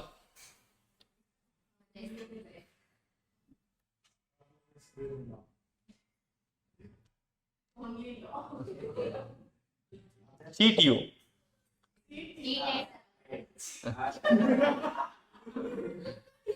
Is exempt based on limit. Cheat you is exempt based on limit. Duck hat is exempt based on how much you actually spend. Allowances. Allowances are monetary benefits given by the company to employee to meet a particular kind of expenditure. Now they are giving you something called as commutation allowances, also called as transport allowance. Now if commutation allowances is given, normally it is fully taxable. Commutation means transportation from office to home, home to office. It is fully taxable. However, if you are a handicapped employee, then 3,200 rupees per month will be exempt. Children hostel allowance will be exempt. How much, sir? Maximum 300 rupees per month per child will be exempt. How many children can you take the exemption, sir? 2 children. Children education allowance, how much is exempt? 100 rupees per month per child for a maximum of 2 children. Tribal area allowances, maximum 200 rupees per month will be exempt. Truck driver allowance, also called as allowance for employees of transport company, actual amount cost 70% or 10,000 rupees, whichever is less, will be exempt. Underground allowance, 800 rupees per month if you are working somewhere in KGF. Underground is that only, no. Duck hat means what, sir? Exempt based on limit. Daily allowance, uniform allowance, conveyance allowance, helper allowance, also called as assistant allowance, academy allowance, also called as research and development allowance or professional development allowance, traveling allowance or tour or transfer allowance. All these are exempt based on whatever money you are actually spending. Amount received or amount whichever is less. Now HRA is one item which they normally ask in the examination. HRA is house rent allowances, that is exempt under section 1013A. How much is exempt? 10% of what is this? 40% of salary or 50% of salary or actual HRA received or rent paid minus 10% of salary, whichever is less. What is salary over here? The salary is basic plus DA in terms plus turnover commission. Note, 50% limit is for metro cities. Normally it is 40%, 50% is for metro cities. What is metro cities, sir? Delhi, Mumbai, Chennai and Kolkata. Now where you are residing, that is important, not the place where you are working. So if you are staying in and working in, limit will be, if you are staying in Mumbai, working in Bangalore, then what is the limit? How will you up and down every day, Gube? In such cases, please note, I am staying in Chennai, working also in Chennai, 50%. I am staying, let us say, Kathpadi, some place near Chennai, and working in Chennai. What is the limit? 40%. Where I am staying is important, not where I am working. Any other type of allowances is fully taxable. Tim.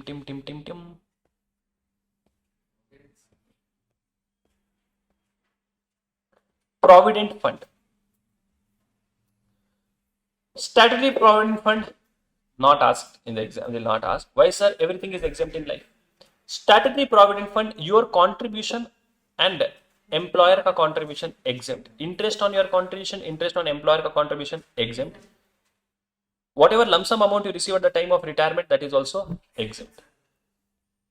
Recognized provident fund, important. Now, recognized provident fund, whatever contribution is made by you, this contribution you will make from your salary only. So it is not taxable. You should ignore it. You should not consider this. However, you can claim deduction under section 80C. Now, employer makes the contribution to this fund. Employer ka contribution is exempt up to 10% of salary. 12% of salary. Salary means basic plus DA in terms plus turnover commission. Now, for your contribution, you are receiving interest. Even for employer ka contribution, you are receiving interest. That interest, if the interest amount is up to 9.5% per annum, then it will be exempt. Now, so what we have understood? Your contribution, interest on your contribution. My contribution, interest on my contribution. Your contribution, ignore. Deduction you claim under 80C. My contribution is exempt up to 12% of salary.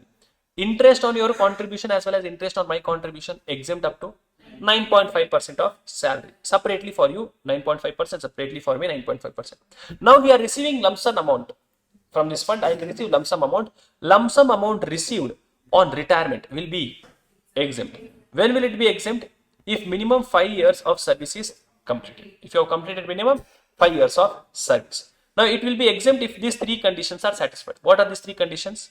Now, meaning minimum 5 years you should complete. In the following cases, even if you don't complete 5 years, exemption will be given. If you are leaving the job because of your ill health, or because the company only is closed, employer has discontinued business, or you are leaving the job and transferring the amount in another employer's ka recognized provident fund account. Now please see the interest on recognized provident fund. Interest on employer contribution more than 9.5% is taxable, correct? Interest on employee contribution also more than 9.5% is taxable. Now further they have told, if the employee has made the contribution more than 2,50,000 in that fund, then any interest earned on that extra money which is contributed by you is fully taxable. Now recognized provident fund. What's a recognized provident fund? Recognized provident fund. This is to completed now. Again, copy paste. Unrecognized provident fund.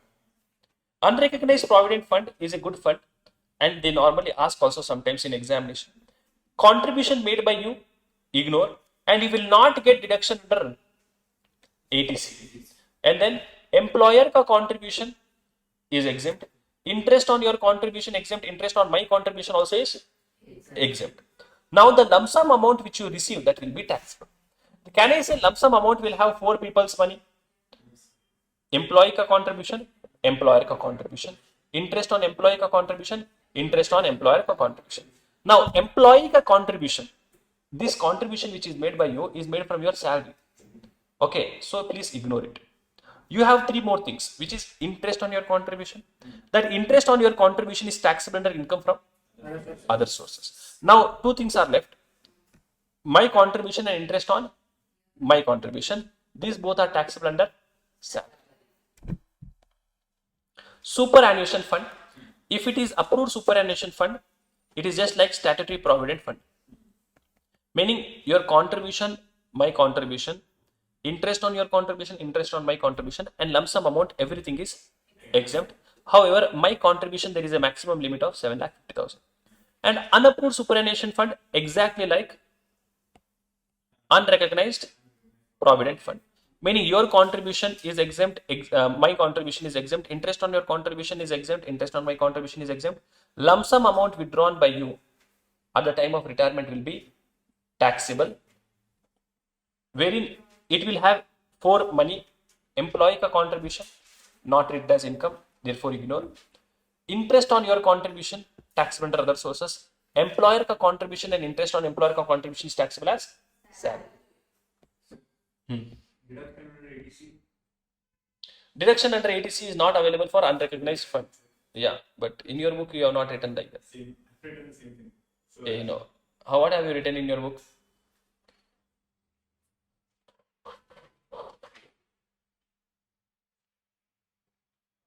Don't have book only. for unapproved provident and superannuation, 80C. Unapproved any fund not allowed. But for superannuation, Allowed, not allowed, you have written. Sir, what have you written? No idea, sir. Recognized provident you have found.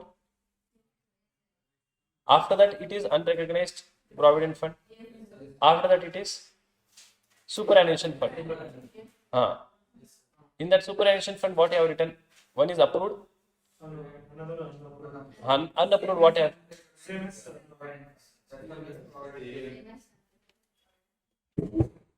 Yeah, approved also same as unrecognized provident fund only. I have made you right, but I have told one limit is there.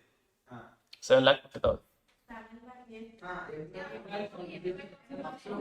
Yeah, I know what I have made you right. Yeah.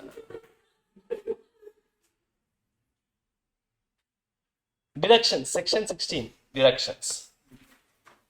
Section 16 talks about deductions.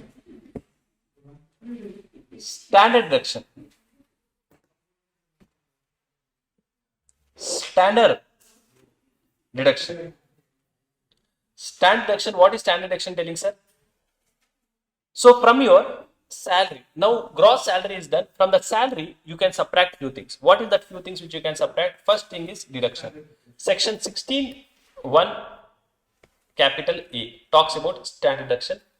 It is available for all types of employees. Amount of standard deduction is, how much of reduction is how much, sir? It depends on what option you have selected. Optional regime or default regime. If you have selected optional regime, then 50,000 is the standard deduction. If you have selected default regime, 75,000 is the standard deduction. And deduction will be allowed only once.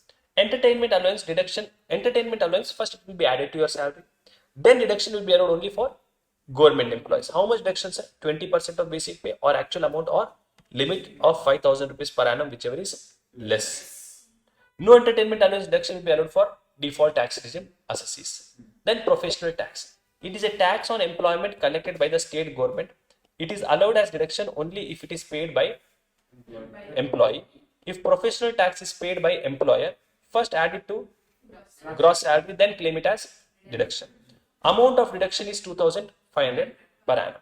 Deduction is allowed on payment basis, meaning only if it is paid, it is allowed as deduction. This deduction will not be given under default regime. Next is perquisites. Perquisites is what, sir? Extra benefit given by the company.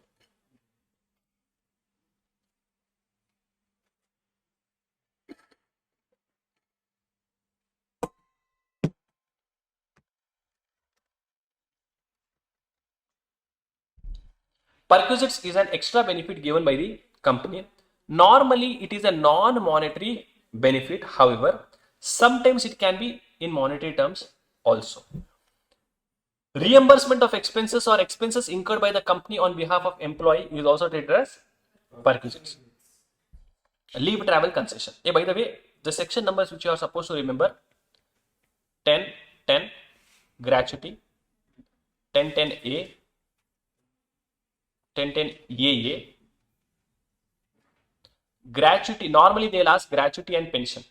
Sometimes they may ask leave salary also.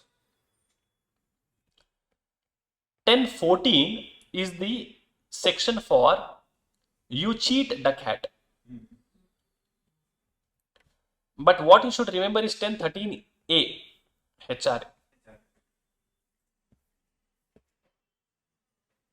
10(13)A HR.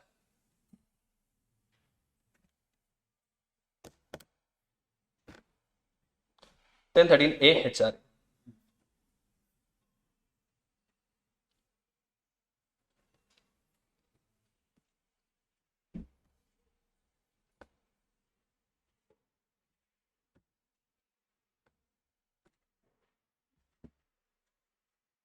Okay, leave travel concession exempt under section 10(5). Leave travel concession means what, sir? It is a travel benefits given by the company for travel anywhere in India for an employee. Now, it is exempt under section 10(5). If you are traveling by air, how much is exempt, sir? It depends on how you are traveling. If you are traveling by air, exempt amount will be actual expenses or economic class fare, whichever is less. If you are traveling by any other mode, it can be car, bike, train, boat, walk, or whatever mode you want to go. Okay, if you are traveling by any other mode, then check whether the place where you are going railway facilities available or not available. If the place where you are going railway facilities available at that location, exempt amount will be actual expenses or first class AC rail fare, whichever is less. No, sir, railway facility is not there. Then for actual expenses or deluxe class ka bus fare, whichever is less. Sir, if nothing is there, meaning rail is not there, public is also not there. Then take your actual expenses, compare that with first class AC rail fare for similar distance, whichever is less. Note number 1, leave travel concession exemption is available for, you can go yourself with your spouse, children and dependent relative, mother, father, brother, sister. You can claim exemption for 2 children born on or after 1/4/1998. And multiple birth in second pregnancy is considered as 1. You can take 2 Jabnika exemption in a block of 4 years. Medical facility is given. Now the treatment is happening in India. If the treatment is happening in government hospital, government owned hospital or employer ka hospital. If it is happening in government hospital, government approved hospital or employer ka hospital, then it is exempt. If it is happening in any other hospital, lawmaker says it is fully taxable. Then treatment happens outside India. For transportation, for treatment and stay, exemption is available based on RBI ka limit, provided only patient and 1 attendant is going. However, for travel, normally exemption is not available. Exemption will be available if your salary is up to how much, sir?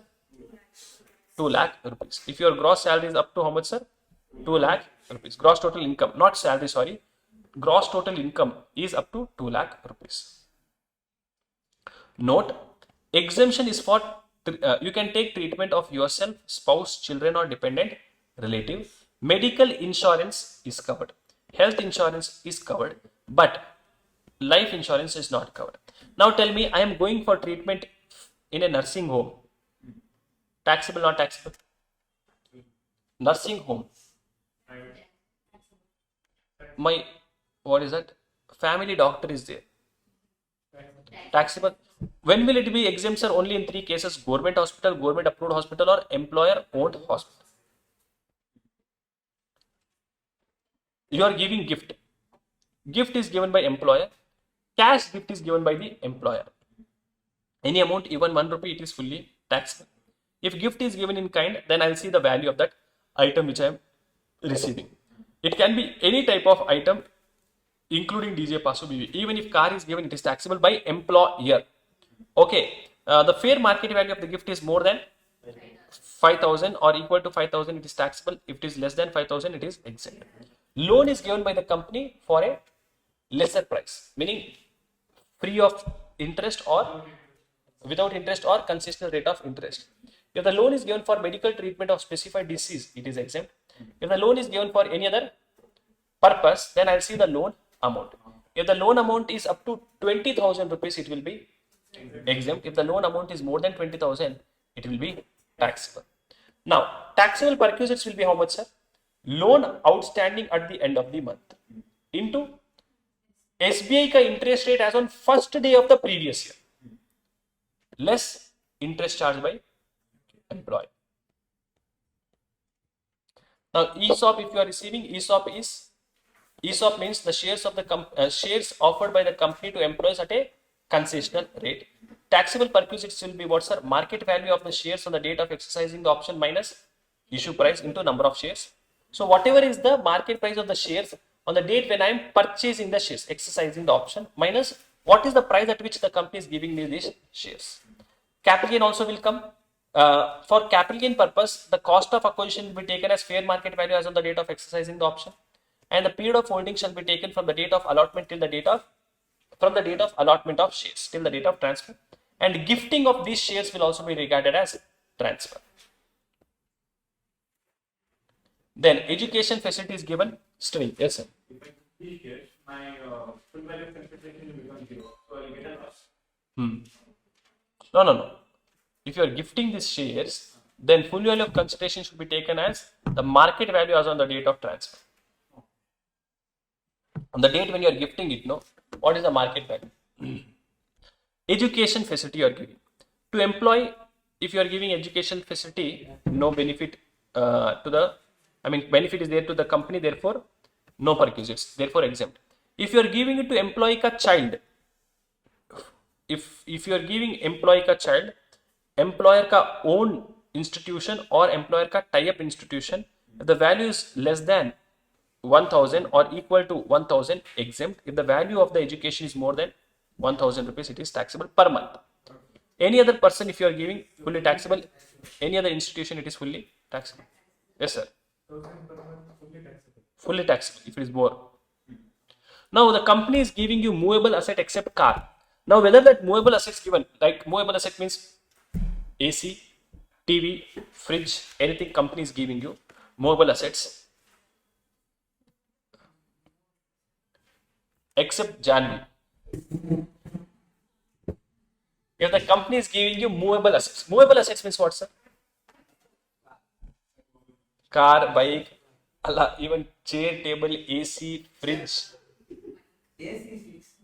Yeah, but it is movable. No, you can purchase and sell. TV, anything. If the company is giving you movable assets, if the company is giving you movable asset except car, now whether it is owned or it is rented, that is important. If the asset which is given by the company is owned by them. Now, for example, let us say company is giving me this mic. Company is giving me this mic. Now, whether this mic is owned by the company or they have taken it on rent. If it is owned by the company, what is the perquisites value, sir? 10% of cost is the value of perquisites for me. If it is taken on rent, whatever rent they are paying will be taken as value of perquisites.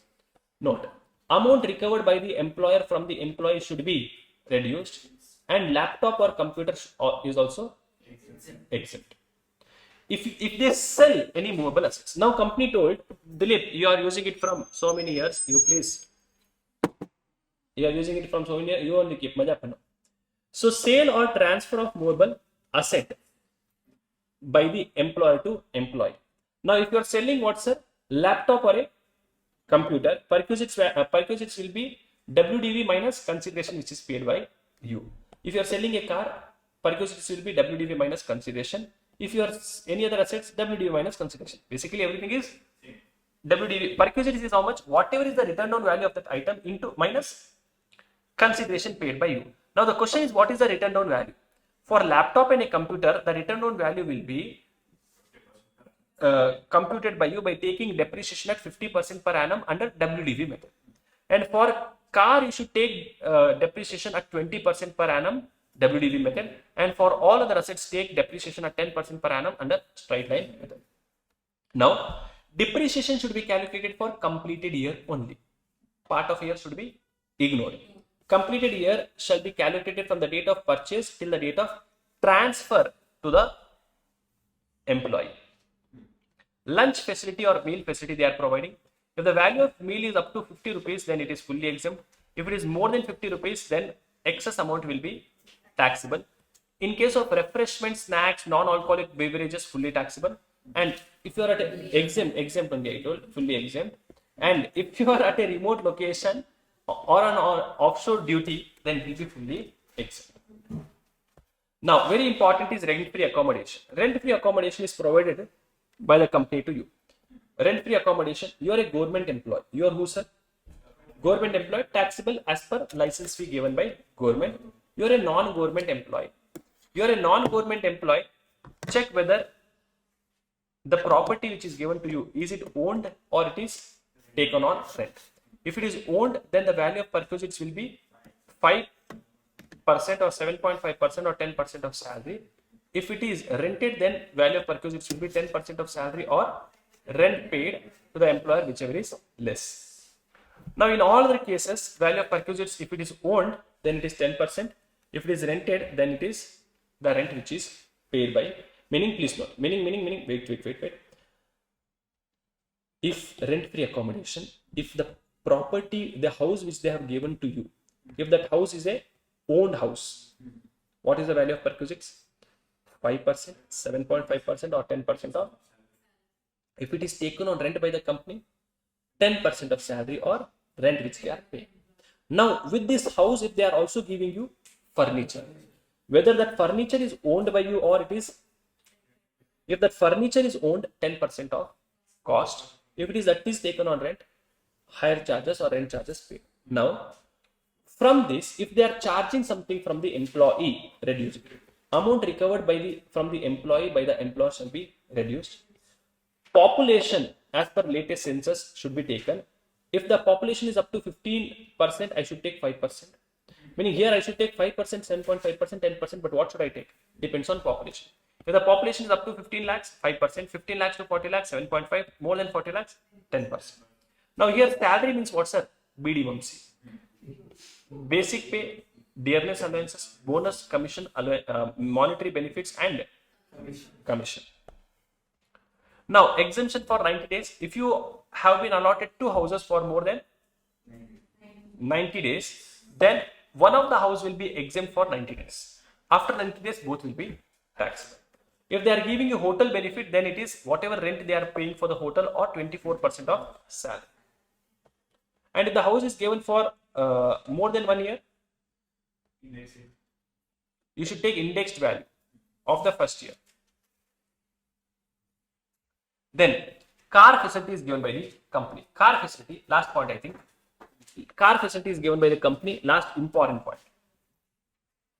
Car facility is given. Now car you are using it only for personal purpose. If you are using car only for office purpose, sorry, are you getting any benefit? No. If you are using only for personal purpose, yes, you are getting benefit. If the car is owned by the employer, 10% of car will be taken as perquisites. If the car is taken on rent, then the rent charges paid to the employer will be taken as value of perquisites. Now, along with car, if they are also giving you running and maintenance charges, add it. Along with car, if they are also giving you driver salary, add it. That will give you total taxable perquisites. Car is used for personal purpose, partly personal purpose and partly office purpose. If it is partly, see only office, no perquisites. Only personal, yes, perquisites is there, 10% if it is owned, 10% of cost. If it is rented, whatever rent they are paying. Now, if the car is used partly for office purpose and partly for personal purpose, then the value of perquisites will be, if it is owned by the employee, meaning you are owning the car and running and maintenance charges are also paid by you. What benefit you are getting? Nothing, therefore no perquisites. If the car is owned by you and running and maintenance charges is paid by me, there is a benefit which you are getting. Yes, you are getting a benefit. So whatever running and maintenance charges I am giving you, subtract from that value of car. What is value of car, sir? If the car cubic capacity or engine capacity is up to 1600 cc, 1800 per month. If it is more than 1600 cc, 2400 per month, that should be reduced. If it is owned by the employer, running and maintenance charges is paid by the employee. Owned by me, you are paying running and maintenance charges. So value of perquisites will be up to 1.6 liters, 600 per month. More than 1.6 liters, 900 per month. If owned by me, running and maintenance charges also by me, 1800 or 2400, depending upon the capacity. Now, if I am also providing driver salary at 900 rupees per month for the above. Now, if there are more than one car which you are using partly, one will be taken as partly purpose and all the cars will be taken as fully personal purpose. Month should be completed month. Month should be completed month. Path of month should be ignored. Any amount recovered by the employer from the employee should be reduced.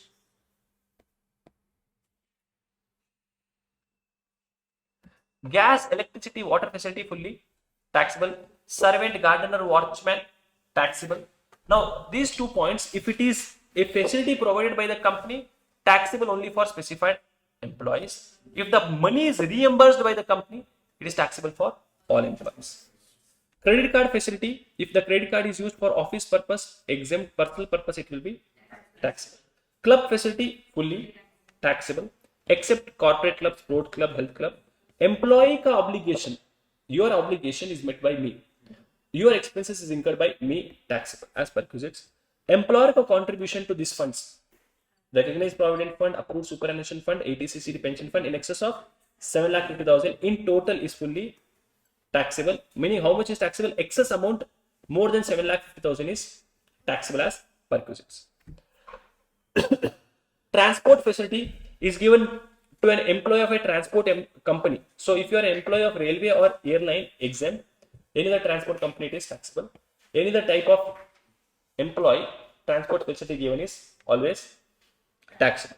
But if they are giving transport facility from office to home, home to office, exempted. Following will always be exempt: laptop, computer, mobile, tea, coffee, snacks, goods given at concessional rate, health insurance, medical insurance. These are always exempt. Okay, this is all about your chapter called as salary. Salary. We'll take a break after this. Okay, wait.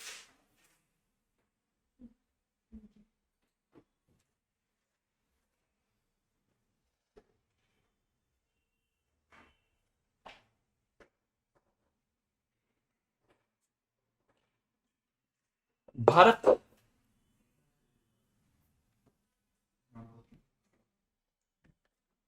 of Siliguri is offered an employment by Vimal and Company. Oh, Vimal and Company is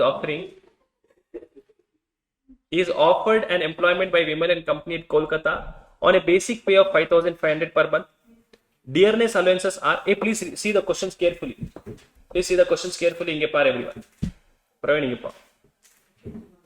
Basic salary is how much, sir? 5,500 per month. Other allowances are dearness allowances not forming part of retirement, 4,000 rupees. Medical allowance, 1,000 rupees. Can I say this is taxable? This is taxable. This is taxable. Hello. Bonus being 1 month ka basic salary, which is 5,500. That is also taxable.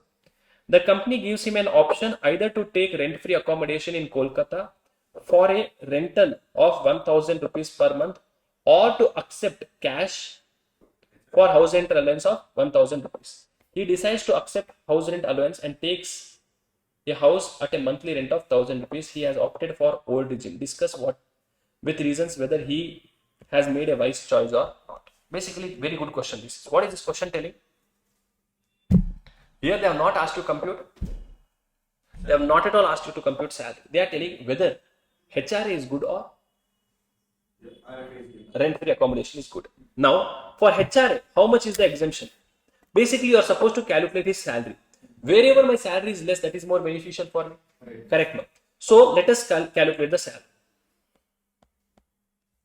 Calculate panno.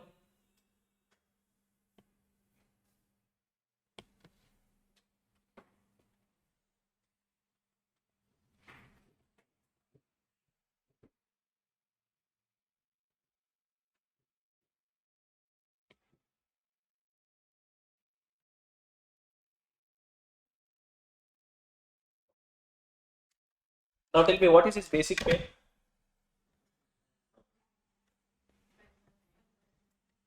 5,500 into 12, how much, sir? 66,000. Then dearness allowances, 4,000 into 12 is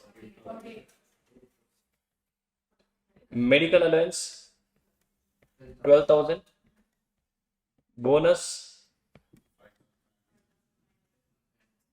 5,000.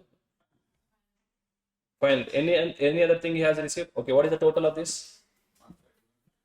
31,500. Okay, now please see. Now we will take first rent-free accommodation. Rent-free accommodation, how much is exempt, sir? Can I say because he's in Kolkata, 50% of salary or actual amount received or rent paid minus 10% of salary. So 50% of salary. What is salary for rent-free accommodation? Can I say here I should take DA. Now DA in terms should be taken. Correct? No? DA in terms is not there. Correct? No? So can I say salary will be only 66,000 into 50%, which is actual HRA received is how much? 1,000 into 12.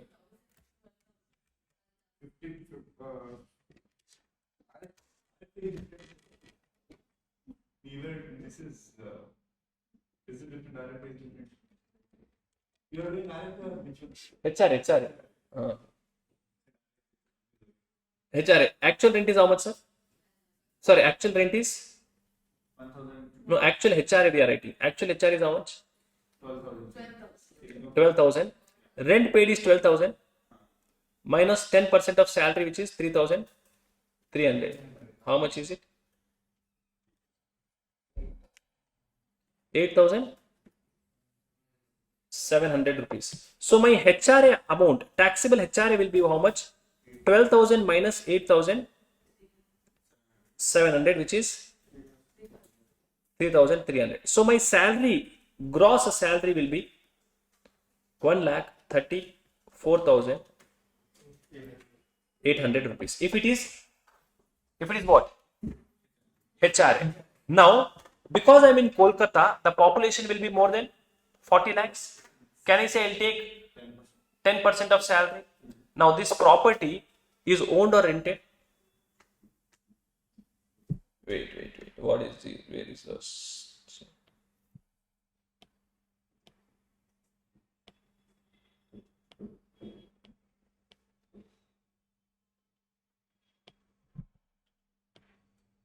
Yeah. The property, rent-free accommodation in Kolkata for fair rental value of, or to accept allowances. He decides to accept. The company gives an option to him, rent-free accommodation in Kolkata of a fair rental value of 100 rupees. So it is rented. It is rented. So how much will be HRA? Tell me HRA. Sorry, not HRA. Rent-free accommodation. How much will it be? 10% of salary. Salary is how much? I'll take basic plus DA. A DA should be taken only in terms. Basic plus DA in terms plus taxable allowances I should take. Wherein I'll take this, I'll take, and this I'll take. What is the total of this? 83,500. Uska how much percent? 10%. 8,350 or 12,000, whichever is less, is 8,350. This will be my rent-free accommodation taxable. So now to this 31,500 add this 1,39,850. Yeah. 39,850. So how much am I getting? 1,39,850 if it is rent-free accommodation. Now, only 50 rupees I am saving. 50 I say. Wait, you'll see now our answer is correct or not. Bharat gross salary. Yeah. This is fine, this is fine, this is fine, this is fine. This is how they will give you marking. Now, when you are taking HRA, when you are taking RFA, they have done separately, no problem. They'll give marking. Okay, this is correct, half marks. This is correct, half marks. This is correct, half mark. This is correct, half mark. For salary chapter, for all the chapters, basically, they'll give you marking like this only. PGBP chapters. So even if your main answer is not correct, one of the adjustment is correct, you'll get marks. HRA, how much is exempt? So this we got 1,38,000. What was our mistake in this? 66 for 4,80,000. 48,000 is 48,000, 5,000. Yeah. Rent-free accommodation minimum of this 50% of salary, actual received. Rent paid over 10% of salary. How much did we take? 10% of salary is. Oh, 10% of salary we should take, not 50% of 6,600. 5,400. So I should have subtracted only 5,400, which is 6,600. Hey, did you understand what did I do? I took 50% of this. How much? 1 lakh? 100, which is okay. Second answer we have got this only. So what is best? The above computation indicates that if the assessee chooses rent-free accommodation, then his gross salary would be increasing by 1,750, which increases his tax bill. Assessee's decision is right. Have you understood this? We are comparing two people and telling what is best.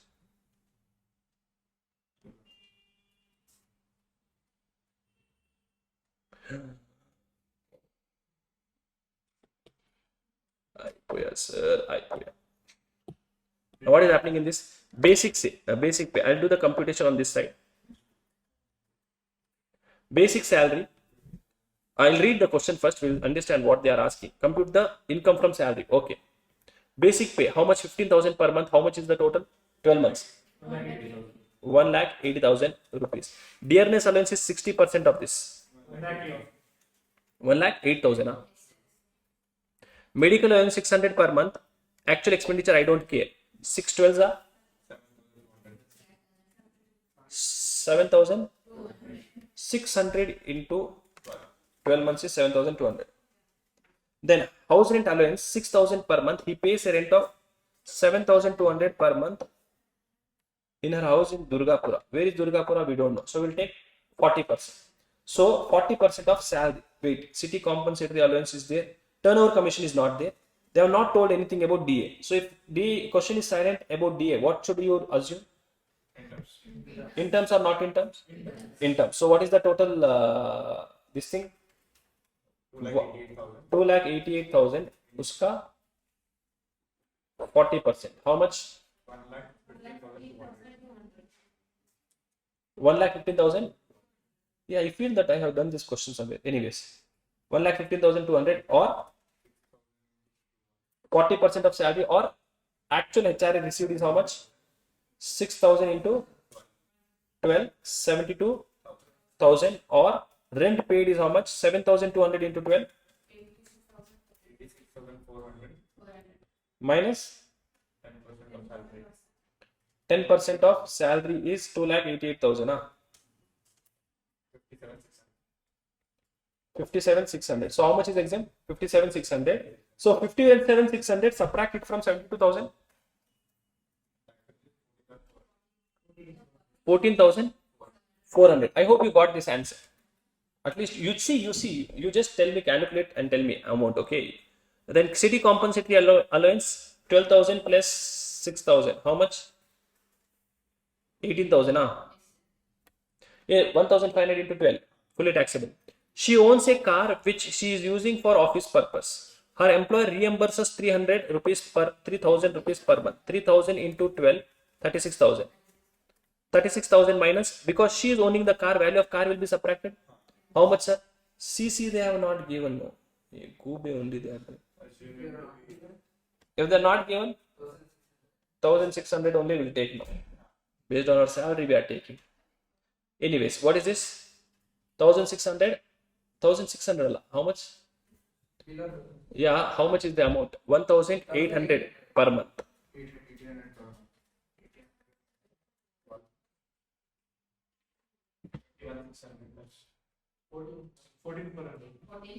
14,400. She is contributing 2,100 per month towards recognized provident fund.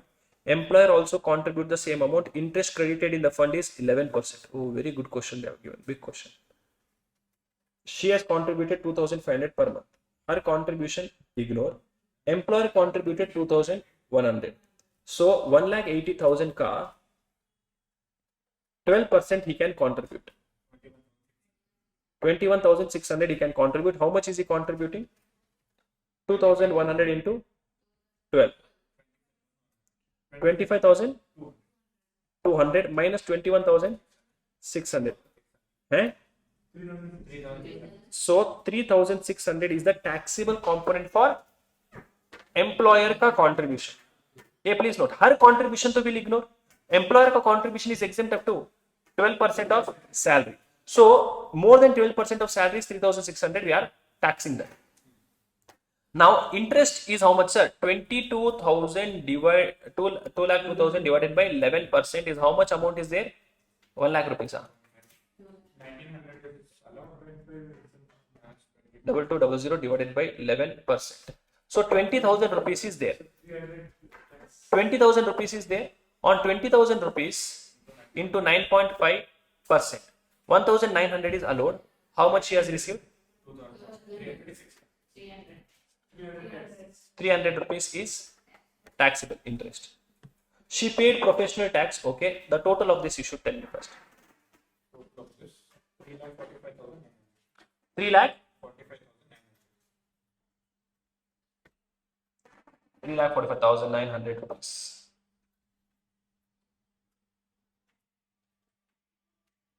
Correct, huh? Okay, and you will get income from salary. You will have they told here if he opts for old regime means 50,000 and professional tax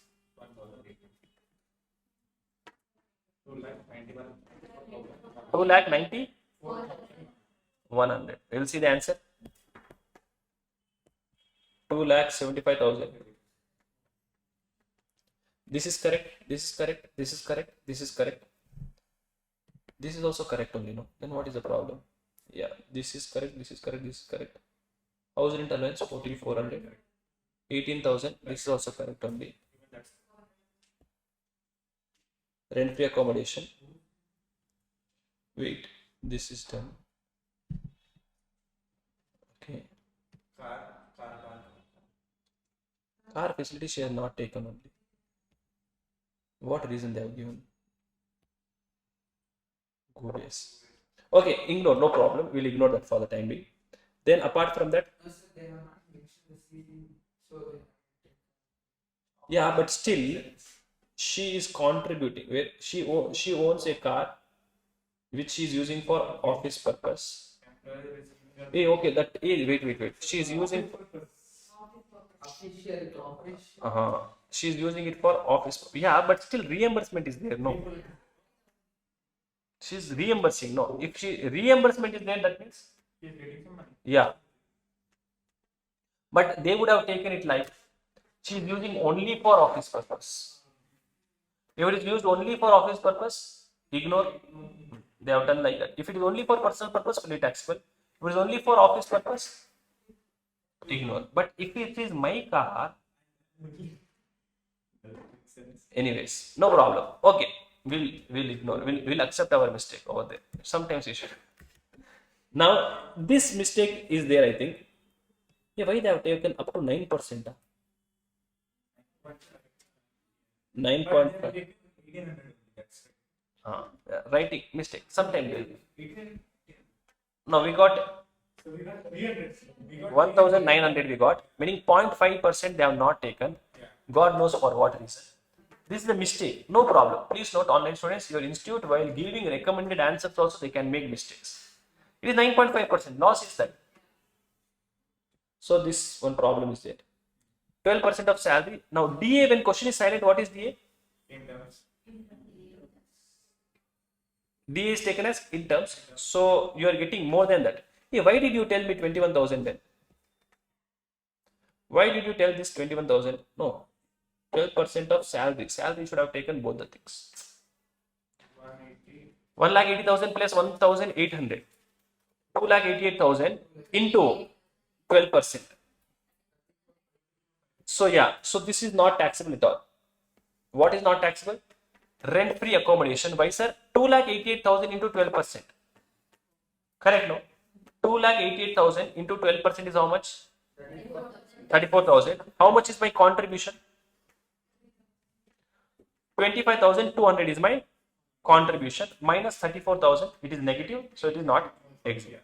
So here 300 rupees, which is correct. Institute is wrong.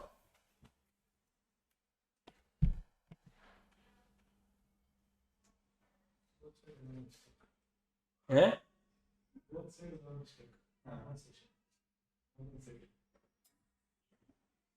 Now, Sonam, this is the question. We have solved this in the classroom. Sonam has provided a car of 1.7 liters by employer Vikas. The cost of the car is 3,50,000 and the maintenance cost of the car is 30,000 per annum. Chauffeur 3,000 rupees per month. So annually it is 36,000. Calculate the value of perquisites. If it is only for office purpose, nothing. Only for personal purpose, how much is the value of perquisites? 10% of car, how much? 35,000 plus 30,000 plus 36,000. How much? 60? 90, 1 lakh 1,000. 1 lakh 1,000 For both purpose, if I am using partly office, partly personal purpose, if it is partly, the company car, company only reimburses. So I'll take 2,400 per month into 12 plus 900 rupees per month into 12. Why is that 900? For driver.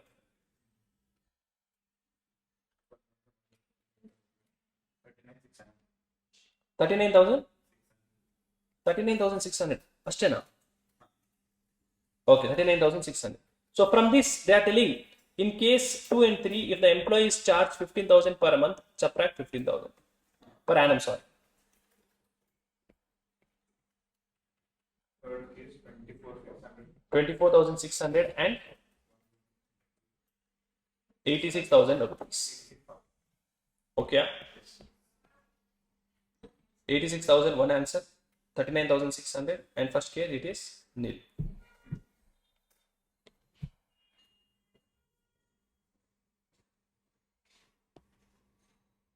Miss Sonal is an citizen of India, government employee. Government employee. Okay, basic pay. Compute the gross salary they are telling. She has opted for old region. Basic pay, tell me the total amount fast. 6 lakh 24,000. Dearness allowances 2 lakh 76,000. Dearness pay 12,000. Fees is 6 lakh 50,000 per annum. House rent allowance is 15,000. Rent paid is 20,000. House rent allowance, basic pay plus DA in terms. What is the total of this? 70? You should not do. 9 lakh rupees. Huh? So 50% of salary is how much? 4 lakh 50,000. Actual HRA 15,000 into 12, 1 lakh 80,000. Rent paid 20,000 into 12, 2 lakh 40,000 minus 10% of salary, which is 90,000 rupees. 1 lakh 50,000, whichever is less, 1.5 lakhs. How much am I receiving? 180. Actual HRA receipt is 180 minus 1.5 lakhs. How much is taxable? 30,000 rupees. Children, he has one adopted child. No problem. You can take benefit for adopted child also. How much education allowance? 100 rupees only will be taking. So 3,000 into 3,000 minus 100 into 12. 34,000. Yeah. Subtracting also 100 rupees per month. 2,900 into 12. Children allowance. What is children allowance? I don't know. So it is fully taxable. Hey, yeah, unless until they mention children education allowance, children hostel allowance, unless until they mention children education, children hostel, you should not take it as children. Now, this is 12,000. This is 24,000. Hostel allowance, I don't know what again. What hostel? Dress allowance. Dress allowance is uniform allowance. Now, uniform allowance is not dress allowance. I don't know why they have given dress and uniform separately. Now, Tarkurism they are doing in life. Correct? No? They have given uniform in life and they have given dress also. Maybe dress you wear in night time, uniform you wear in morning. I don't know what it is. Okay. Under the dress you wear, I don't know. So, dress allowance, can I say fully taxable? Uniform allowance is how much? Actual spend is also there, which is 12,000. Tiffin allowance fully taxable. Education of her own education allowance for her own education. Anyways, ignore. What is the total? 11,46,800. This is the gross salary. This is the gross salary. Let us take a break. 100% wrong is Antia. Hey, why you say like this, Gove? Question what it is telling you or not? Yeah, so I mean, no problem. That mistake. They can give whatever. No, we should chill. Unless until they mention, no, you should not take. So only if you see, I have made you write. If they have three, four names, I have written all the names. Like uniform allowance is not dress allowance. Right. Like assistant allowance is not. Helper assistance is same. Some worker allowances will be there. That is not same. Okay, we'll take a break. We'll meet at what time?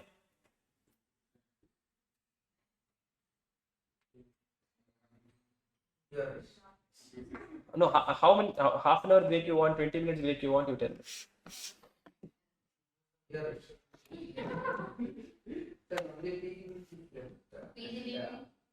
And the deductions, yeah. No. I need some break. Half an hour will give. I'll take till maybe 6:30, 7. That is fine. No, okay. We'll meet at what time? 4:45. 4:45.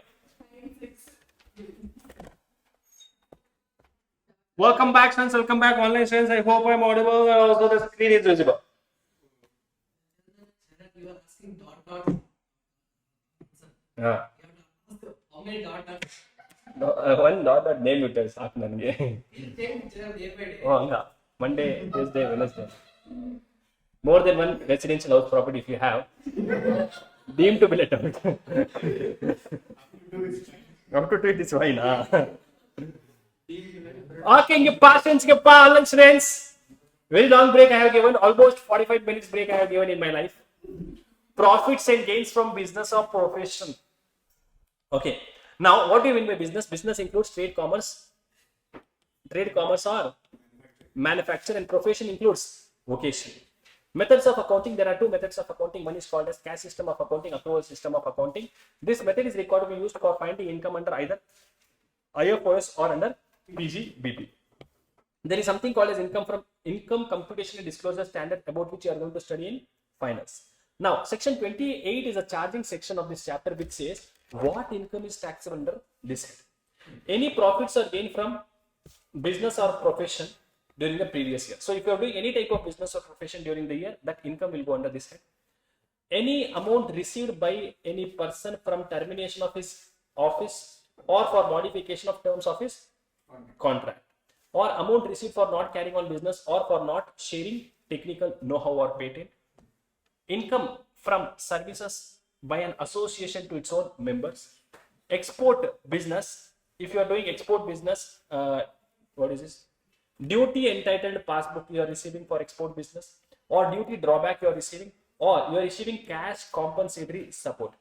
Any benefit or perquisites arising from business or profession, interest, salary, bonus, remuneration. Please note the interest, salary, bonus, remuneration or commission which are paying to partners by a partnership firm, that is also taxable under this particular head. Some received under Keyman insurance policy or fair market value of stock in trade upon conversion of stock in trade into capital asset. Now, set off and carry forward. What is set off and carry forward containing, sir?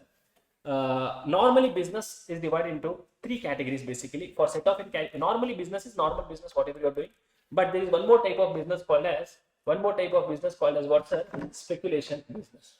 One more type of business called as what, sir? Speculation business. Speculation business means buying and selling of shares and securities without taking its actual delivery.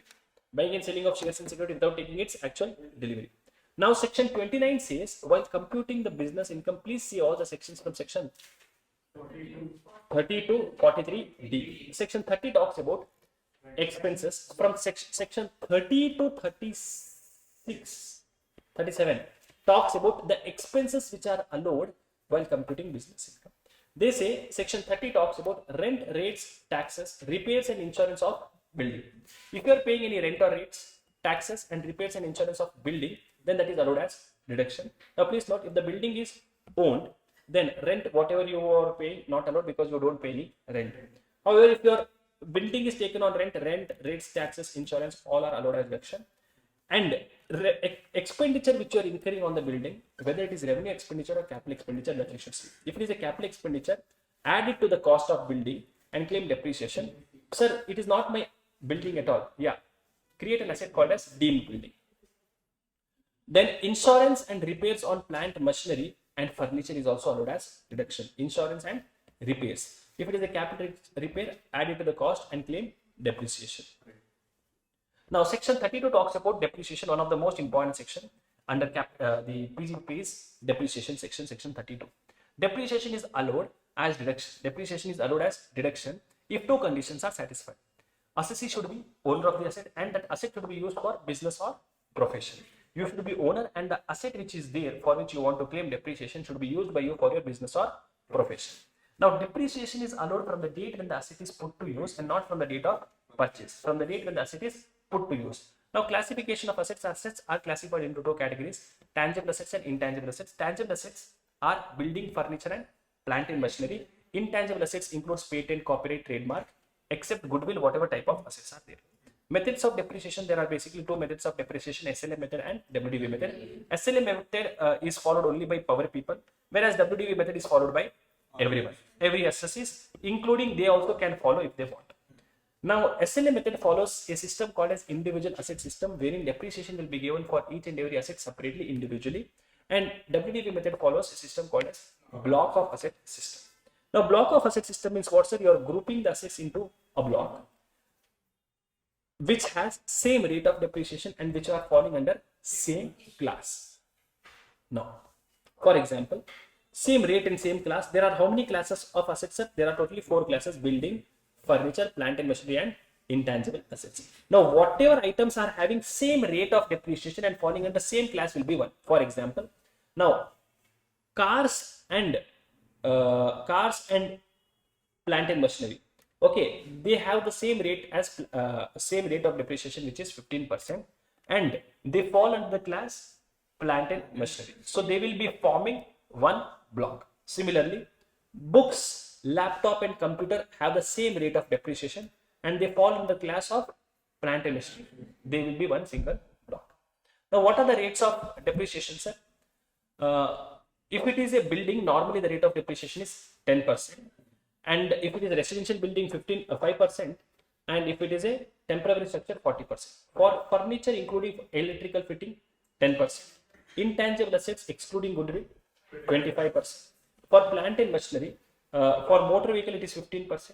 For shipboat, 20%. Aircraft, 40%. Pollution control equipment, 40%. Computer, 40%, including computer peripherals and computer software. And 40% for windmill, oil wells, 15%. Books and periodicals, 40%. All the types of plant and machinery, 15%. If there is an asset which you are not able to classify anywhere, treat it as plant and machinery and give 15%. Computation of depreciation, you should take opening WDV and assets purchased by you during the year. Now, whatever assets you are purchasing during the year, divide into 3 categories. At least asset purchased by you during the year, used for 182 days or more. Asset purchased by you during the year, used for less than 180 days. Asset purchased by you during the year and not used at all.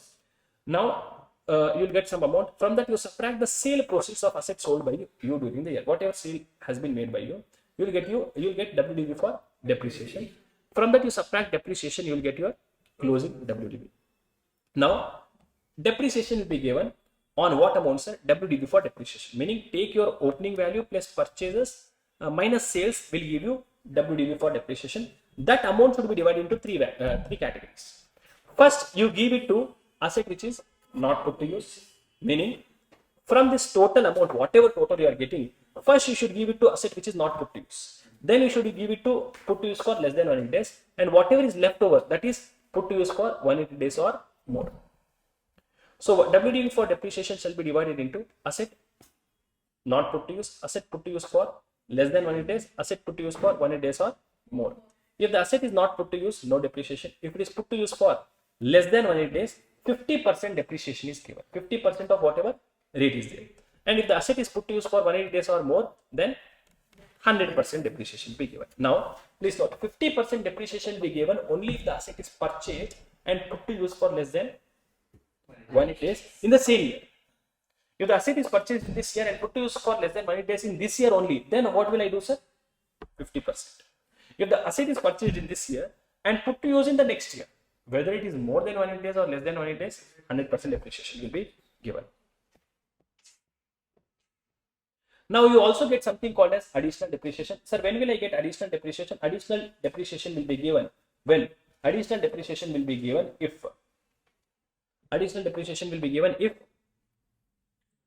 you are power people or manufacturing businessman.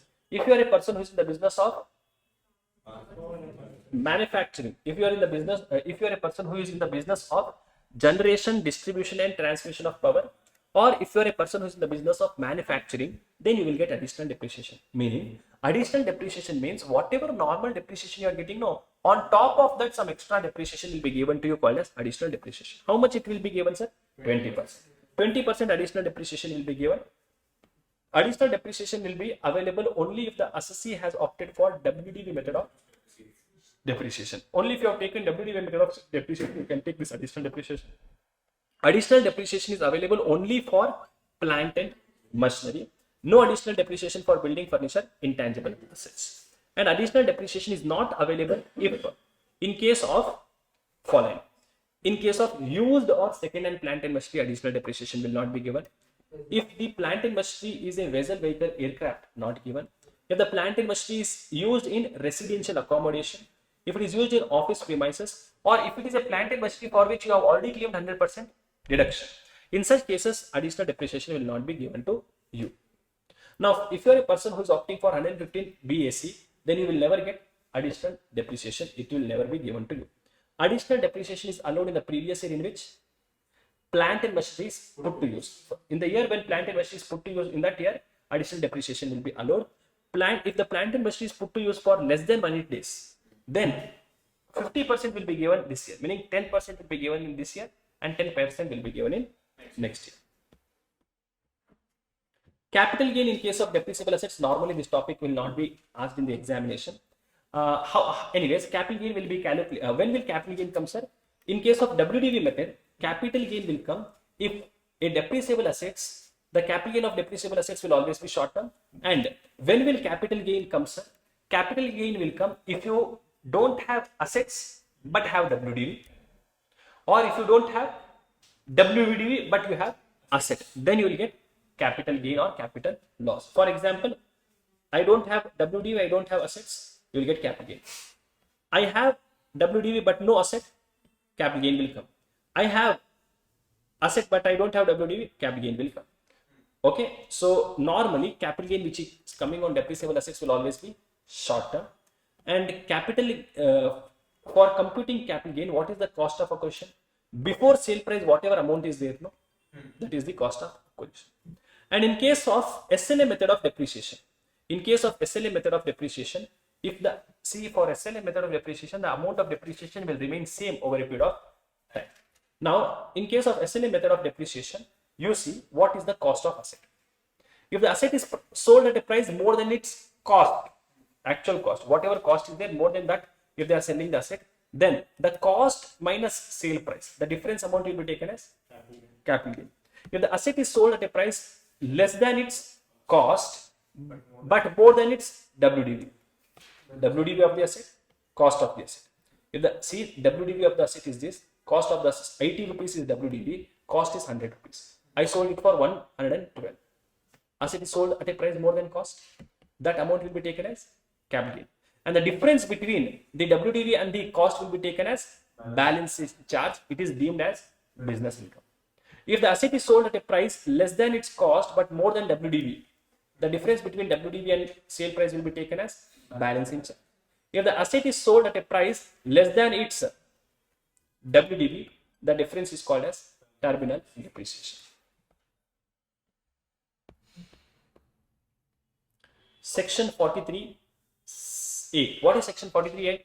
The consequences of change in exchange rate. So whenever you are purchasing an asset from outside India, there may be change in exchange rate. I mean, you have to make the payment in foreign currency. So in such cases, whenever you are making the payment, because of fluctuation in foreign currency, the price of the asset may increase or decrease. So what should I do when the price of the asset is increasing or decreasing? You should increase or decrease the value of your capital asset. In your books, you should increase or decrease the value of your capital asset, either the cost or WDV, whatever is there. So if you are paying more, add it to the cost. If you are paying less, subtract it from the cost.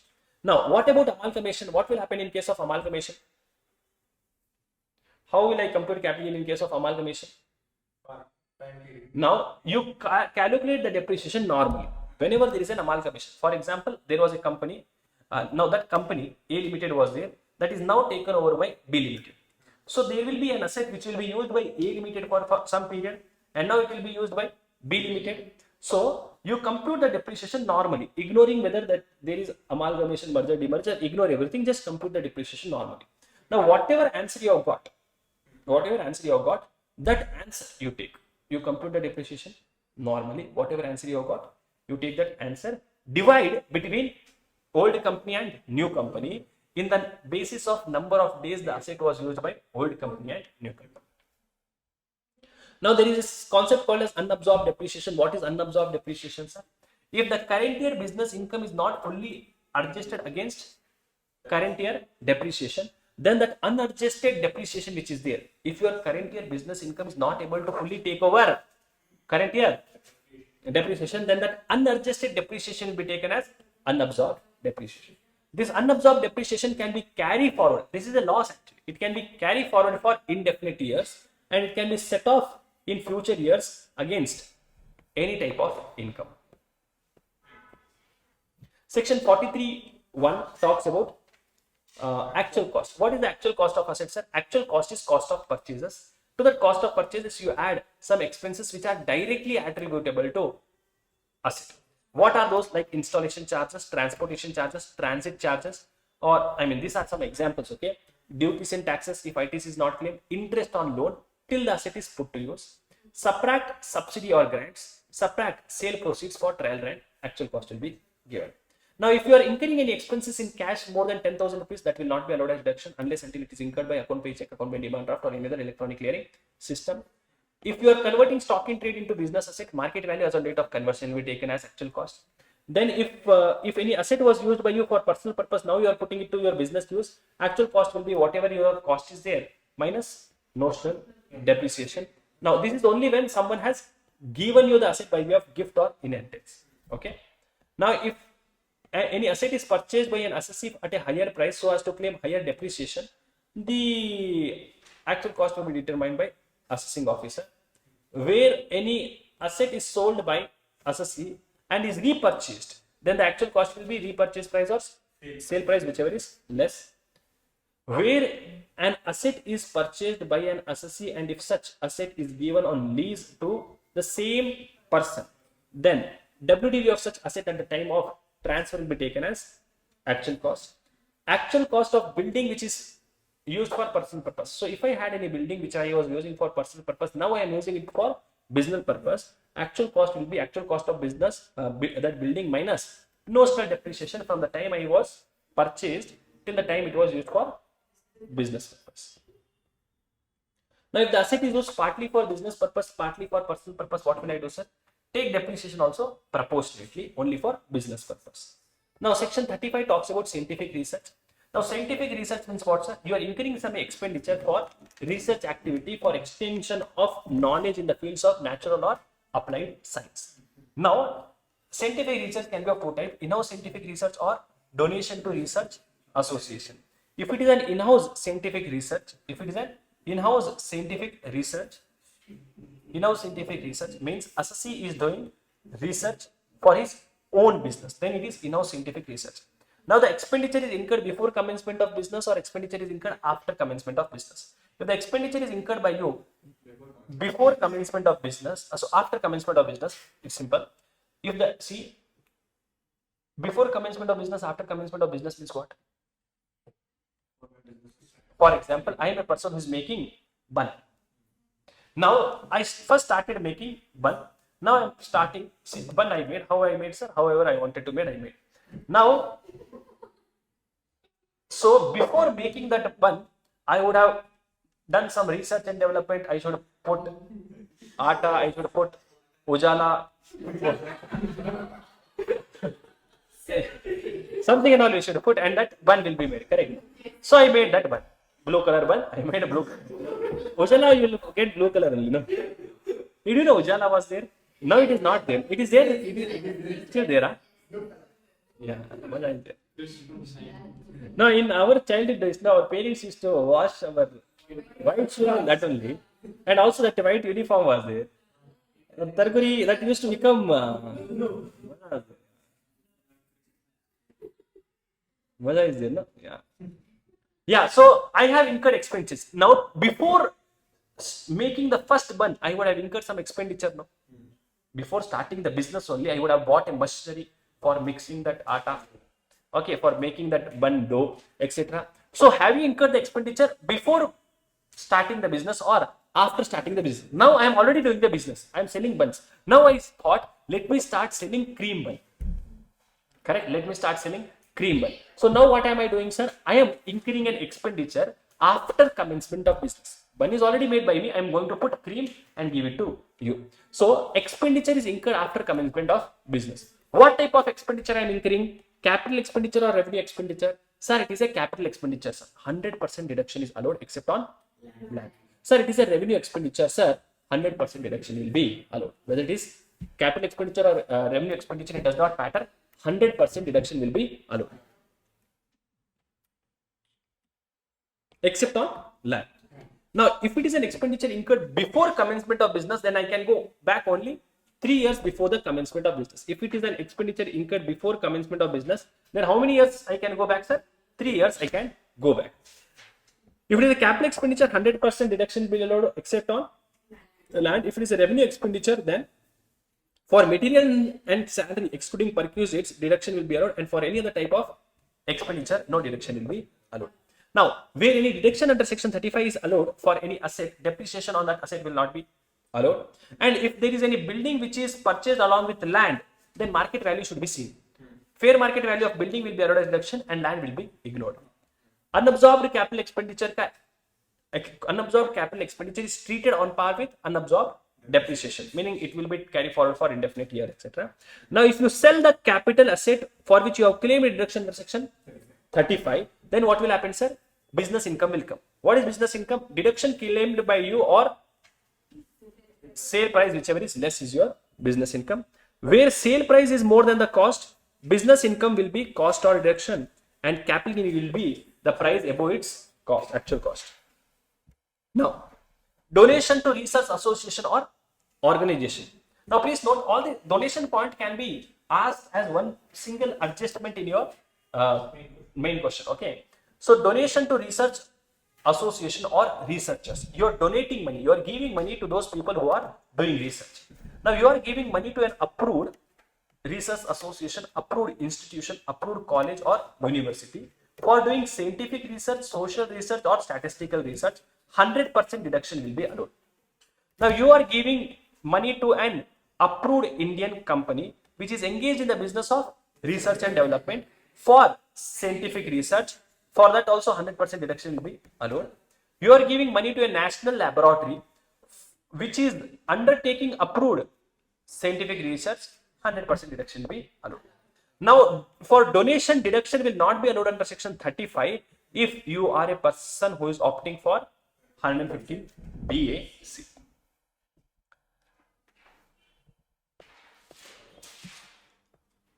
Now, section 35 AD talks about 14 businesses. There are totally 14 businesses, specified businesses.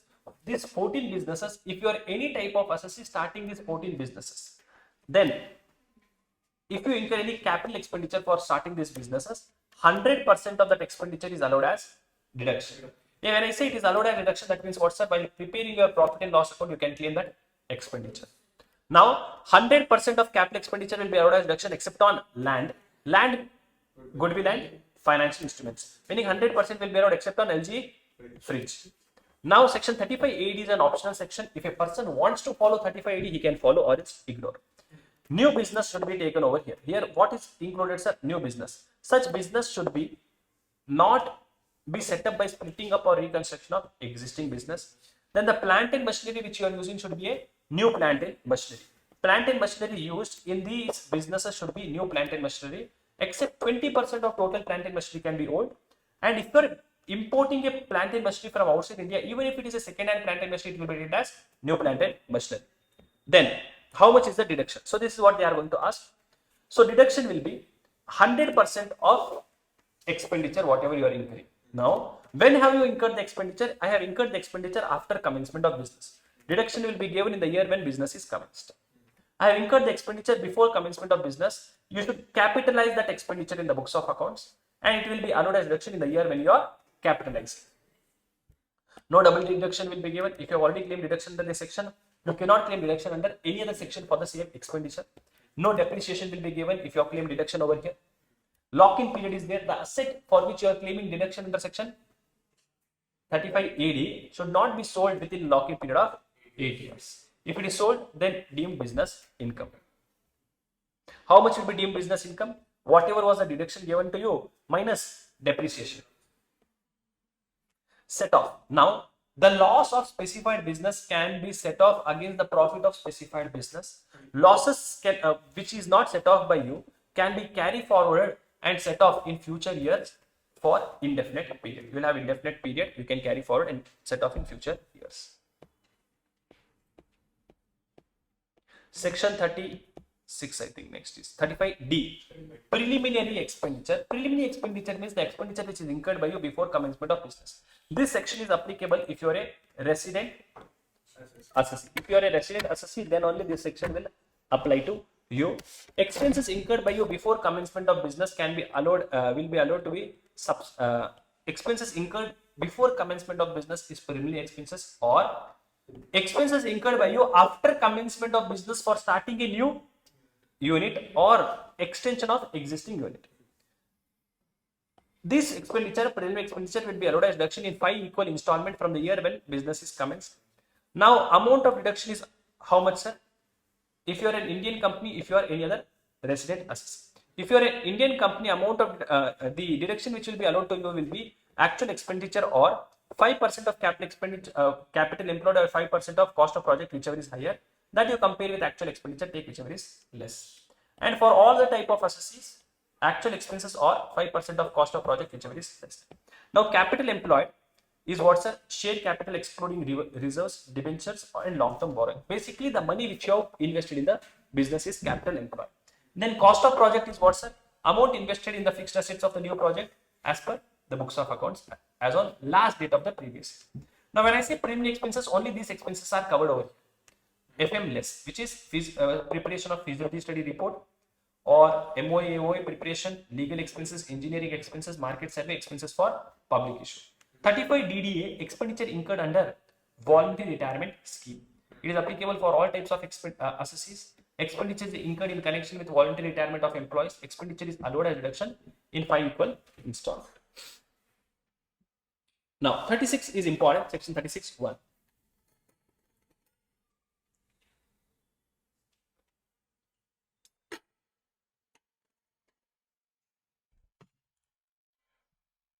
Section 36(1). Section 36(1). Insurance premium paid on stocks and stores and health of employees. If you are taking insurance on the stock, for example, Priya Sarees is taking insurance on sarees, I can claim deduction on that insurance premium paid by me. Similarly, if I am taking insurance on health of employees, employees are very important for me. If on health of employees I am taking health insurance for employees, I can claim deduction of that. It is allowed as deduction if it is the premium should not be paid in cash. Now I am paying bonus and commission to my employees. Is it allowed as deduction? Yes, subject to 43B. What is 43B telling? That expenditure should be paid within the due date of filing income tax return. What is the due date of filing income tax return? 31st of July or 31st of October. It should be paid within this date, then only deduction will be allowed. Then interest on loan. Any interest paid on loan taken for business or profession. If the loan is taken from bank, it can be scheduled bank, cooperative bank, public financial institution, state finance corporation, state industrial investment corporation, or NBFC, then deduction will be allowed if it is paid within the due date of filing income tax return. If the interest amount is paid within the due date. If you are taking loan from any other person, deduction will always be allowed whether it is paid or not. Discount on zero coupon bonds. Amortized over the useful life or zero coupon bonds on pro rata basis. Meaning whatever discount is there, meaning bond value is 1 lakh, I issued at 80,000. So discount is 20,000 rupees. That discount should be amortized over the useful life of bond. employer का contribution to employee का welfare fund. So if employer is contributing to recognized provident fund, approved superannuation fund, approved gratuity fund, statutory provident fund, or any other approved welfare funds, then deduction will be allowed subject to 43B, meaning that expenditure should be paid. If you are contributing to pension scheme of ETCCD, actual contribution or 14% of salary will be allowed as deduction. Now this was the amendment which we saw in the amendment class also. Okay, now employee ka contribution to welfare fund. Employee ka contribution should first be treated as income. It should be added to your business income, and then deduction be allowed only if it is paid within the due date of that respective act. Security transaction tax and commodity transaction tax will be allowed as deduction if you are in trading business. If you are purchasing any animal, then deduction will not be allowed. However, deduction will be allowed when the animal becomes dead or permanently useless. Deduction will be cost minus scrap value. Now, family pension only for Indian, not family pension, family planning expenditure incurred by you. Only for Indian company, this deduction will be allowed. Revenue expenditure, 100% deduction is allowed whenever you are incurring. Capital expenditure allowed in 5 installments. Bad debts is allowed as deduction. Bad debts, if it is related to your business, then only it is. I have given money to someone and I am incurring bad debts. Is it allowed as deduction? Answer is no. If it is loan related, not allowed as deduction. Provision for bad debts is never allowed as deduction. Condition for deduction. Debt should be treated as bad. Debt should be treated as income before treating it as bad, and the debt should be written off in the books of account. Recovery of bad debts is taxable as business income in the year when it is recovered. Then we have this explanation part. Section 37 talks about general deductions. This section allows deduction of all other types of business expenditure, provided condition is that expenses should not be covered under 30 to 36. Expenses should be wholly and exclusively for business purpose. Expenses should not be personal, not be capital, and it should not be an offense prohibited by law. Now, penalty for breach of law, not allowed. Breach of contract is allowed. Then life insurance is never allowed as deduction. Advertisement expenses is allowed as deduction, except where you put an advertisement in the newspaper of political party. CSR spend is not allowed as deduction. Corporate social responsibility spend not allowed as deduction. Direct taxes allowed as deduction. Indirect taxes is never allowed as deduction. Indirect taxes is allowed as deduction subject to 43B, meaning you should pay those expenditure. Now 43B talks about what, sir? Some expenses which are allowed as deduction only if those expenses are paid within the due date of filing income tax return. Which are these expenses? Flood bonus, meaning you are paying any fees. What fees, sir? F for is what? Fund. Contribution to fund. Statutory provident fund, recognized provident fund. L for leave salary you are paying. I for you are paying interest to scheduled bank, public financial institutions. R for you are paying money to any Indian Railway. T for tax duty cess you are paying, and bonus or commission you are paying. This will be allowed as deduction only if it is actually paid. Now above will be allowed as deduction. Sir, what if it is paid after the due date? If it is paid after the due date, it will be allowed as deduction in the year.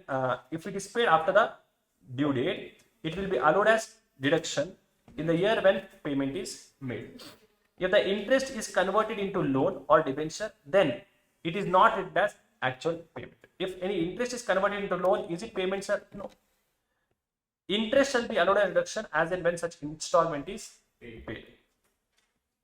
Now, with respect to payment made to MSME, here only micro and small enterprises are covered. A new point has been added. As per section 43B, any amount payable for and expenses to micro or small enterprises, if it is paid within the number of days agreed, which should not be more than 45 days. If that no agreement is there, you should pay it within 15 days. If you don't make the payment within that time, that expenses will not be allowed as deduction. That will be allowed whenever you make the payment. Section 40, expenses which are specifically disallowed. These 2 points are important. If you are paying interest, technical fees or royalty outside India, or to a non-resident or a foreign company in India, on which you have not deducted TDS or after deducting TDS that is not paid to the government within the due date of 130 annum. You have not deducted TDS in the previous year, or you have deducted but not paid the TDS amount within the due date. In such cases, that expenses will be disallowed 100%. If you are making any payment to a resident person for which TDS is not deducted by you, or after deducting TDS you have not paid the TDS, then 30% of that expenditure will be disallowed. Now, however, subsequently, sir, it will be disallowed in this year, but what if I pay it in the next year, sir? It will be allowed in the year when you are making the payment. Then, if you are paying any income tax surcharges, not allowed as deduction. Wealth tax, not allowed as deduction. Please note, 40 talks about expenses which are specifically not allowed. Then, if you are making a payment of salary outside India or to a non-resident person in India, if you have not deducted TDS in the previous year, or after deducting it is not paid within the TDS due date, then that expenditure will never be allowed as deduction. Even if you pay in future, it will not be allowed as deduction. Then, see, if you make any contribution to welfare fund, if TDS arrangement is not made, that deduction will not be given. And tax on non-monetary perquisites, if it is paid by employer on behalf of employee, not allowed as deduction. Now, 40A, 40B. 40A2, important section, they will normally ask this item. 40A2 is what? You are making any unreasonable or excess payment to your related person. Whatever excess payment you have made is disallowed. Who is a related person? For individuals, spouse, father, mother, brother, sister, linear incident, linear resident. And for HUF, members of HUF and their relative. For firm, partners and their relative. And for company, directors and their relative. Holding company, it is subsidiary company. Any person having substantial interest in the concern will also be treated as related person. Substantial interest means 20% or more voting rights. 40A3. 40A3 talks about what? 40A3 talks about payment in excess of 10,000 rupees. Payment made in excess of 10,000 rupees for single expenditure in a single day to a single person by any mode other than account pay check, account pay demand draft, or any other electronic clearing system, then such expenses will be fully disallowed. Okay. Now, please note this limit is 35,000 if you are making the payment to a transporter. Now, cash, bearer, check, cross check is not allowed as deduction. 40A7 says if you make provision for gratuity, I will not allow it as deduction. 40A9 says if you make contribution to any unrecognized or unapproved fund, deduction will not be allowed. Taxation of firm. Firm taxation, again, important point. Sometimes they may ask you question directly on this firm taxation. Taxation of firm, section 40A, 40B. Remuneration and interest paid to partners of partnership firm. Remuneration means what, sir? Salary, bonus, commission, or any other amount paid to them. Interest means interest on loan or interest on capital. Remuneration and interest is allowed as deduction only if it is authorized by partnership deed. Remuneration and interest is allowed as deduction, is allowed prospectively and not retrospectively. Okay, remuneration and interest. Remuneration paid to working partner is allowed, to sleeping partner is not allowed. Interest paid to working partner is allowed, paid to sleeping partner is also allowed, because interest is on money, remuneration is for work. How much is the maximum interest allowed as deduction, sir? It is 12% per annum. 12% per annum for each partner. So whatever interest is given in the deed, or 12%, whichever is less, will be allowed. How much remuneration will be allowed, sir? Remuneration allowed as per 40B will be, remuneration under section 40B depends on the book profit of the firm. How much is the book profit of the firm? The book profit of the firm is up to 6 lakhs of book profit. Whatever book profit, uska 90%, book profit 90%, or 3 lakh rupees, whichever is higher. And for excess amount, balance book profit into 60%. So you add both of this, whatever total you get is the total remuneration which can be paid by you. What is book profit? Book profit is net profit of the firm before remuneration. So you find the net profit of the firm before remuneration and interest. First, you find the net profit before remuneration and interest by applying the income tax law, all the provisions which we have studied. Subtract the interest as per 40B. Whatever you get is book profit. Now, income of the firm and partners. Whatever firm earns income, whatever profit is earned by the firm has to pay tax at a flat rate of 30%. And taxability of income earned by partners from the firm. Now, whatever share in profit the partner is getting, now partner will get money from the firm. Whatever share in profit they get, that is exempt under 10(2)(a). Partner will get remuneration and interest. Now the remuneration and interest which partner are getting, whether it is within the limit or more than the limit. If the remuneration and interest is within the limit of 40p, it is allowed as deduction for the firm and taxable in the hands of partners as business income. If the amount of remuneration and interest is more than the limit, then up to the limit of 40b is allowed as deduction for the firm, and that amount what is allowed for the firm is taxable in the hands of partners. And for whatever more than that limit is there, that will be disallowed for the firm and not taxable in the hands of partners. 41 talks about deemed business income, remission or cessation of trading liability, meaning if any trading liability which you had to pay, now the person whom you are supposed to pay the money says I don't want the money. So that is business income. Balancing charge in case of SLM method of depreciation. Sale of scientific research asset, recovery of bad debts. They are all deemed business income. Or if there is any brought forward losses of a defunct closed business, and if you recover some money today, then that will be deemed business income. There are two methods of finding, solving PGBP question. One is called as direct method, another one is indirect method. Direct method, what you do, sir? Direct method, what you do? You take the income, subtract expenses, that will be the business income. Indirect method, what you do? You take the net profit as per whatever is given in the question. Subtract whatever is allowed, add whatever is not allowed. Subtract the income which are taxable under other heads. Then add back expenses related to that other incomes. Add expenses debited to profit and loss account but not allowed. Subtract expenses not debited but allowed. Add business income which is not credited to profit and loss account will give you business income. This you will see from your mock test paper questions.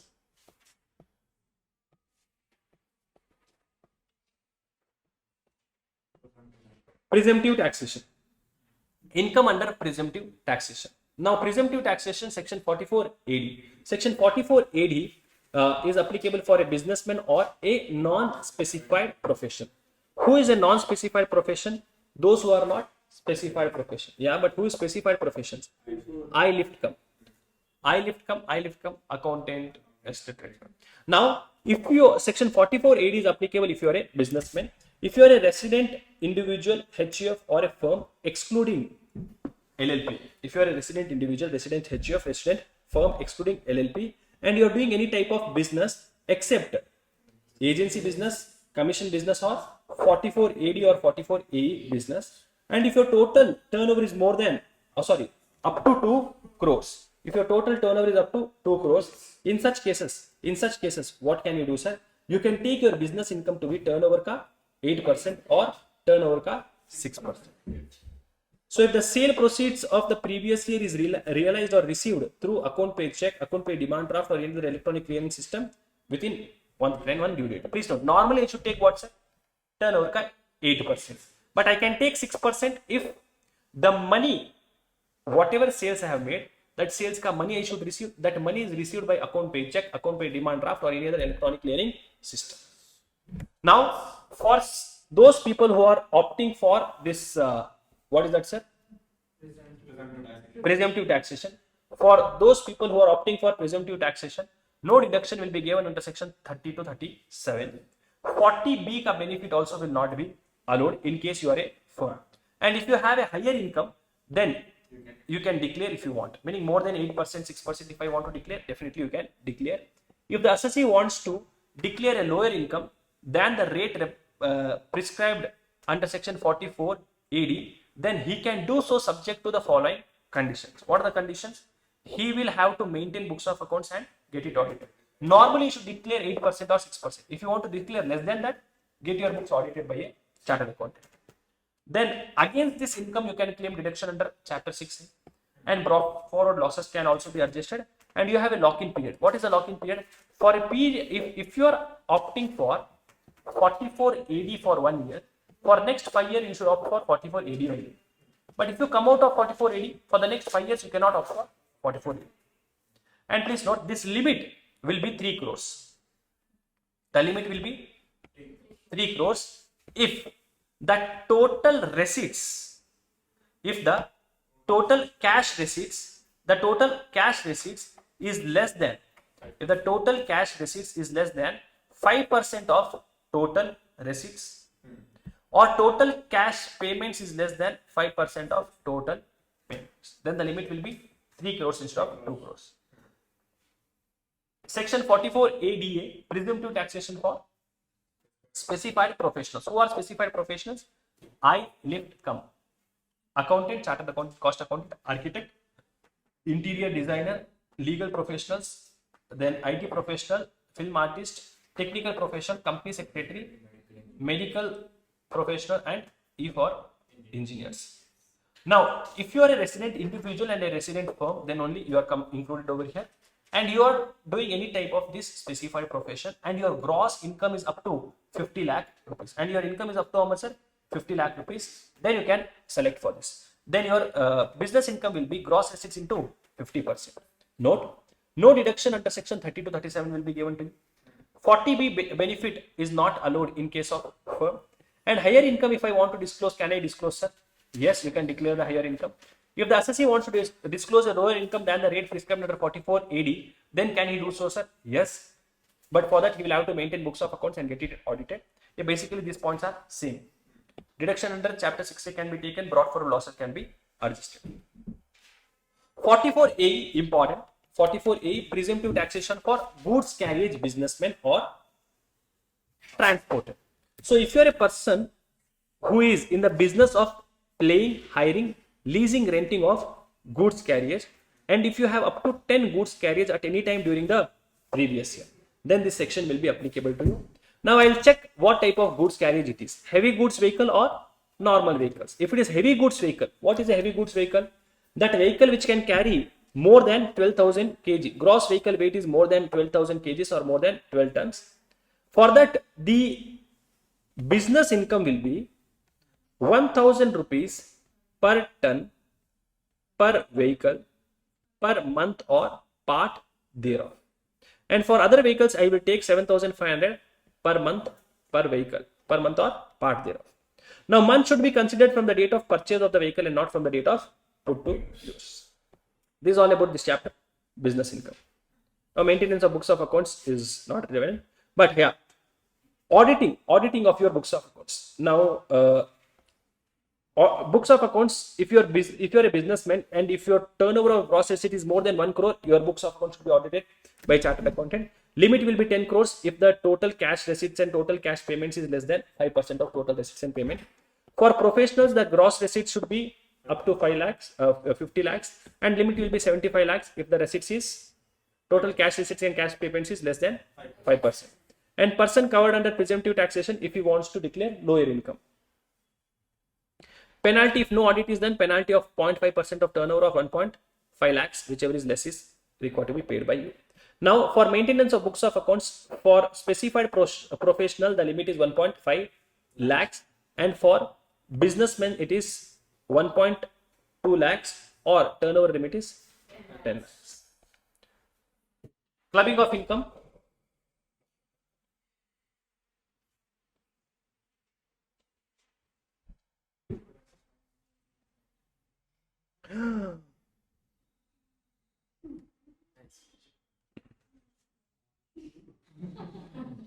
ಬನ್ನಿ ಒಟ್ಟು ಕೆಳಗಡೆ ಒಂದು question is only so big.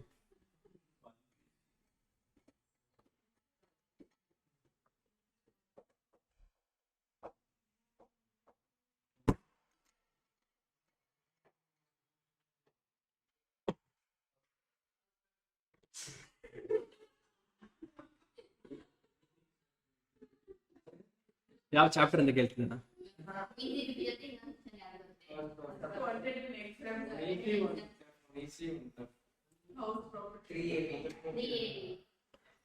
Hey, this question is big, Gube. Next attempt, you see, not even 1 page question it is. See, they have asked you to compute depreciation. Gube question. Anyways, from the following particulars of Sri Kote, for the year ended 31st March 2005, calculate his taxable income for the business. Opening stock purchases, salary is given, legal expenses, bad debts, rent, interest on loan, depreciation, income tax paid is not allowed as deduction. Custom duty is allowed as deduction. Outstanding custom duty. Yeah, outstanding means if it is paid, then only it is allowed as deduction. Advertisement expenses, legal expenses, contribution to unrecognized provident fund. You directly see, you can tell here only. See, depreciation, you should remove this and take as per income tax law. Income tax never allowed as deduction. Then outstanding custom duty is not allowed as deduction. Advertisement, legal, contribution to unrecognized fund is not allowed. Traveling expenses, general net profit, gift received, okay, import license, okay, and closing stock, sale proceeds, okay. In computing the income, the following facts: interest on loan is paid to brother of Sri Kote for loan taken for payment of advance income tax, not allowed as deduction. Now why? See, whatever amount is related to income tax is never allowed as deduction. Okay, so this is not allowed. During the previous year 2021, assessee had claimed 45,000 bad debts, out of which 35,000 was allowed. During the previous year, he received 25,000. How much will be taxable now? Now please note, that day I claimed 45,000, income tax officer allowed only 35,000. So can I say I would have paid tax on 10,000 rupees? I would have paid taxes on 10,000 rupees. Today I have recovered 25,000. On what I should pay the taxes? Because I have already paid the taxes on 10,000, I will pay only on 15,000 rupees. So recovery of bad debts, how much will be taxable, sir? 15,000 rupees will be taxable. Okay, this is an extra. This is a bad debts amount. This is recovery of bad debts deemed business income 15,000. Contribution to unrecognized provident fund was made within the time limit. I don't care. Not allowed as deduction. Legal expenses include 2,000 paid for preparation of income tax return. Not allowed as deduction. So from this 2,000 rupees you will add back. Stock is undervalued by 10%. Now please note this point which they give, no, that is one kind of mistake which normally student will get. We'll see that point later. Gift received was for supplier for achieving the sale target. It is okay, taxable. Outstanding custom duty was paid on 31st December. So not allowed as deduction. During the previous year, he comes to know that his former employer had embezzled cash of 5,000 rupees which was not accounted for. Meaning someone has stole the money. Loss, business loss. Someone has stole the money. He has stole 5,000 rupees. Business loss. So what will happen, sir? It was not accounted for. What will happen, sir? That loss you can claim it now. Traveling expenses include 50,000 rupees being cost to Singapore by an employee for 10 days. Only 8 days were for business purpose. 2 days maja panna. 2 days has been allowed as holiday of employee. So because only 8 days was business purpose, only 8 days will be allowed. 2 days. So 50,000 into 2 by 10, which is 10,000 rupees will be disallowed. Rent includes expenditure for on extension of, what is this? Shed in rented building. Extension of shed, can I say this is capital expenditure? So what should I do, sir? Claim depreciation. However, such extension is completed on 1/5/2025 and total cost is 50,000 rupees. Gotcha. So from this rent, whatever rent is there, rent includes expenditure on extension of shed. Okay, expenditure amount is how much? 26,000. So from rent I should subtract 26,000. I can claim only 24,000 rent. General expenses, so big question now. General expenses include 1,200 rupees paid to domestic servant. No, not allowed as deduction. Why? Personal expenses. A domestic servant means Charan, you are made compensation of 2,000 rupees paid for retrenchment of employment. Retrenchment compensation. Oh, okay. Now we'll see. What I'll do is I'll see if I can do something in life. No, solving and all this. How if you start solving, then 2 years you'll lose this one. Just imagine what will we do in exams. 2 years illే ಮಾಡಿದ್ರೆ exam ಅಲ್ಲಿ ಮಜಾ ಮಾಡಿ ಅಷ್ಟೇ.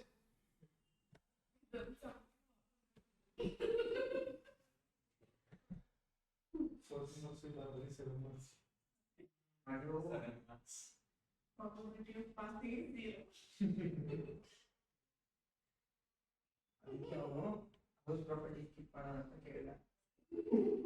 Hey, beta, हमको. Hey, you should not skip this topic at all.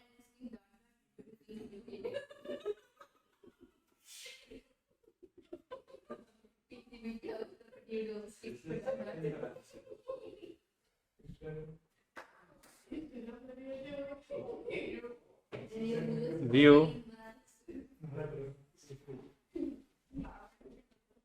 ಅಯ್ಯೋ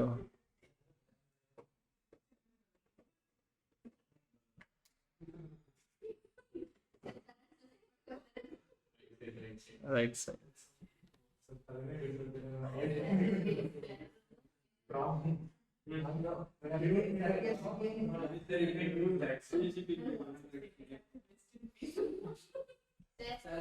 yes sir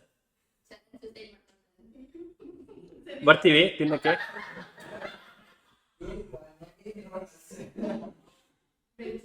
ಇಲ್ಲಿ veg 3 ದಿನ ಆದ್ಮೇಲೆ ಬೇಗೂರು ಊಟ ಇರುತ್ತಲ್ಲ, ಅದು ಮದುವೆ ಆದ್ಮೇಲೆ.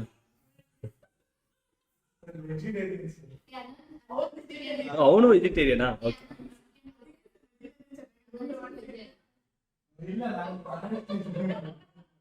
ಓಕೆ, ಹಿಂಗೆ ಪಾರ್.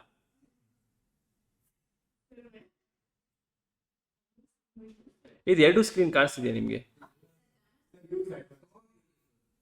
Which one? On the left corner.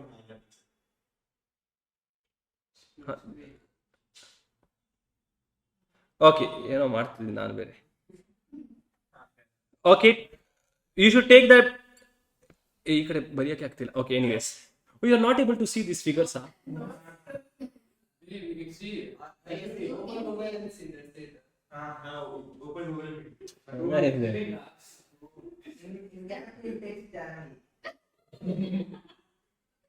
Now you are able to see what you are able to see.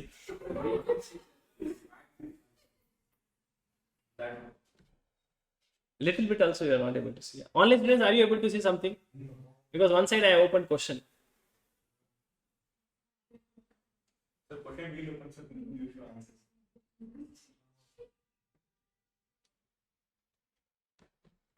Online students ಏನು ಮಾಡೋಣ?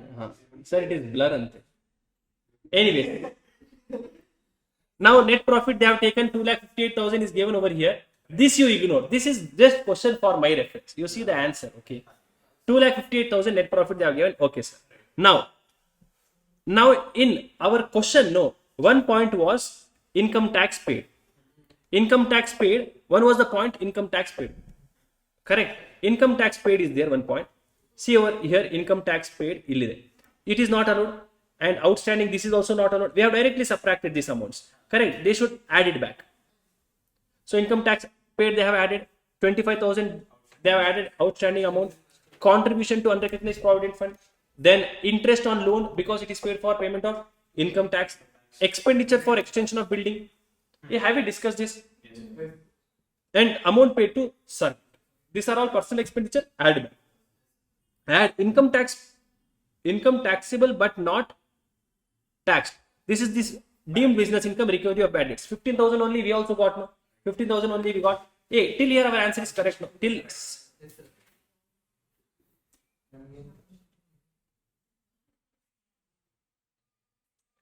here our answers are correct.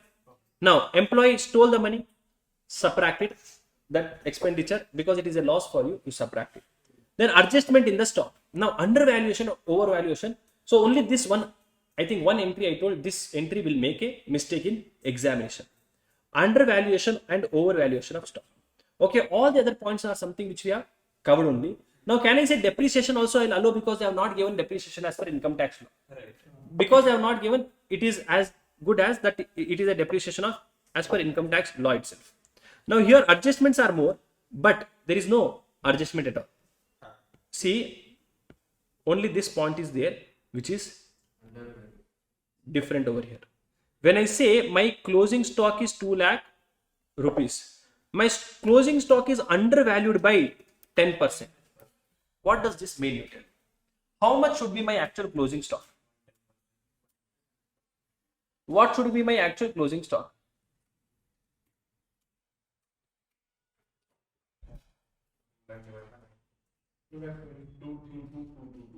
Now 2 lakh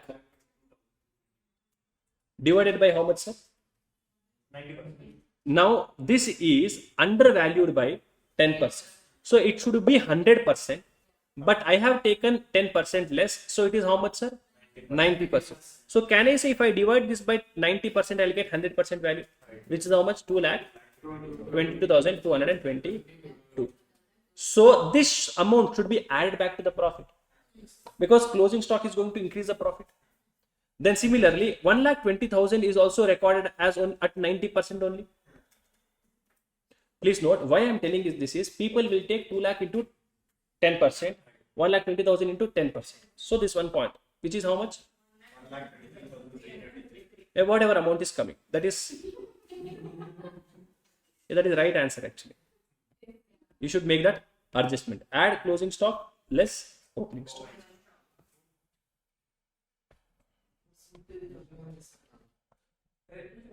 Huh? For exchange, adjustments, this one they have given us. But nothing is there. I mean, they have just given everything, but those all are allowed. How to make you skip a topic? They engaged in manufacturing of chemical. Please note, they will not tell you I am a gube. You should only understand that he is a gube. Sir, gotagilla sir.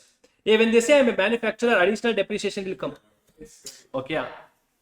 Furnishes the following particular in the Kolkata manufacturing unit. Opening WDV they have given. Depreciation for last year they have given. WDV of plant and machinery including additional depreciation for the last year. Now this amount is after depreciation or before depreciation.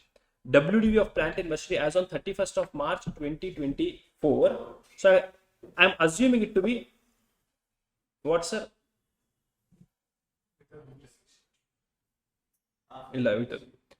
This is before depreciation. So net amount after depreciation will be 25,25,000. New plant and machinery purchased. New plant and machinery purchased. This is more than. This is less than. Computer purchased. Okay, 4 lakh rupees. So this will be taxable at 40%. This will be taxable at 15%. 2 blocks should be created. Okay. Yeah? All assets were purchased by account pay checks. Okay, assets were put to use immediately. New plant and machinery purchased on this date and computer was installed at office. So can I say on this and this, no additional depreciation? During the year 31st March, a new plant and machinery had been purchased. During the year ended 31st March, a new plant and machinery was purchased on 25th of October 23 for 10 lakhs. Additional depreciation besides normal depreciation has been claimed thereon. So how much additional depreciation he would have claimed on that? 20%. But because it was put to use for less than 9 days, in that year he would have claimed only 10%. So balance 10% I will claim now, meaning 1 lakh rupees I will claim this year. The depreciation rate for plant and machinery is 15%, and I know that. The assessee has no brought forward losses. Okay. Compute the depreciation. Very easy question. Again, easy, no. Opening WDV less last year depreciation. So what is my opening balance? 25 lakhs 20,000. No opening WDV for block number 2. Assets purchased by me during the year. Correct. I'll take assets purchased by me during the year, and computer was purchased by me during the year. There is no information about assets sold by me during the year. I am getting WDV for depreciation. WDV for depreciation is how much? 43.25 and 4 lakhs. This is clear. Huh? Now, have they provided that whether he is shifting? Okay, they have told you find under both the methods. Under both the methods, if you are a person who is opting out of default regime, then can I say only normal depreciation on this? On this, how much you will apply? No, 15% Allah. Here you should take only half of 15%, 7.5%. For this you will take 15%. Tell me fast what is the answer? 35.25 into 15%.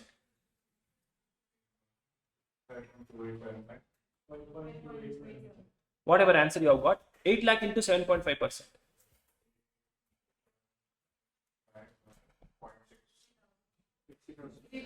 60,000. Huh? What is the answer? Under default regime, what is the answer? 8 point? 5.8875 you are getting, 5.9 they have taken, which is correct, I think. So for what is that, 4 lakh rupees, whatever you have purchased. No, one more thing, computer ka depreciation is 40% of 4, 1.6 yeah, less than 8 days, so 80,000. 80,000 is the depreciation. And can I say the depreciation will be same plus additional depreciation you will add for? You will add additional depreciation. Evlo additional depreciation you get? So normal depreciation is 5.29. Add current year 10 lakhs ka 20%, 2 lakhs. And last year ka 1 lakh rupees is required to be added. So 3 lakh is the additional depreciation. Total additional depreciation which you are going to claim is 8.89 lakhs.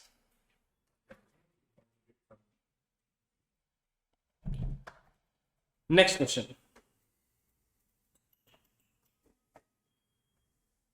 Okay, go back question there.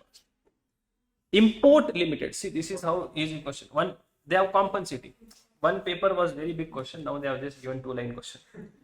Important limited is power generating unit.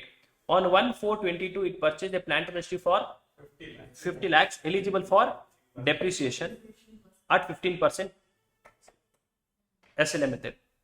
Compute the balancing charge, terminal depreciation. Now first you find the WDV during this year. So what is the opening WDV? 50 lakhs, 21/22, 1 year, which is 5 lakhs.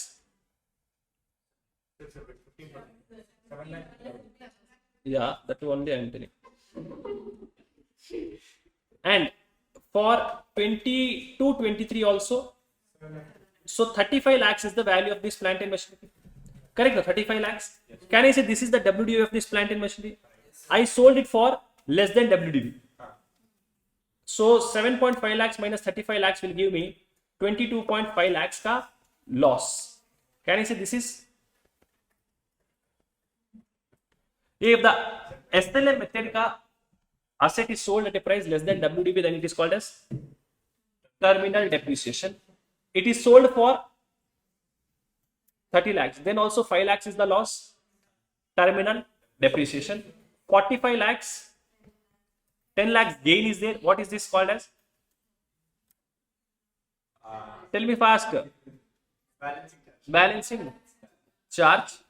Balancing charge. And if it is sold for 55 lakhs, can I say 2 arrow marks? Balancing charge is 15 lakhs is balancing charge. And 5 lakhs is capital gain. So 27.5 plus 27.5. Yeah, that is what I wrote. No, I know that 2 is looking like 7. See, this is 7. You don't understand. 27.5, then 5 lakhs terminal depreciation, 10 lakhs. Whatever I have written is correct. No. Yes. Yeah, I'll write. Hey, this is again time pass depreciation question. Admissible depreciation or capital gain or loss. Return on value of building A and B is 2,50,000. Cost of building C purchase is 3 lakhs. If all buildings are sold for 6 lakh rupees, then you will get a gain of Minus 50,000 rupees. Is short-term capital gain. If A and B are sold for 5 lakh rupees, then nothing is there. 50,000 pay depreciation you will get. for C we can Yeah, whatever asset it is, you can claim depreciation for 50,000. 10% into 50%. 2,500 rupees is the depreciation. And if only A is sold for 50,000, no problem, you will get depreciation.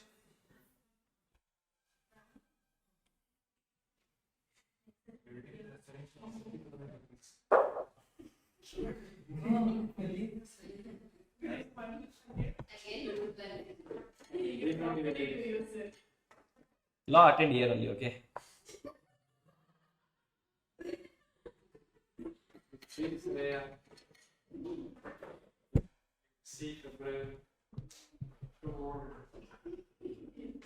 February you will propose another one.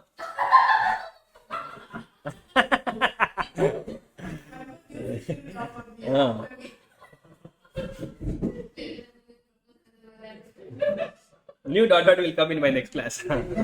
Person is same, yeah.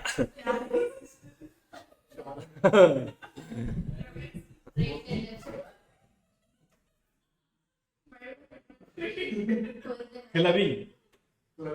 There is one movie of that hero now, Vijay Sethupathi, Double Trouble. ఆతు వాకులా రెండు కా రెండు కా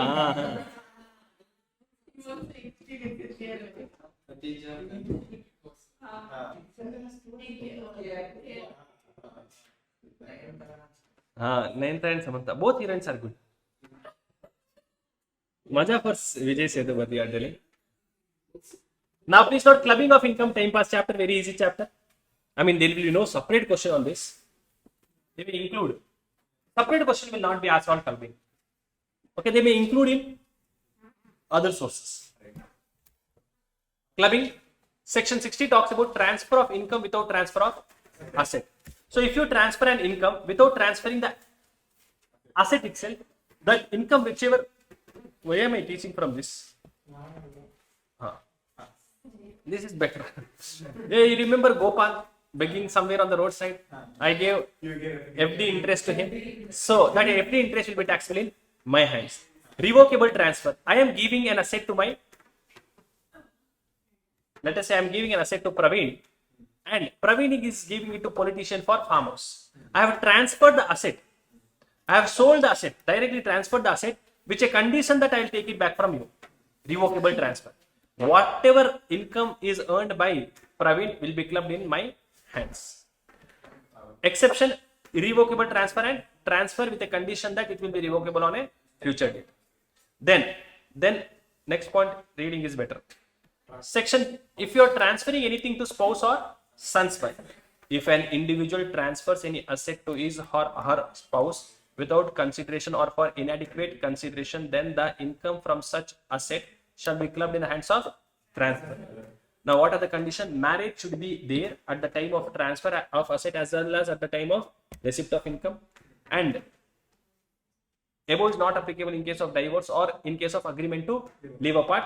And if any amount has been given to spouse, and if the same amount is invested by the spouse in his or her business, then the clubbing provisions will be applicable if the amount is included in the capital as on 1st April of the previous year. If you remember, we discussed that if I take money from my wife to do business, if that money is included in the opening capital, then only whatever amount of profit I have earned will be shared to my wife.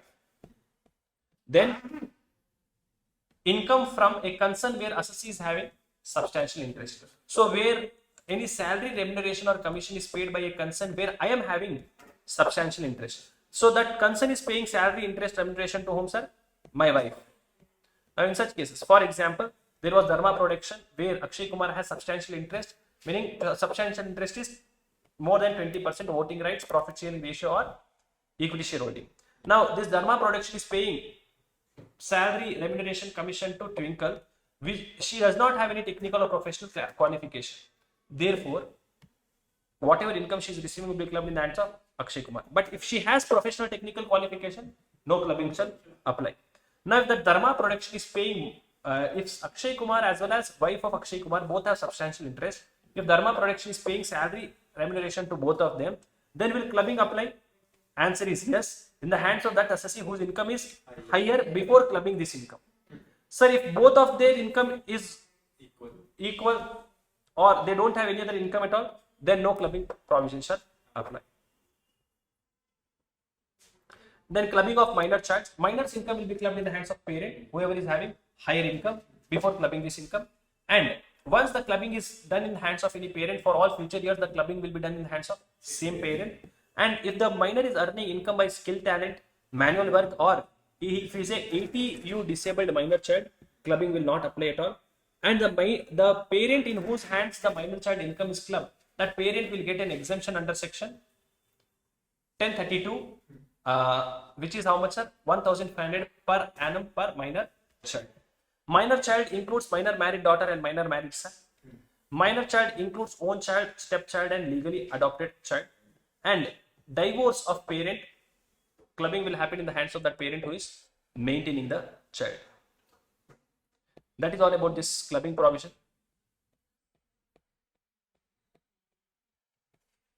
Then we have set off and carry forward. Set off means what? Adjustment of losses against income. Now we have intra-head set off, inter-head set off. Intra-head means solving your own house problem. Inter-head means solving other people's problem. Carry forward and set off means whatever losses is not set off in the current year, I am going to take it for future end and adjust in that year. Now, intra-head set off, one by one I will discuss very fast. Salary, can I have a loss under salary? So setting off one salary ka loss with another salary ka income is not there. Not possible. Why? Its loss only is not there. House property, can I have a loss of one house property and income for another house property? Can I set off it? Yes. Then business income, normal business loss can be set off with any business income. Speculation only with speculation, specified only with specified. Capital gain, long term can set off short term as well as long term, but short term capital loss can be set off with long term and short term. Long term capital loss can be set off only with long term capital gain. Then income from other sources, exempt income ka loss can be set off only with exempt. No, it cannot be set off only. What is it? Yeah. Casual income ka loss cannot be set off at all, including casual incomes. Loss from owing and maintaining can be set off only with owing and maintaining, and any other loss of house property can be set off with any other taxable income of other sources. Inter-head set off. Can salary adjust other people's losses? Yes, except business loss. Can house property adjust other people's losses? Yes. House property loss, can it be adjusted with others? Yes. Maximum 2 lakhs. Can business adjust other people's losses? Yes. Can business loss be adjusted by others? Yes, except salary. However, speculation and specified can be done only with speculation and specified. From capital gain losses under head capital gain. Capital gain loss, can it be adjusted with other people? No, never. But other people losses, can it be adjusted with capital gain? Yes. Other sources ka loss, any head ka loss can be adjusted with other sources, but other sources ka loss can also be adjusted if you have any. But exempt loss and casual loss can never be adjusted. And normally unadjusted losses of a current year will be taken to next year, but you cannot take other sources ka unadjusted loss to future years unless until it is loss from owing and maintaining resource. Now, if the current year loss is not able to fully be adjusted, you will carry forward the loss of future years. Now, in future years, you are going to adjust them, correct? Whenever you are carry forwarding any loss, in future year, it can be adjusted only with other taxable. No. If there is any loss in the current year, okay, and you take it to future year, can you adjust that loss in future year? Yes, under same head of income. Okay, so house property loss can be carried forwarded for 8 number of years, and in future you can adjust with house property income only, and you don't have to file loss return for carry forwarding this loss. Business loss, normal business loss can be carried forwarded for 8 years, and if you want to carry forward the loss, you should file a loss return. And what is this? It can be adjusted with any type of business income. It can be adjusted with any type of business income. Then speculation loss can be set off only with speculation income. It can be carried forward for 4 years, and filing of loss return is mandatory. 35 AD business ka loss can be carried forward for indefinite period and be adjusted only with specified business ka income, and loss return is mandatory to carry forward the loss. Then long-term capital loss can be carried forward for 8 years and adjusted only with long-term capital gain, and filing of loss return is mandatory. Short-term capital losses can be carried forward for 8 years and can be adjusted with short-term or long-term capital gain carried forward for 8 years. Loss from owning and maintaining resource can be adjusted with owning and maintaining resource income, and can be adjusted, can be carried forward for 4 years, and loss return is also mandatory. Unabsorbed depreciation can be carried forward for indefinite period and adjusted under any income except salary. No need to file loss return. Order of set off is what, sir? First solve your own home problem, then go for other people's problem. Then business loss, first you do the current year adjustment, then do the brought forward loss adjustment. You cannot set off any losses against undisclosed income.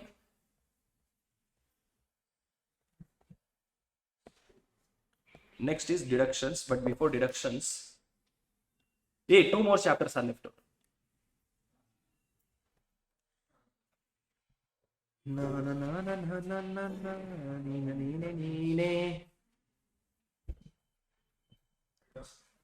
Now, hey, compute the gross income. Income from house property, loss from house property, income from house property. Can I adjust this? Hey, can I solve this? Hello. Hey, there is 3 house properties. One is given 1.5 lakhs, 2 is giving 1.6 lakhs. So 10,000 is my net. Income from other sources 1 lakh. It is taxable. Losses under section 22, which is nothing but losses under the head house property of last year. I will take it in this year. Can I adjust with this 10,000? Yes, sir. So my current year house property income is 0, and I will have to carry forward 20,000 loss. Losses under section 56, brought forward losses can never be. 56 means other sources. Other sources ka losses can never be. It can never be carry forward except owning and maintaining. So what is the current year's income, sir? This income from other sources. Correct, huh? Carry for 20,000, ignore that one. Here it is given, no, here only. They have written some notes in life.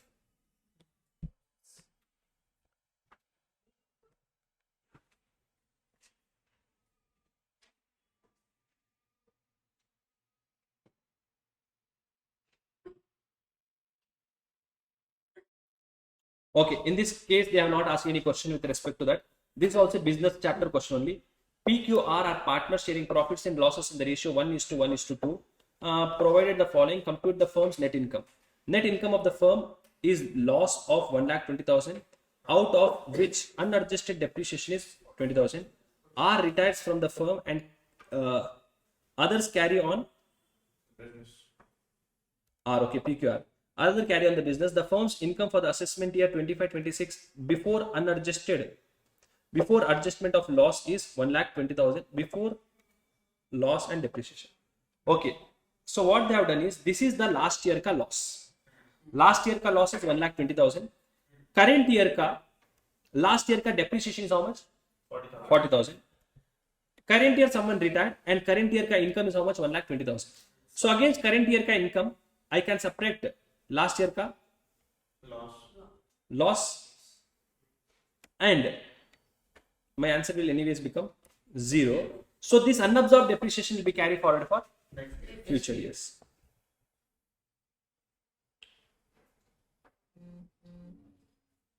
Oh, this includes 40,000, huh? Out of which unadjusted depreciation is 40,000. Okay.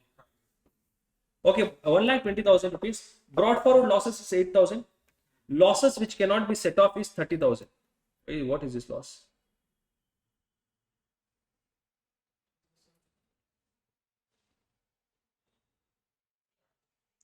PQR. R means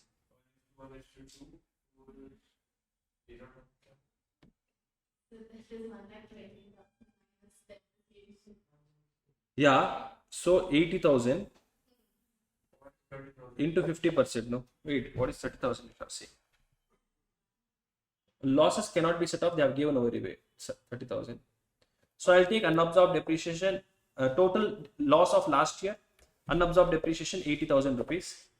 Now share of A in the loss is 40,000. Okay. Share of R in current year loss for the 2 months. 1,20,000 into 1,20,000 rupees into 2 by 12. How much is it? 20,000. Into his share is half. So, okay. That is how they got 30,000. Have you understood this point? See, what they are doing is, last year because one of the partner is retiring, his share in last year loss cannot be adjusted. It cannot be adjusted, so they are just removing that also. So only 50,000 out of 80,000 loss of last year, only 50,000 will be adjusted. Unabsorbed depreciation will be adjusted. Total income is 30,000 rupees. Have you understood this question? I'll repeat once again. Total 1,20,000 is my current year's income. My last year ka loss is 1,20,000, which includes depreciation of 40,000. I'll remove the depreciation. How much is my loss? 80,000 rupees. In this, the one of the partner is retiring. His share in the loss is 30,000. That share I am subtracting. Sir, but he has 50% share, no, sir. Sir, his profit share ratio is 2/4. Yeah, but he is retiring in middle of the year. So current year ka only some share of profit will be given. So current year ka profit is 1,20,000. This is for full year. So for 1 month, how much is it, sir? Can I say 10,000 rupees? Into 2 months, 20,000 rupees. So they have taken 20,000 rupees is 2 months ka profit, in which his share is how much? 2/4, which is half, 10,000 rupees. So that is how they got this 30,000 rupees. They have taken what, sir? They have taken half of 40,000 plus 10,000. 30,000 rupees is a loss which cannot be subtracted by you. Okay? So his date of retirement is given in the question. Yeah, that is given. No, that is given. 40,000 rupees is 40,000 rupees is the law unabsorbed depreciation which I'm what is that? Set offing. Therefore, my balance income is 30,000 rupees.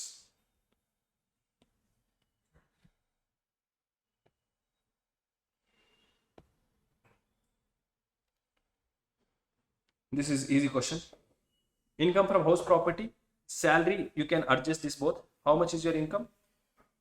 Income is 0 and loss to be carried forward will be 50,000. This loss, ignore. Taxable income is 35 lakhs. He has opted for old regime. So 3.5 lakhs is your taxable income.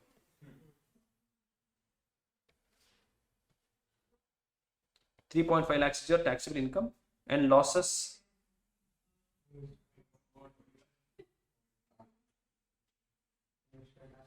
Gross total income is this. Casual income cannot adjust anything.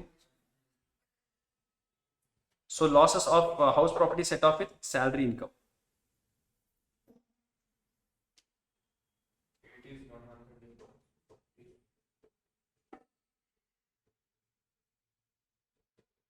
Okay, what they have done is instead of set, so here what they have done is they are set off.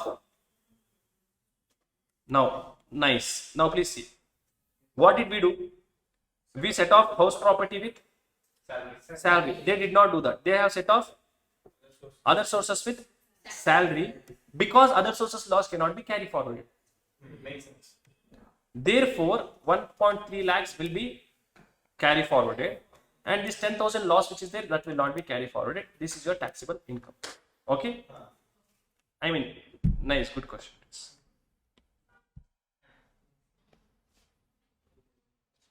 Yeah, this is same question. This year they have asked same question. Everyone is telling makes sense, as if they are some very good advisor. Makes sense. Makes sense.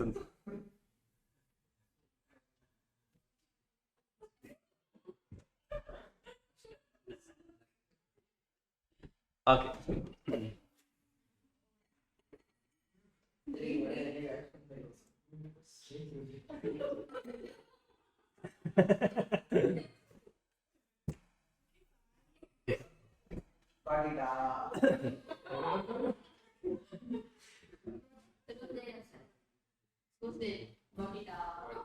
I don't know. Whose dialogue is?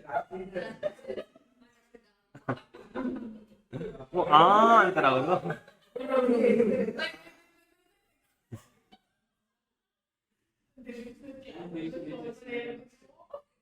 ಅಲ್ಲ ಅವ್ರಿಗೆ ರೇಗಿಸ್ತೀನಿ ಬೇರೆ ಜಾಗದಲ್ಲಿ ರೇಗಿಸಿ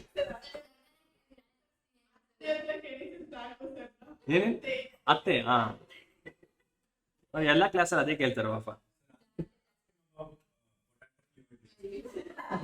potato flavour ಲೇಸಾ ಲೇಸೆ potato ಅಲ್ವಾ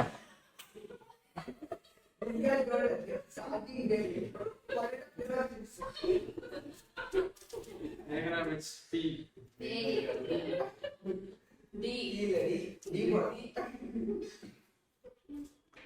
Deductions.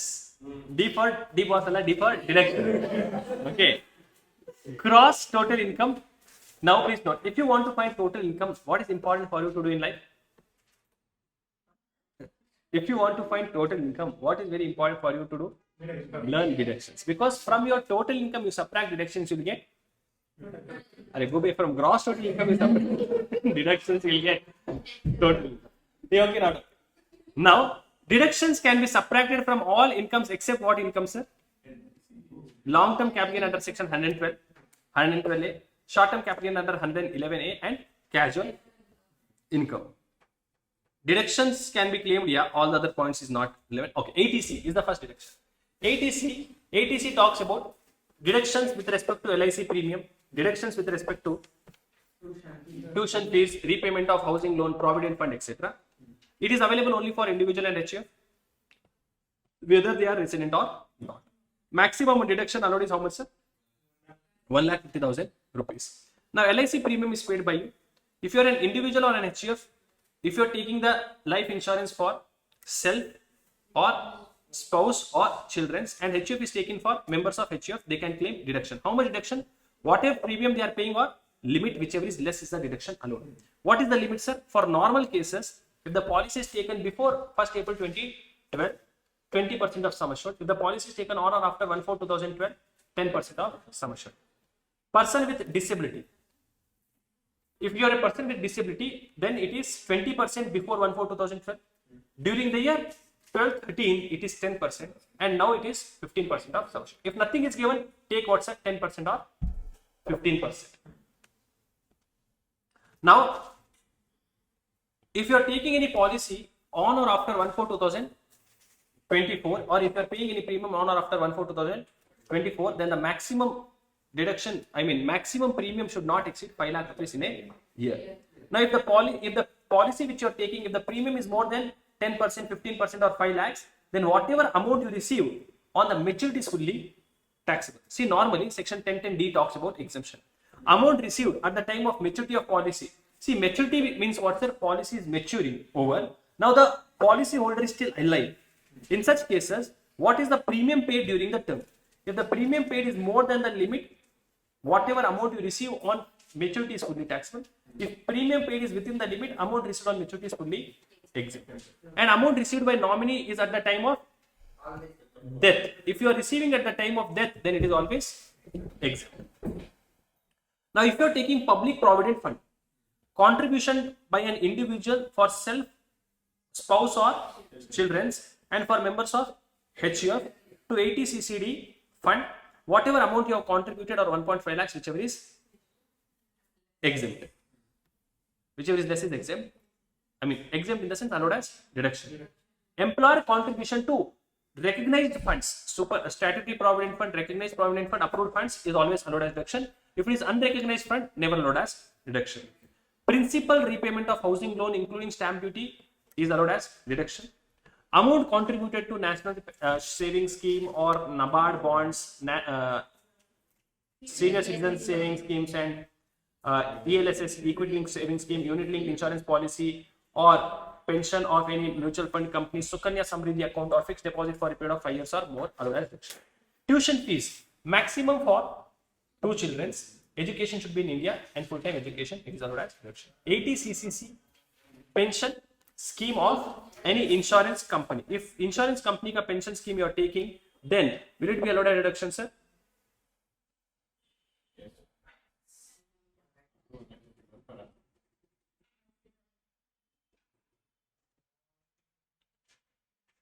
ATCCD pension scheme for LIC. What is the ATCC pension scheme? If you are an individual, contribution is made to any pension scheme of life insurance corporation or any other insurance combination, maximum deduction allowed. Yes, sir. Yes, sir. Yes, sir. Yes, sir. Yes, sir. That's what I also asked. No. Yeah, it is correct, sir. Yes, thank you, sir. Tomorrow we'll have class from 1 to 6. Morning I have 3 hours recording. I'll come here only, but I'll have to take that other class, online class. ATCCC. I have EA, some other subject only. No, recording on but I have to take on the. Or it's, we'll do it in the morning. Till 1 second. One second. Okay. So it's better morning than 6. 600 comes. Before opening. Hello. Hello. Sir, you do it ulta, sir. Students are telling, sir, you take our class in the morning and then do EA in the afternoon. So you do one thing. Tomorrow is third Saturday. Third Saturday, that means you take from 7:30, sir. No, 8 o'clock you take. 8 to 1 for CA. CMA.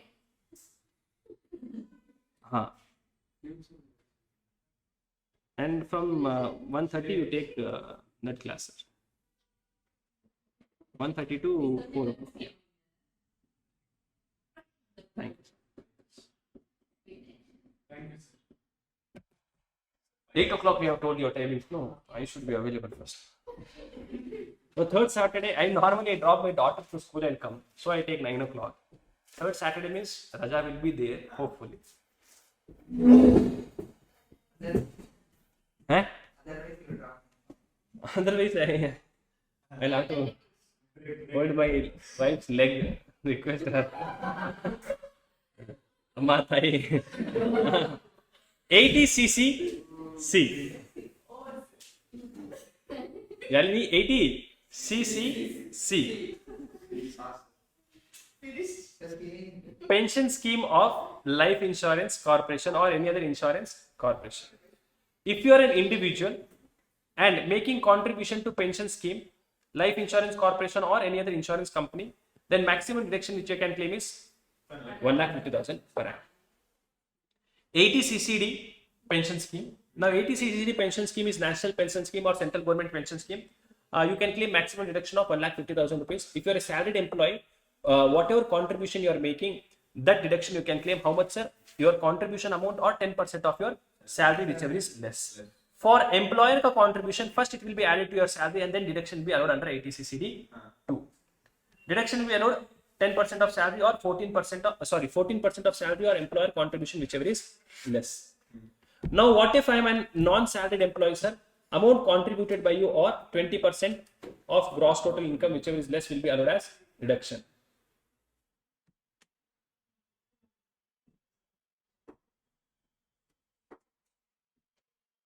One second, I'll just tell.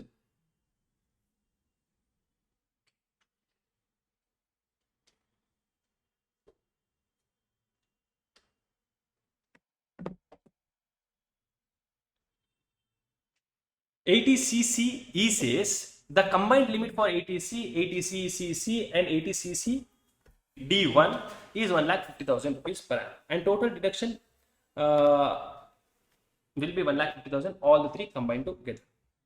Next, 80D. 80D is important, 80C is important, 80D is important.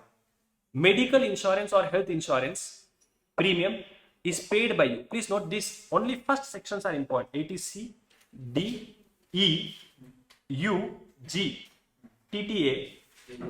No, J, no, that. 80D, medical insurance or health insurance premium you are paying. If it is paid by any mode other than cash, then only allowed as deduction. Central government health scheme you are investing money, or you are taking any preventive health checkup or medical treatment you are doing. If you are an individual, who can do, sir? For individual can do it for himself, spouse or children's, HO for members of HO. How much is the limit? Now here limit is separately given for individual, spouse and children as well as parents. For individual, spouse and children, the limit is 50,000. For parents, separate limit is 50,000. If anyone among you is senior citizen, extra 50,000. If your parents, anyone is senior citizen, extra 50,000 rupees. For preventive health checkup, you get 5,000 rupees. 80 DD. Your dependent is disabled. If your dependent is disabled, then if it is a normal disability, 75,000. If it is a severe disability, 1,25,000 deduction you can claim. Severe disability means the disability is 80% or more. Now please note here, if your dependent is disabled, whether you are maintaining him or not, it does not matter, you can claim this flat deduction. However, if a assessee himself is disabled, then he himself can claim deduction for himself under 80U. How much, sir? For normal disability, 75,000. For severe disability, 1,25,000. 80 DDB, not important. 80E. If you are taking any higher education loan and if you are paying interest for that higher education loan, whatever interest you are paying for 8 years continuously, you can claim the deduction. Every year you can claim the deduction. Now the education should be after 12th standard for self, spouse or children.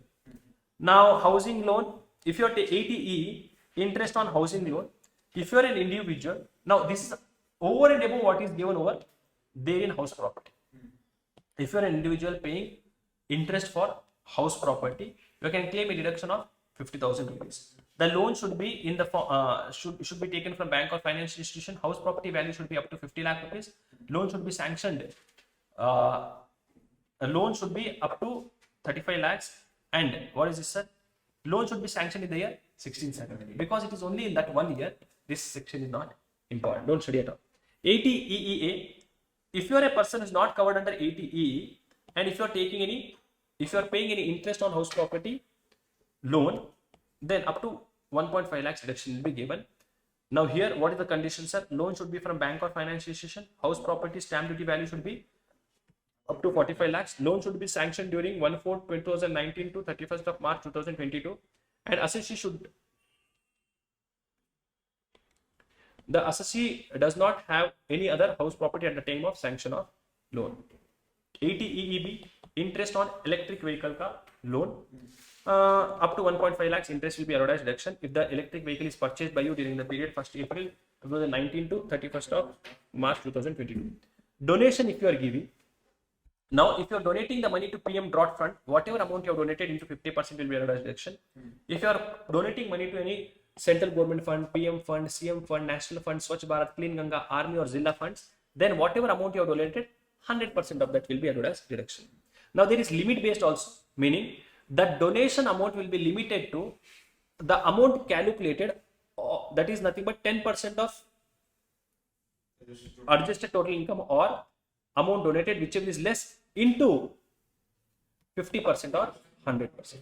So 50% is for donation to minority groups or donation to any ETG trust or temple, mosque, church or gurudwara or housing accommodation. If it is for family planning or Indian companies giving for Olympic, then it is 100%. Now, what is adjusted total income? Adjusted total income is your total income before this ETG deduction. 80 GG is the rent paid by you. Rent paid, if you are a person who is not getting rent-free accommodation, then this is there for you. If you are an individual who is not got HRA and who is not having a house at the place of employment and who is not claimed any benefit for self-occupied property, you can claim a deduction of 5,000 rupees per month, 25% of adjusted gross total income or rent paid minus 10% of adjusted gross total income. What is the adjusted gross total income? Your gross total income minus all the deductions except 80 GG ka deduction. 80 GGA, if you are donating money for scientific research and if you don't have a business income, section 35, if you don't have business income, then you can claim deduction over here, whatever donation you have made into 100%.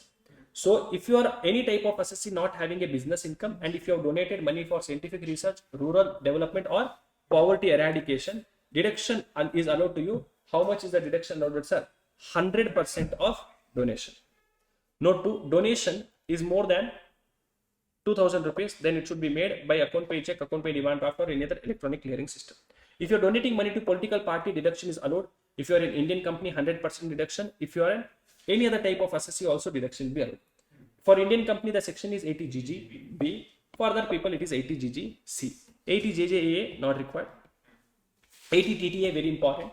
If you are an individual other than senior citizen and having any interest income, then interest income is from saving bank account. It can be in bank or post office or cooperative society, wherever it is. Whatever interest you have earned or 10,000 rupees, whichever is less, will be allowed as deduction. 80 TTB, interest on deposits. If you are a senior citizen and if you are having any type of deposit, it can be fixed deposit, bank deposit, saving account, whatever type of deposit, Up to 50,000 rupees of interest earned by you is allowed as deduction. Now for royalty income, 80 QQB, 80 RRB is there. Royalty income for books, 80 QQB. For patent, 80 RRB. Up to 3 lakh rupees deduction can be claimed by you. Now 10 AA. If you are an assessee who is having a unit at SEZ location. So if you are any type of assessee engaged in manufacturing business or providing services at SEZ location, then you can claim deduction under section 10 AA. How much deduction? For first 5 years, 100% of export profit. Next 5 years, 50% of export profit. And for last 5 years, 50% of export profit or amount credited to SEZ reinvestment reserve, whichever is less. Sir, what is export profit?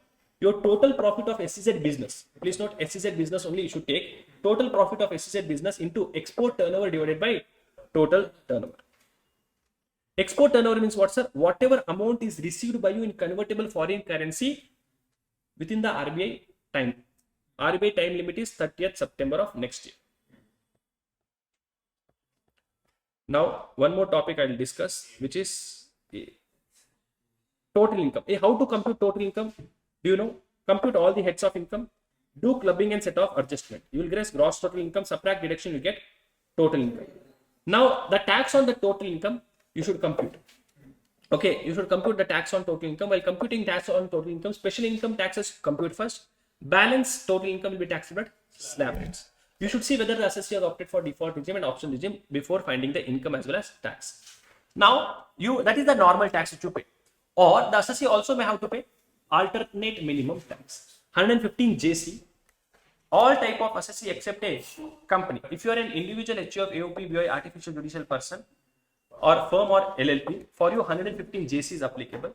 The tax which you have to pay will be tax calculated as per normal provision or alternate minimum tax, whichever is higher. Alternate minimum tax is how much, sir? Your adjusted total income into 18.5%. Whatever adjusted total income is there, calculate that first into 18.5%. Now, of course, surcharge and cess is accordingly applicable. Sir, what is adjusted total income? Adjusted total income is your total income of your total income. Whatever total income is there, take the total income, add back deduction under section 35 AD, deduction under 10 AA, 80 JJ, AA, QQB, RRB. If you have taken these deductions, add back these deductions. Which deductions are? 35 AD deductions, 10 AA deductions, 80 QQB, RRB, JJ, AA. You'll get some amount. Now, because you have added back the deduction of 35 AD asset, give depreciation for that asset. You will get something called as adjusted total income. Adjusted total income ka 18.5% is your alternate minimum tax. This provision is not applicable for an individual HUF AOP if their adjusted total income is not more than 20 lakh rupees and if the assessee pays the tax under section 115 BAC, default tax regime, this is not applicable to them. Now, because you are paying more taxes, you will get something called as AMT credit. You are paying more than what you are supposed to pay, so you will get what's an AMT credit. AMT credit is your alternate minimum tax minus normal tax. AMT credit can be carried forwarded for 15 years. AMT credit can be utilized in the year in which normal tax is more than alternate minimum tax. It can be utilized to the extent of how much, sir? Whatever credit is there or difference between AMT and normal tax, whichever is less. You know 115 BAC, comparative analysis. If you follow 115 BAC, we have discussed all these points. What is normal tax, etc. If you follow 115 BAC, you will not get following benefits. Under salary, you cannot take leave travel concession. Under salary, you cannot take HRA exemption. Allowances under 1014 cannot be taken by you. Except which allowances, sir? Transport allowance, traveling allowance, daily allowance, and conveyance allowance. No deduction will be given under section 16 except standard deduction, which will be 75,000.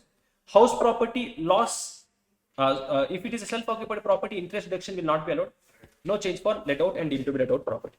For business, please note, I am discussing about what are the benefits which will be taken away from you if you are following 115 BSc. No additional depreciation will be given, no donation for scientific research deduction, and 35 AD specified business deduction will also not be given. Income from capital gain, no change. Income from other sources, no exemption under section 1032 for clubbing of income. If you are an MLA, MP, constituency allowance or daily allowances will be fully taxable. Family pension will be up to 25,000 rupees.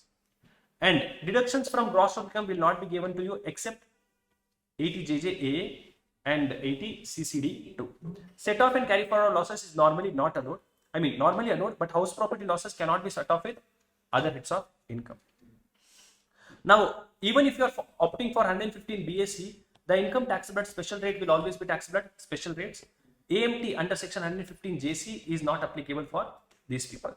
Now, when can I opt in or opt out of default regime, sir? At the time of filing your income tax return.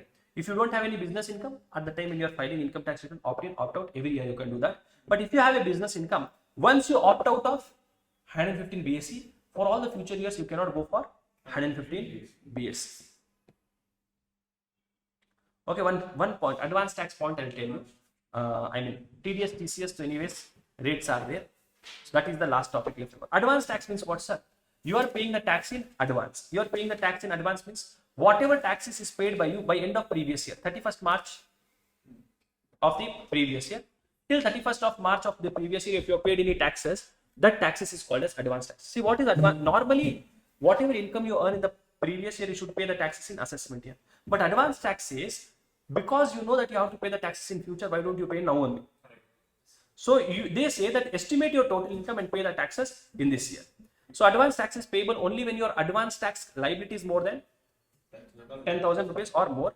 And if you're a senior citizen who does not have any business income, they don't have to make any advance tax payment. And if you're a 44 AD or 44 AD SSC, meaning if you're a person who's opting for presumptive taxation, you can pay your full advance tax in last installment only. Right. Now, advance tax on capital income, casual income, and PGVP income, which is earned for the first time, shall be paid in the year when you are earning it. How to compute advance tax liability, sir? First, estimate your total income for the current year. From that estimated income, subtract deductions, you will get your estimated total income. Now, this estimated total income ke upar, you should find the tax amount. Tax on whatever tax is there, add surcharge and says if it is applicable, you will get tax on total income. Now, subtract TDS, TCS credit. Whatever is left over is your advance tax liability. This you should pay in 4 installments. 15 June, 15 September, 15 December, 15 March, 15%, 45%, 75%, 100%. Okay, this is all about your advance tax. Now we'll see question. I think 2 questions are left over. One last question is there, which is nothing but.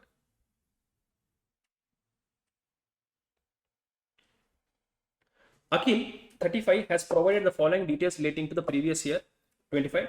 Income from business is there, income from saving. Now see in the question they will not tell you. Interest, income from saving bank interest. So can I say 80 TTA will be applicable for this? 10,000 deduction is allowed. Interest from PPF is exempt. Investment in PPF is allowed under section 80C. You are required to compute his tax liability, advise him whether he should opt for old tax regime or new tax regime. Now see, if he is opting for default tax regime, what is his total income? 15 lakhs plus 12,000, which is 15 lakhs 12,000. Okay, if it is opting for optional tax regime, his income will be 15 lakh 12,000 minus 1.5 lakhs ATC minus 10,000 80 TTA. What is the income?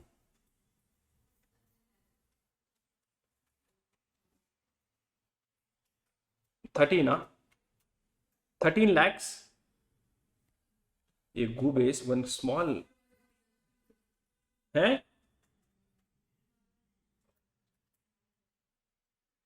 15 lakh 12,000 minus. Have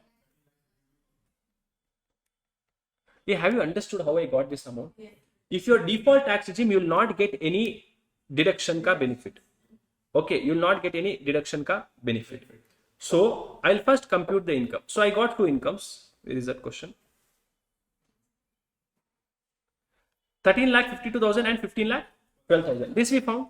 So you'll get half marks over here. Now you should compute tax on this. Computation of tax, so you know no. Up to 2.5 lakhs for normal people, and for these people it is whatever amount. Okay, you should compute the tax amount. Now I think only these many questions are there in this chapter. Meaning TDS, TCS, no question. All the PAN related questions not there. But even if they ask, they can ask you one question for 4 marks. Theory question. Now here, Ratan. This is a textbook question. Mr. Ratan, compute the tax liability of Mr. Ratan under old tax regime who is an handicapped. Can I say if you are a handicapped person, I should see 80, you 1,25,000 or 75,000. Net salary they have given. Net salary means computed salary. Annual value of let out property. Problem is there. Annual value is nothing but gross annual value. Okay, from net annual value, which is nothing but subtract 30%. 60,000 minus 30% is how much? 42,000 is your income from house property. Lottery income fully taxable. Taxable income from business and profession. LIC premium paid. Okay, this will be allowed as deduction. Ratan deposited in LIC annuity plan. So this is 80C. This is 80CCC and this is 80D. Nothing is there. Add all the incomes. Subtract these all items. You will get your total income. See, salary income you have taken business income. House property income. Then business income, lottery income, gross total income. From this subtract 80C, 80CCC, 80D and 80U. Now because they have not given whether it is severe disability or normal disability, we have taken normal disability because information is not there. If it is severe, they will give in the question. So 3,25,000. On 3,25,000, what is the tax amount? Can you tell me? But you don't have to tell me. Then here they have given textbook question, another textbook question. Now, Anil, aged 67 years, is an employee of government organization at Brudavan. What is his name? During the year ended 31st March 25, he received the following. Now here you should calculate salary. See, they have given basic salary, dearness allowance, entertainment allowance, annual bonus, rent-free accommodation with a license fee of 30,000. You should directly take license fee of 30,000 for government employees. Compute his taxable income and tax liability under old regime for the assessment here. His own contribution to Provident fund is 30,000 and employer contribution is same amount. For his own contribution, he can claim a deduction under section 80C and he pays life insurance premium. So this is also deduction you can claim under 80C. See, first you should calculate his salary. While calculating his salary, because he is opted for old regime, standard deduction you should give only 50,000. So we'll see salary. See, salary 2,40,000, bonus you will take, dearness allowances, entertainment allowance, total allowances. Perquisite value is 3,86,000. What is this? 36,80,000. Okay. Which item is that? 36,80,000. So you Google. So this is the total amount, 3,86,000. Perquisite value is given over here. Now don't you think they have given it wrongly?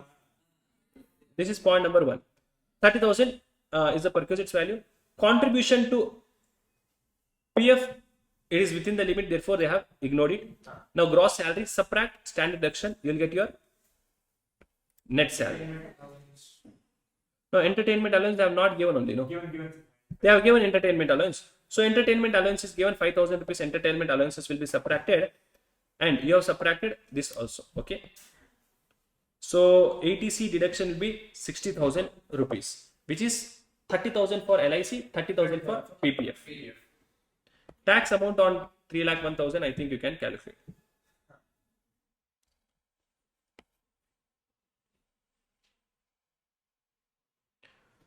Now here also compute the total income and tax liability under old regime. So income sum salary fully taxable. Rent received they have given municipal taxes, meaning they have not computed the rent. So you subtract this, you will get 22,000 minus 30%. How much is it? Whatever that is, the income from house property. How much is it? 15,400. Income from other sources, bank interest on FD fully taxable. Dividend from Indian company fully taxable. Examiner remuneration fully taxable. Deposited, this is not an income, so 80C deduction will be given. Own contribution to RPF, 80C deduction will be given. Paid health insurance for own life, 80 deduction. Donation to National Relief Fund, 80G without limit. And trust, 80G 50%. So you should take only 50% of this, and here you should take 10,000 fully. Okay, yeah.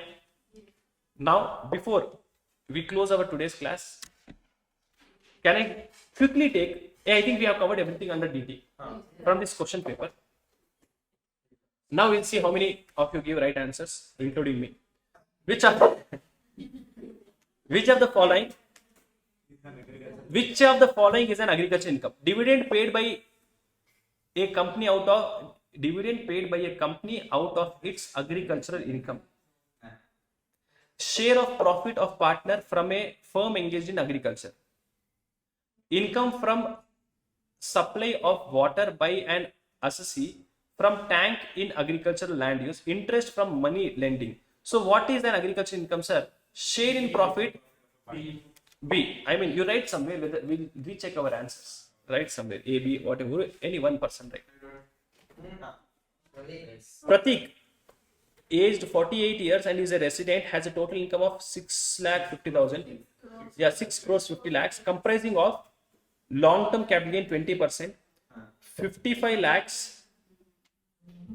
So long-term capital gain is how much?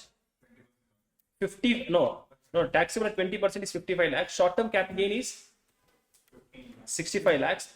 Other income is 5 lakh 5 crores this thing. What is the tax liability under default regime? Under default regime. ये compute करनो.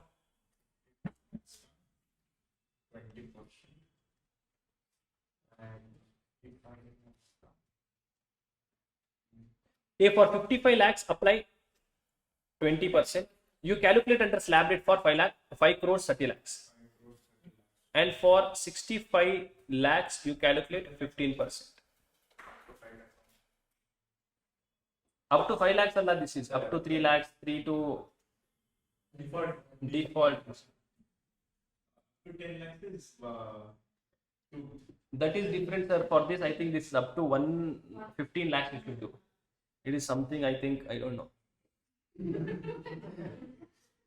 Why if I say wrong answer.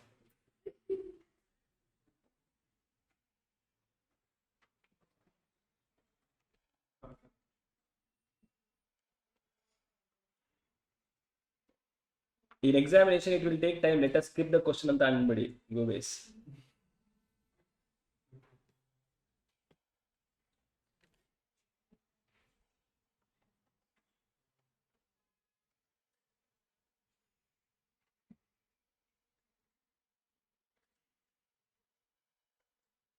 La la la la la la.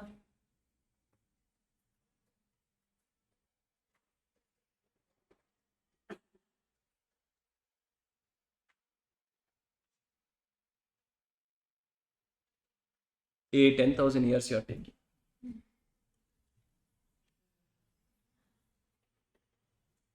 Up to 3 lakhs, no tax. 3 lakhs to 7 lakhs, 5%, which is 20,000. Then 30,000. Again 30,000. Then 12 lakhs to 15 lakhs, 20%, which is 60,000. So total is 60, 90, 1 lakh 40,000. Then balance amount is how much? 5 crores 15 lakhs into 30%.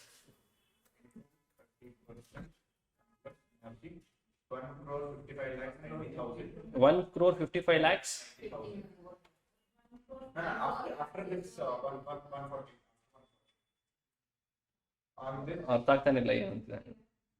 After 140 means including 140. So total tax is 1 crore 50. This is on slab rate income. So on this surcharge will be applicable at what rate? 25%. Yeah, 1 crore 94 lakhs 87,500. With surcharge you are telling. No, you cannot do like that. What is surcharge amount you tell me?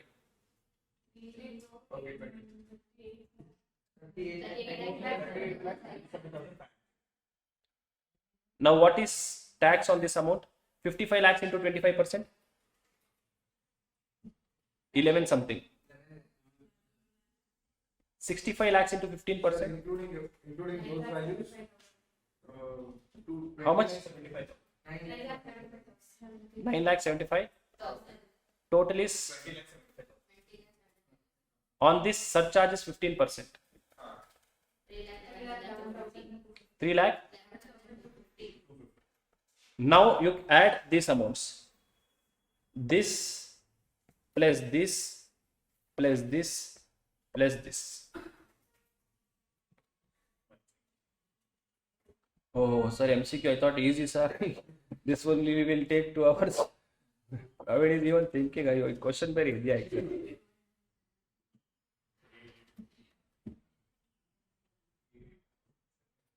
Don't be in hurry while doing. Okay. 2 crore 18 lakh 70,000. 17,000. 2 crore 18 lakh 73,700.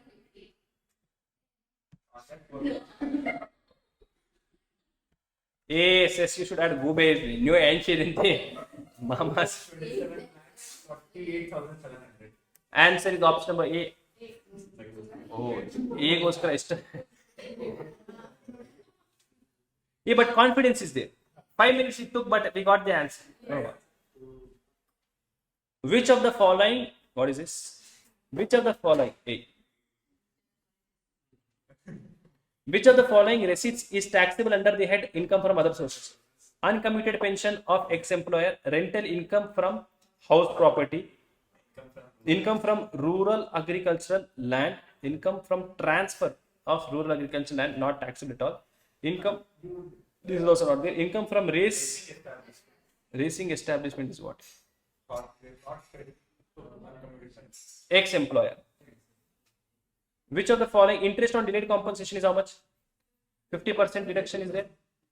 A, for minor income, how much is exemption? Income club subject to maximum 1,500 per. What is this? Both they have told one. I mean, TDS is not required to be deducted under.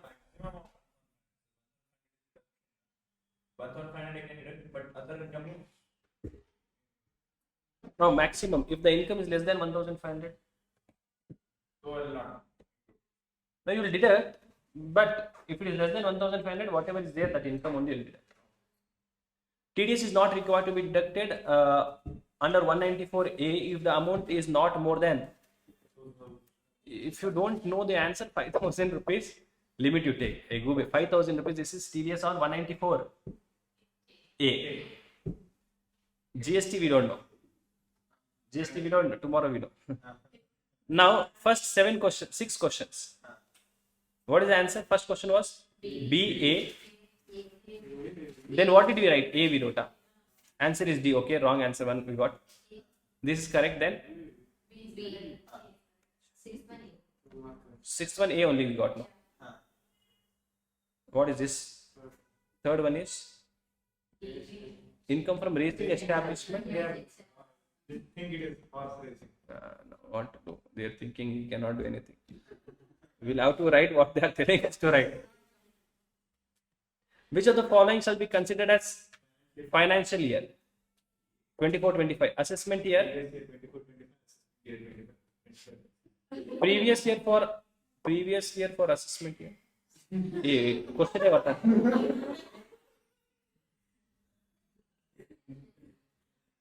Assessment year for previous year for assessment.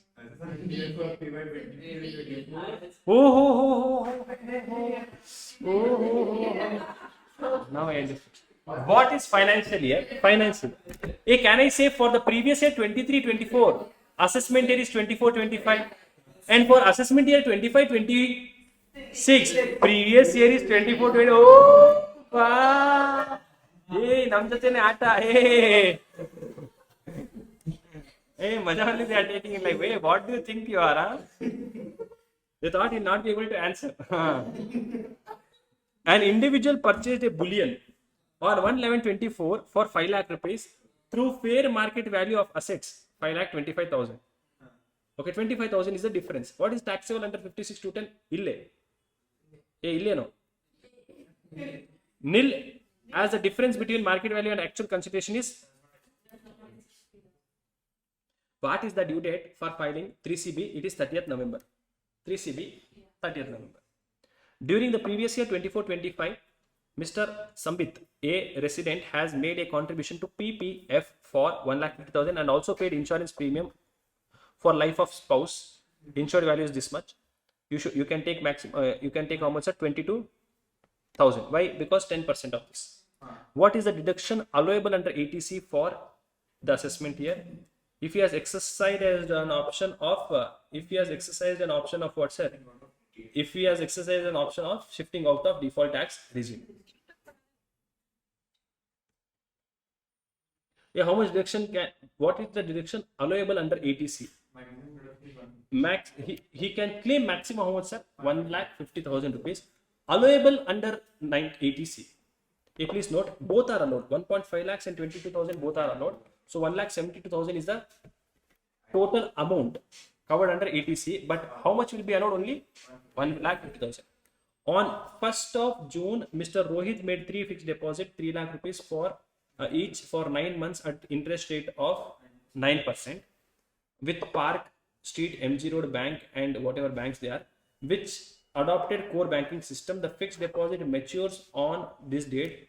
Assuming Mr. Rohit has furnished PAN, what would be the TDS implication? Now, TDS implication, if you have a fixed deposits, if no TDS should be deducted, TDS will be deducted. TDS of 6075 is required to be deducted. Interest, no TDS is required to be deducted since interest does not exceed 50,000. Now, of course, I don't know what is the interest amount, by the way. 3 lakh rupees each, which is 9 lakhs into 9% is how much? 81. Into 9 by 12. How much is the amount?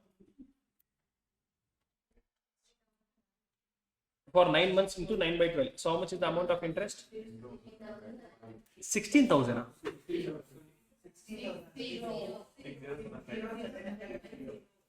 So what is the answer, sir? Option number 2. 10% is the interest amount. You found the interest? You found one option. XYZ Biotechnology incurs expenditure for scientific research of 10 lakh rupees on land, not allowed. Building is allowed. Other capital expenditure 8 lakh rupees. Revenue 8 lakh rupees is also allowed. So 20 lakh rupees is capital expenditure and revenue expenditure of 15 lakhs. How much? 25 lakhs. Can I say option number C? 100% total expenditure other than land. Now, what is the answers we have taken? Has anyone written? B, C, B, C, B, C, B, C, B, B, B, C. Correct, huh? Ulta nodna. C, B, B, B, C, B. Ah, wow, nice. Hey, rank partisti.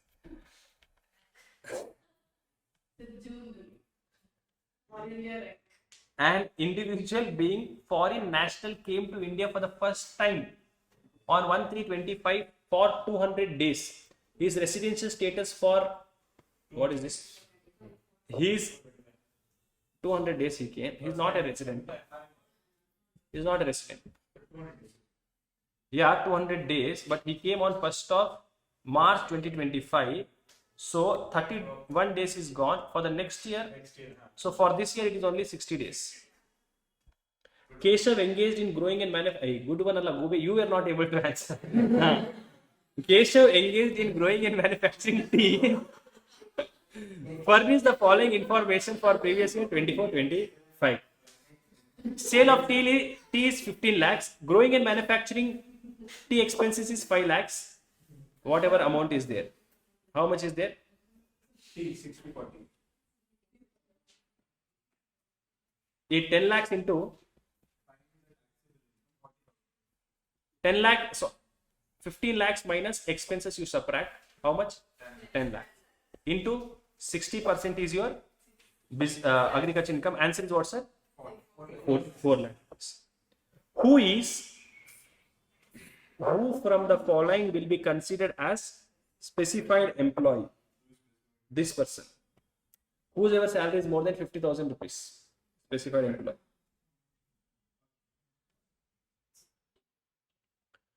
Mr.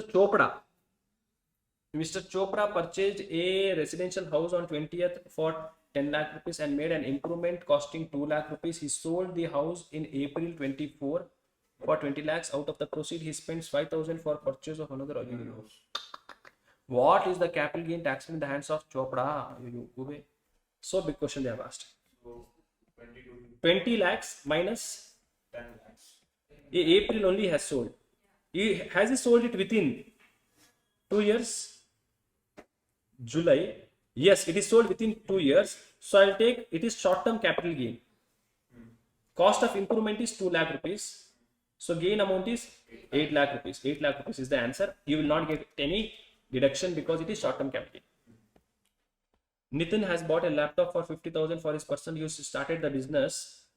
He started using the laptop for his business purpose since this date. On this, the market value of the laptop is 40,000 rupees. I didn't care. 50,000 into 40%. 5 4s are 20,000 is the depreciation. Quoting PAN is compulsory in following transactions: payment of life insurance, sale and purchase of immovable property 4 lakhs, illa time deposits. First one, payment of life insurance premium more than 50,000. So 6 questions will be asked from direct taxes. Because they are asking more questions in practical, here they have limited to 6 questions. A, C, only these options are correct. No? See 1, 2, 3, 4, 5, 6, 7, 8, 9 options are A. C, A. I don't know what is the answer. A.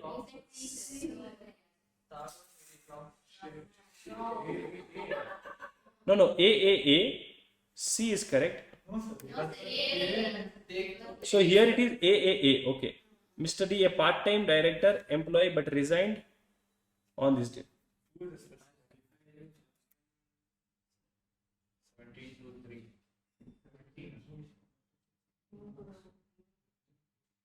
Now this person is also a specified employee only. Now this person, if your salary is more than 50,000 rupees, then also you are a specified employee. It is not more than 50,000. If it is more than 50,000, then you are a specified employee per month. A. Okay. Last question paper we'll see. In case of individual HUF, agriculture income is, can I say exempted? Exempted but included in total income for rate purpose. Yeah, that is also true actually. Any payment received from account opened in Sukanya Samriddhi, the account is exempted. Which of the following deduction is not allowed if it is deemed to be let out property? Whatever, everything is not allowed. Personal effects does not cover. Immovable property is not personal effects. Preliminary expenses amortized. No. 5% of cost of project, yes. Maximum 80 TTD is 10,000. Cast spinning effect tomorrow. Yeah, let us meet tomorrow same time. Tomorrow we'll have class at answer illa set to idu. For this we don't have answers. Tomorrow we'll meet at what time? 8 o'clock we'll meet.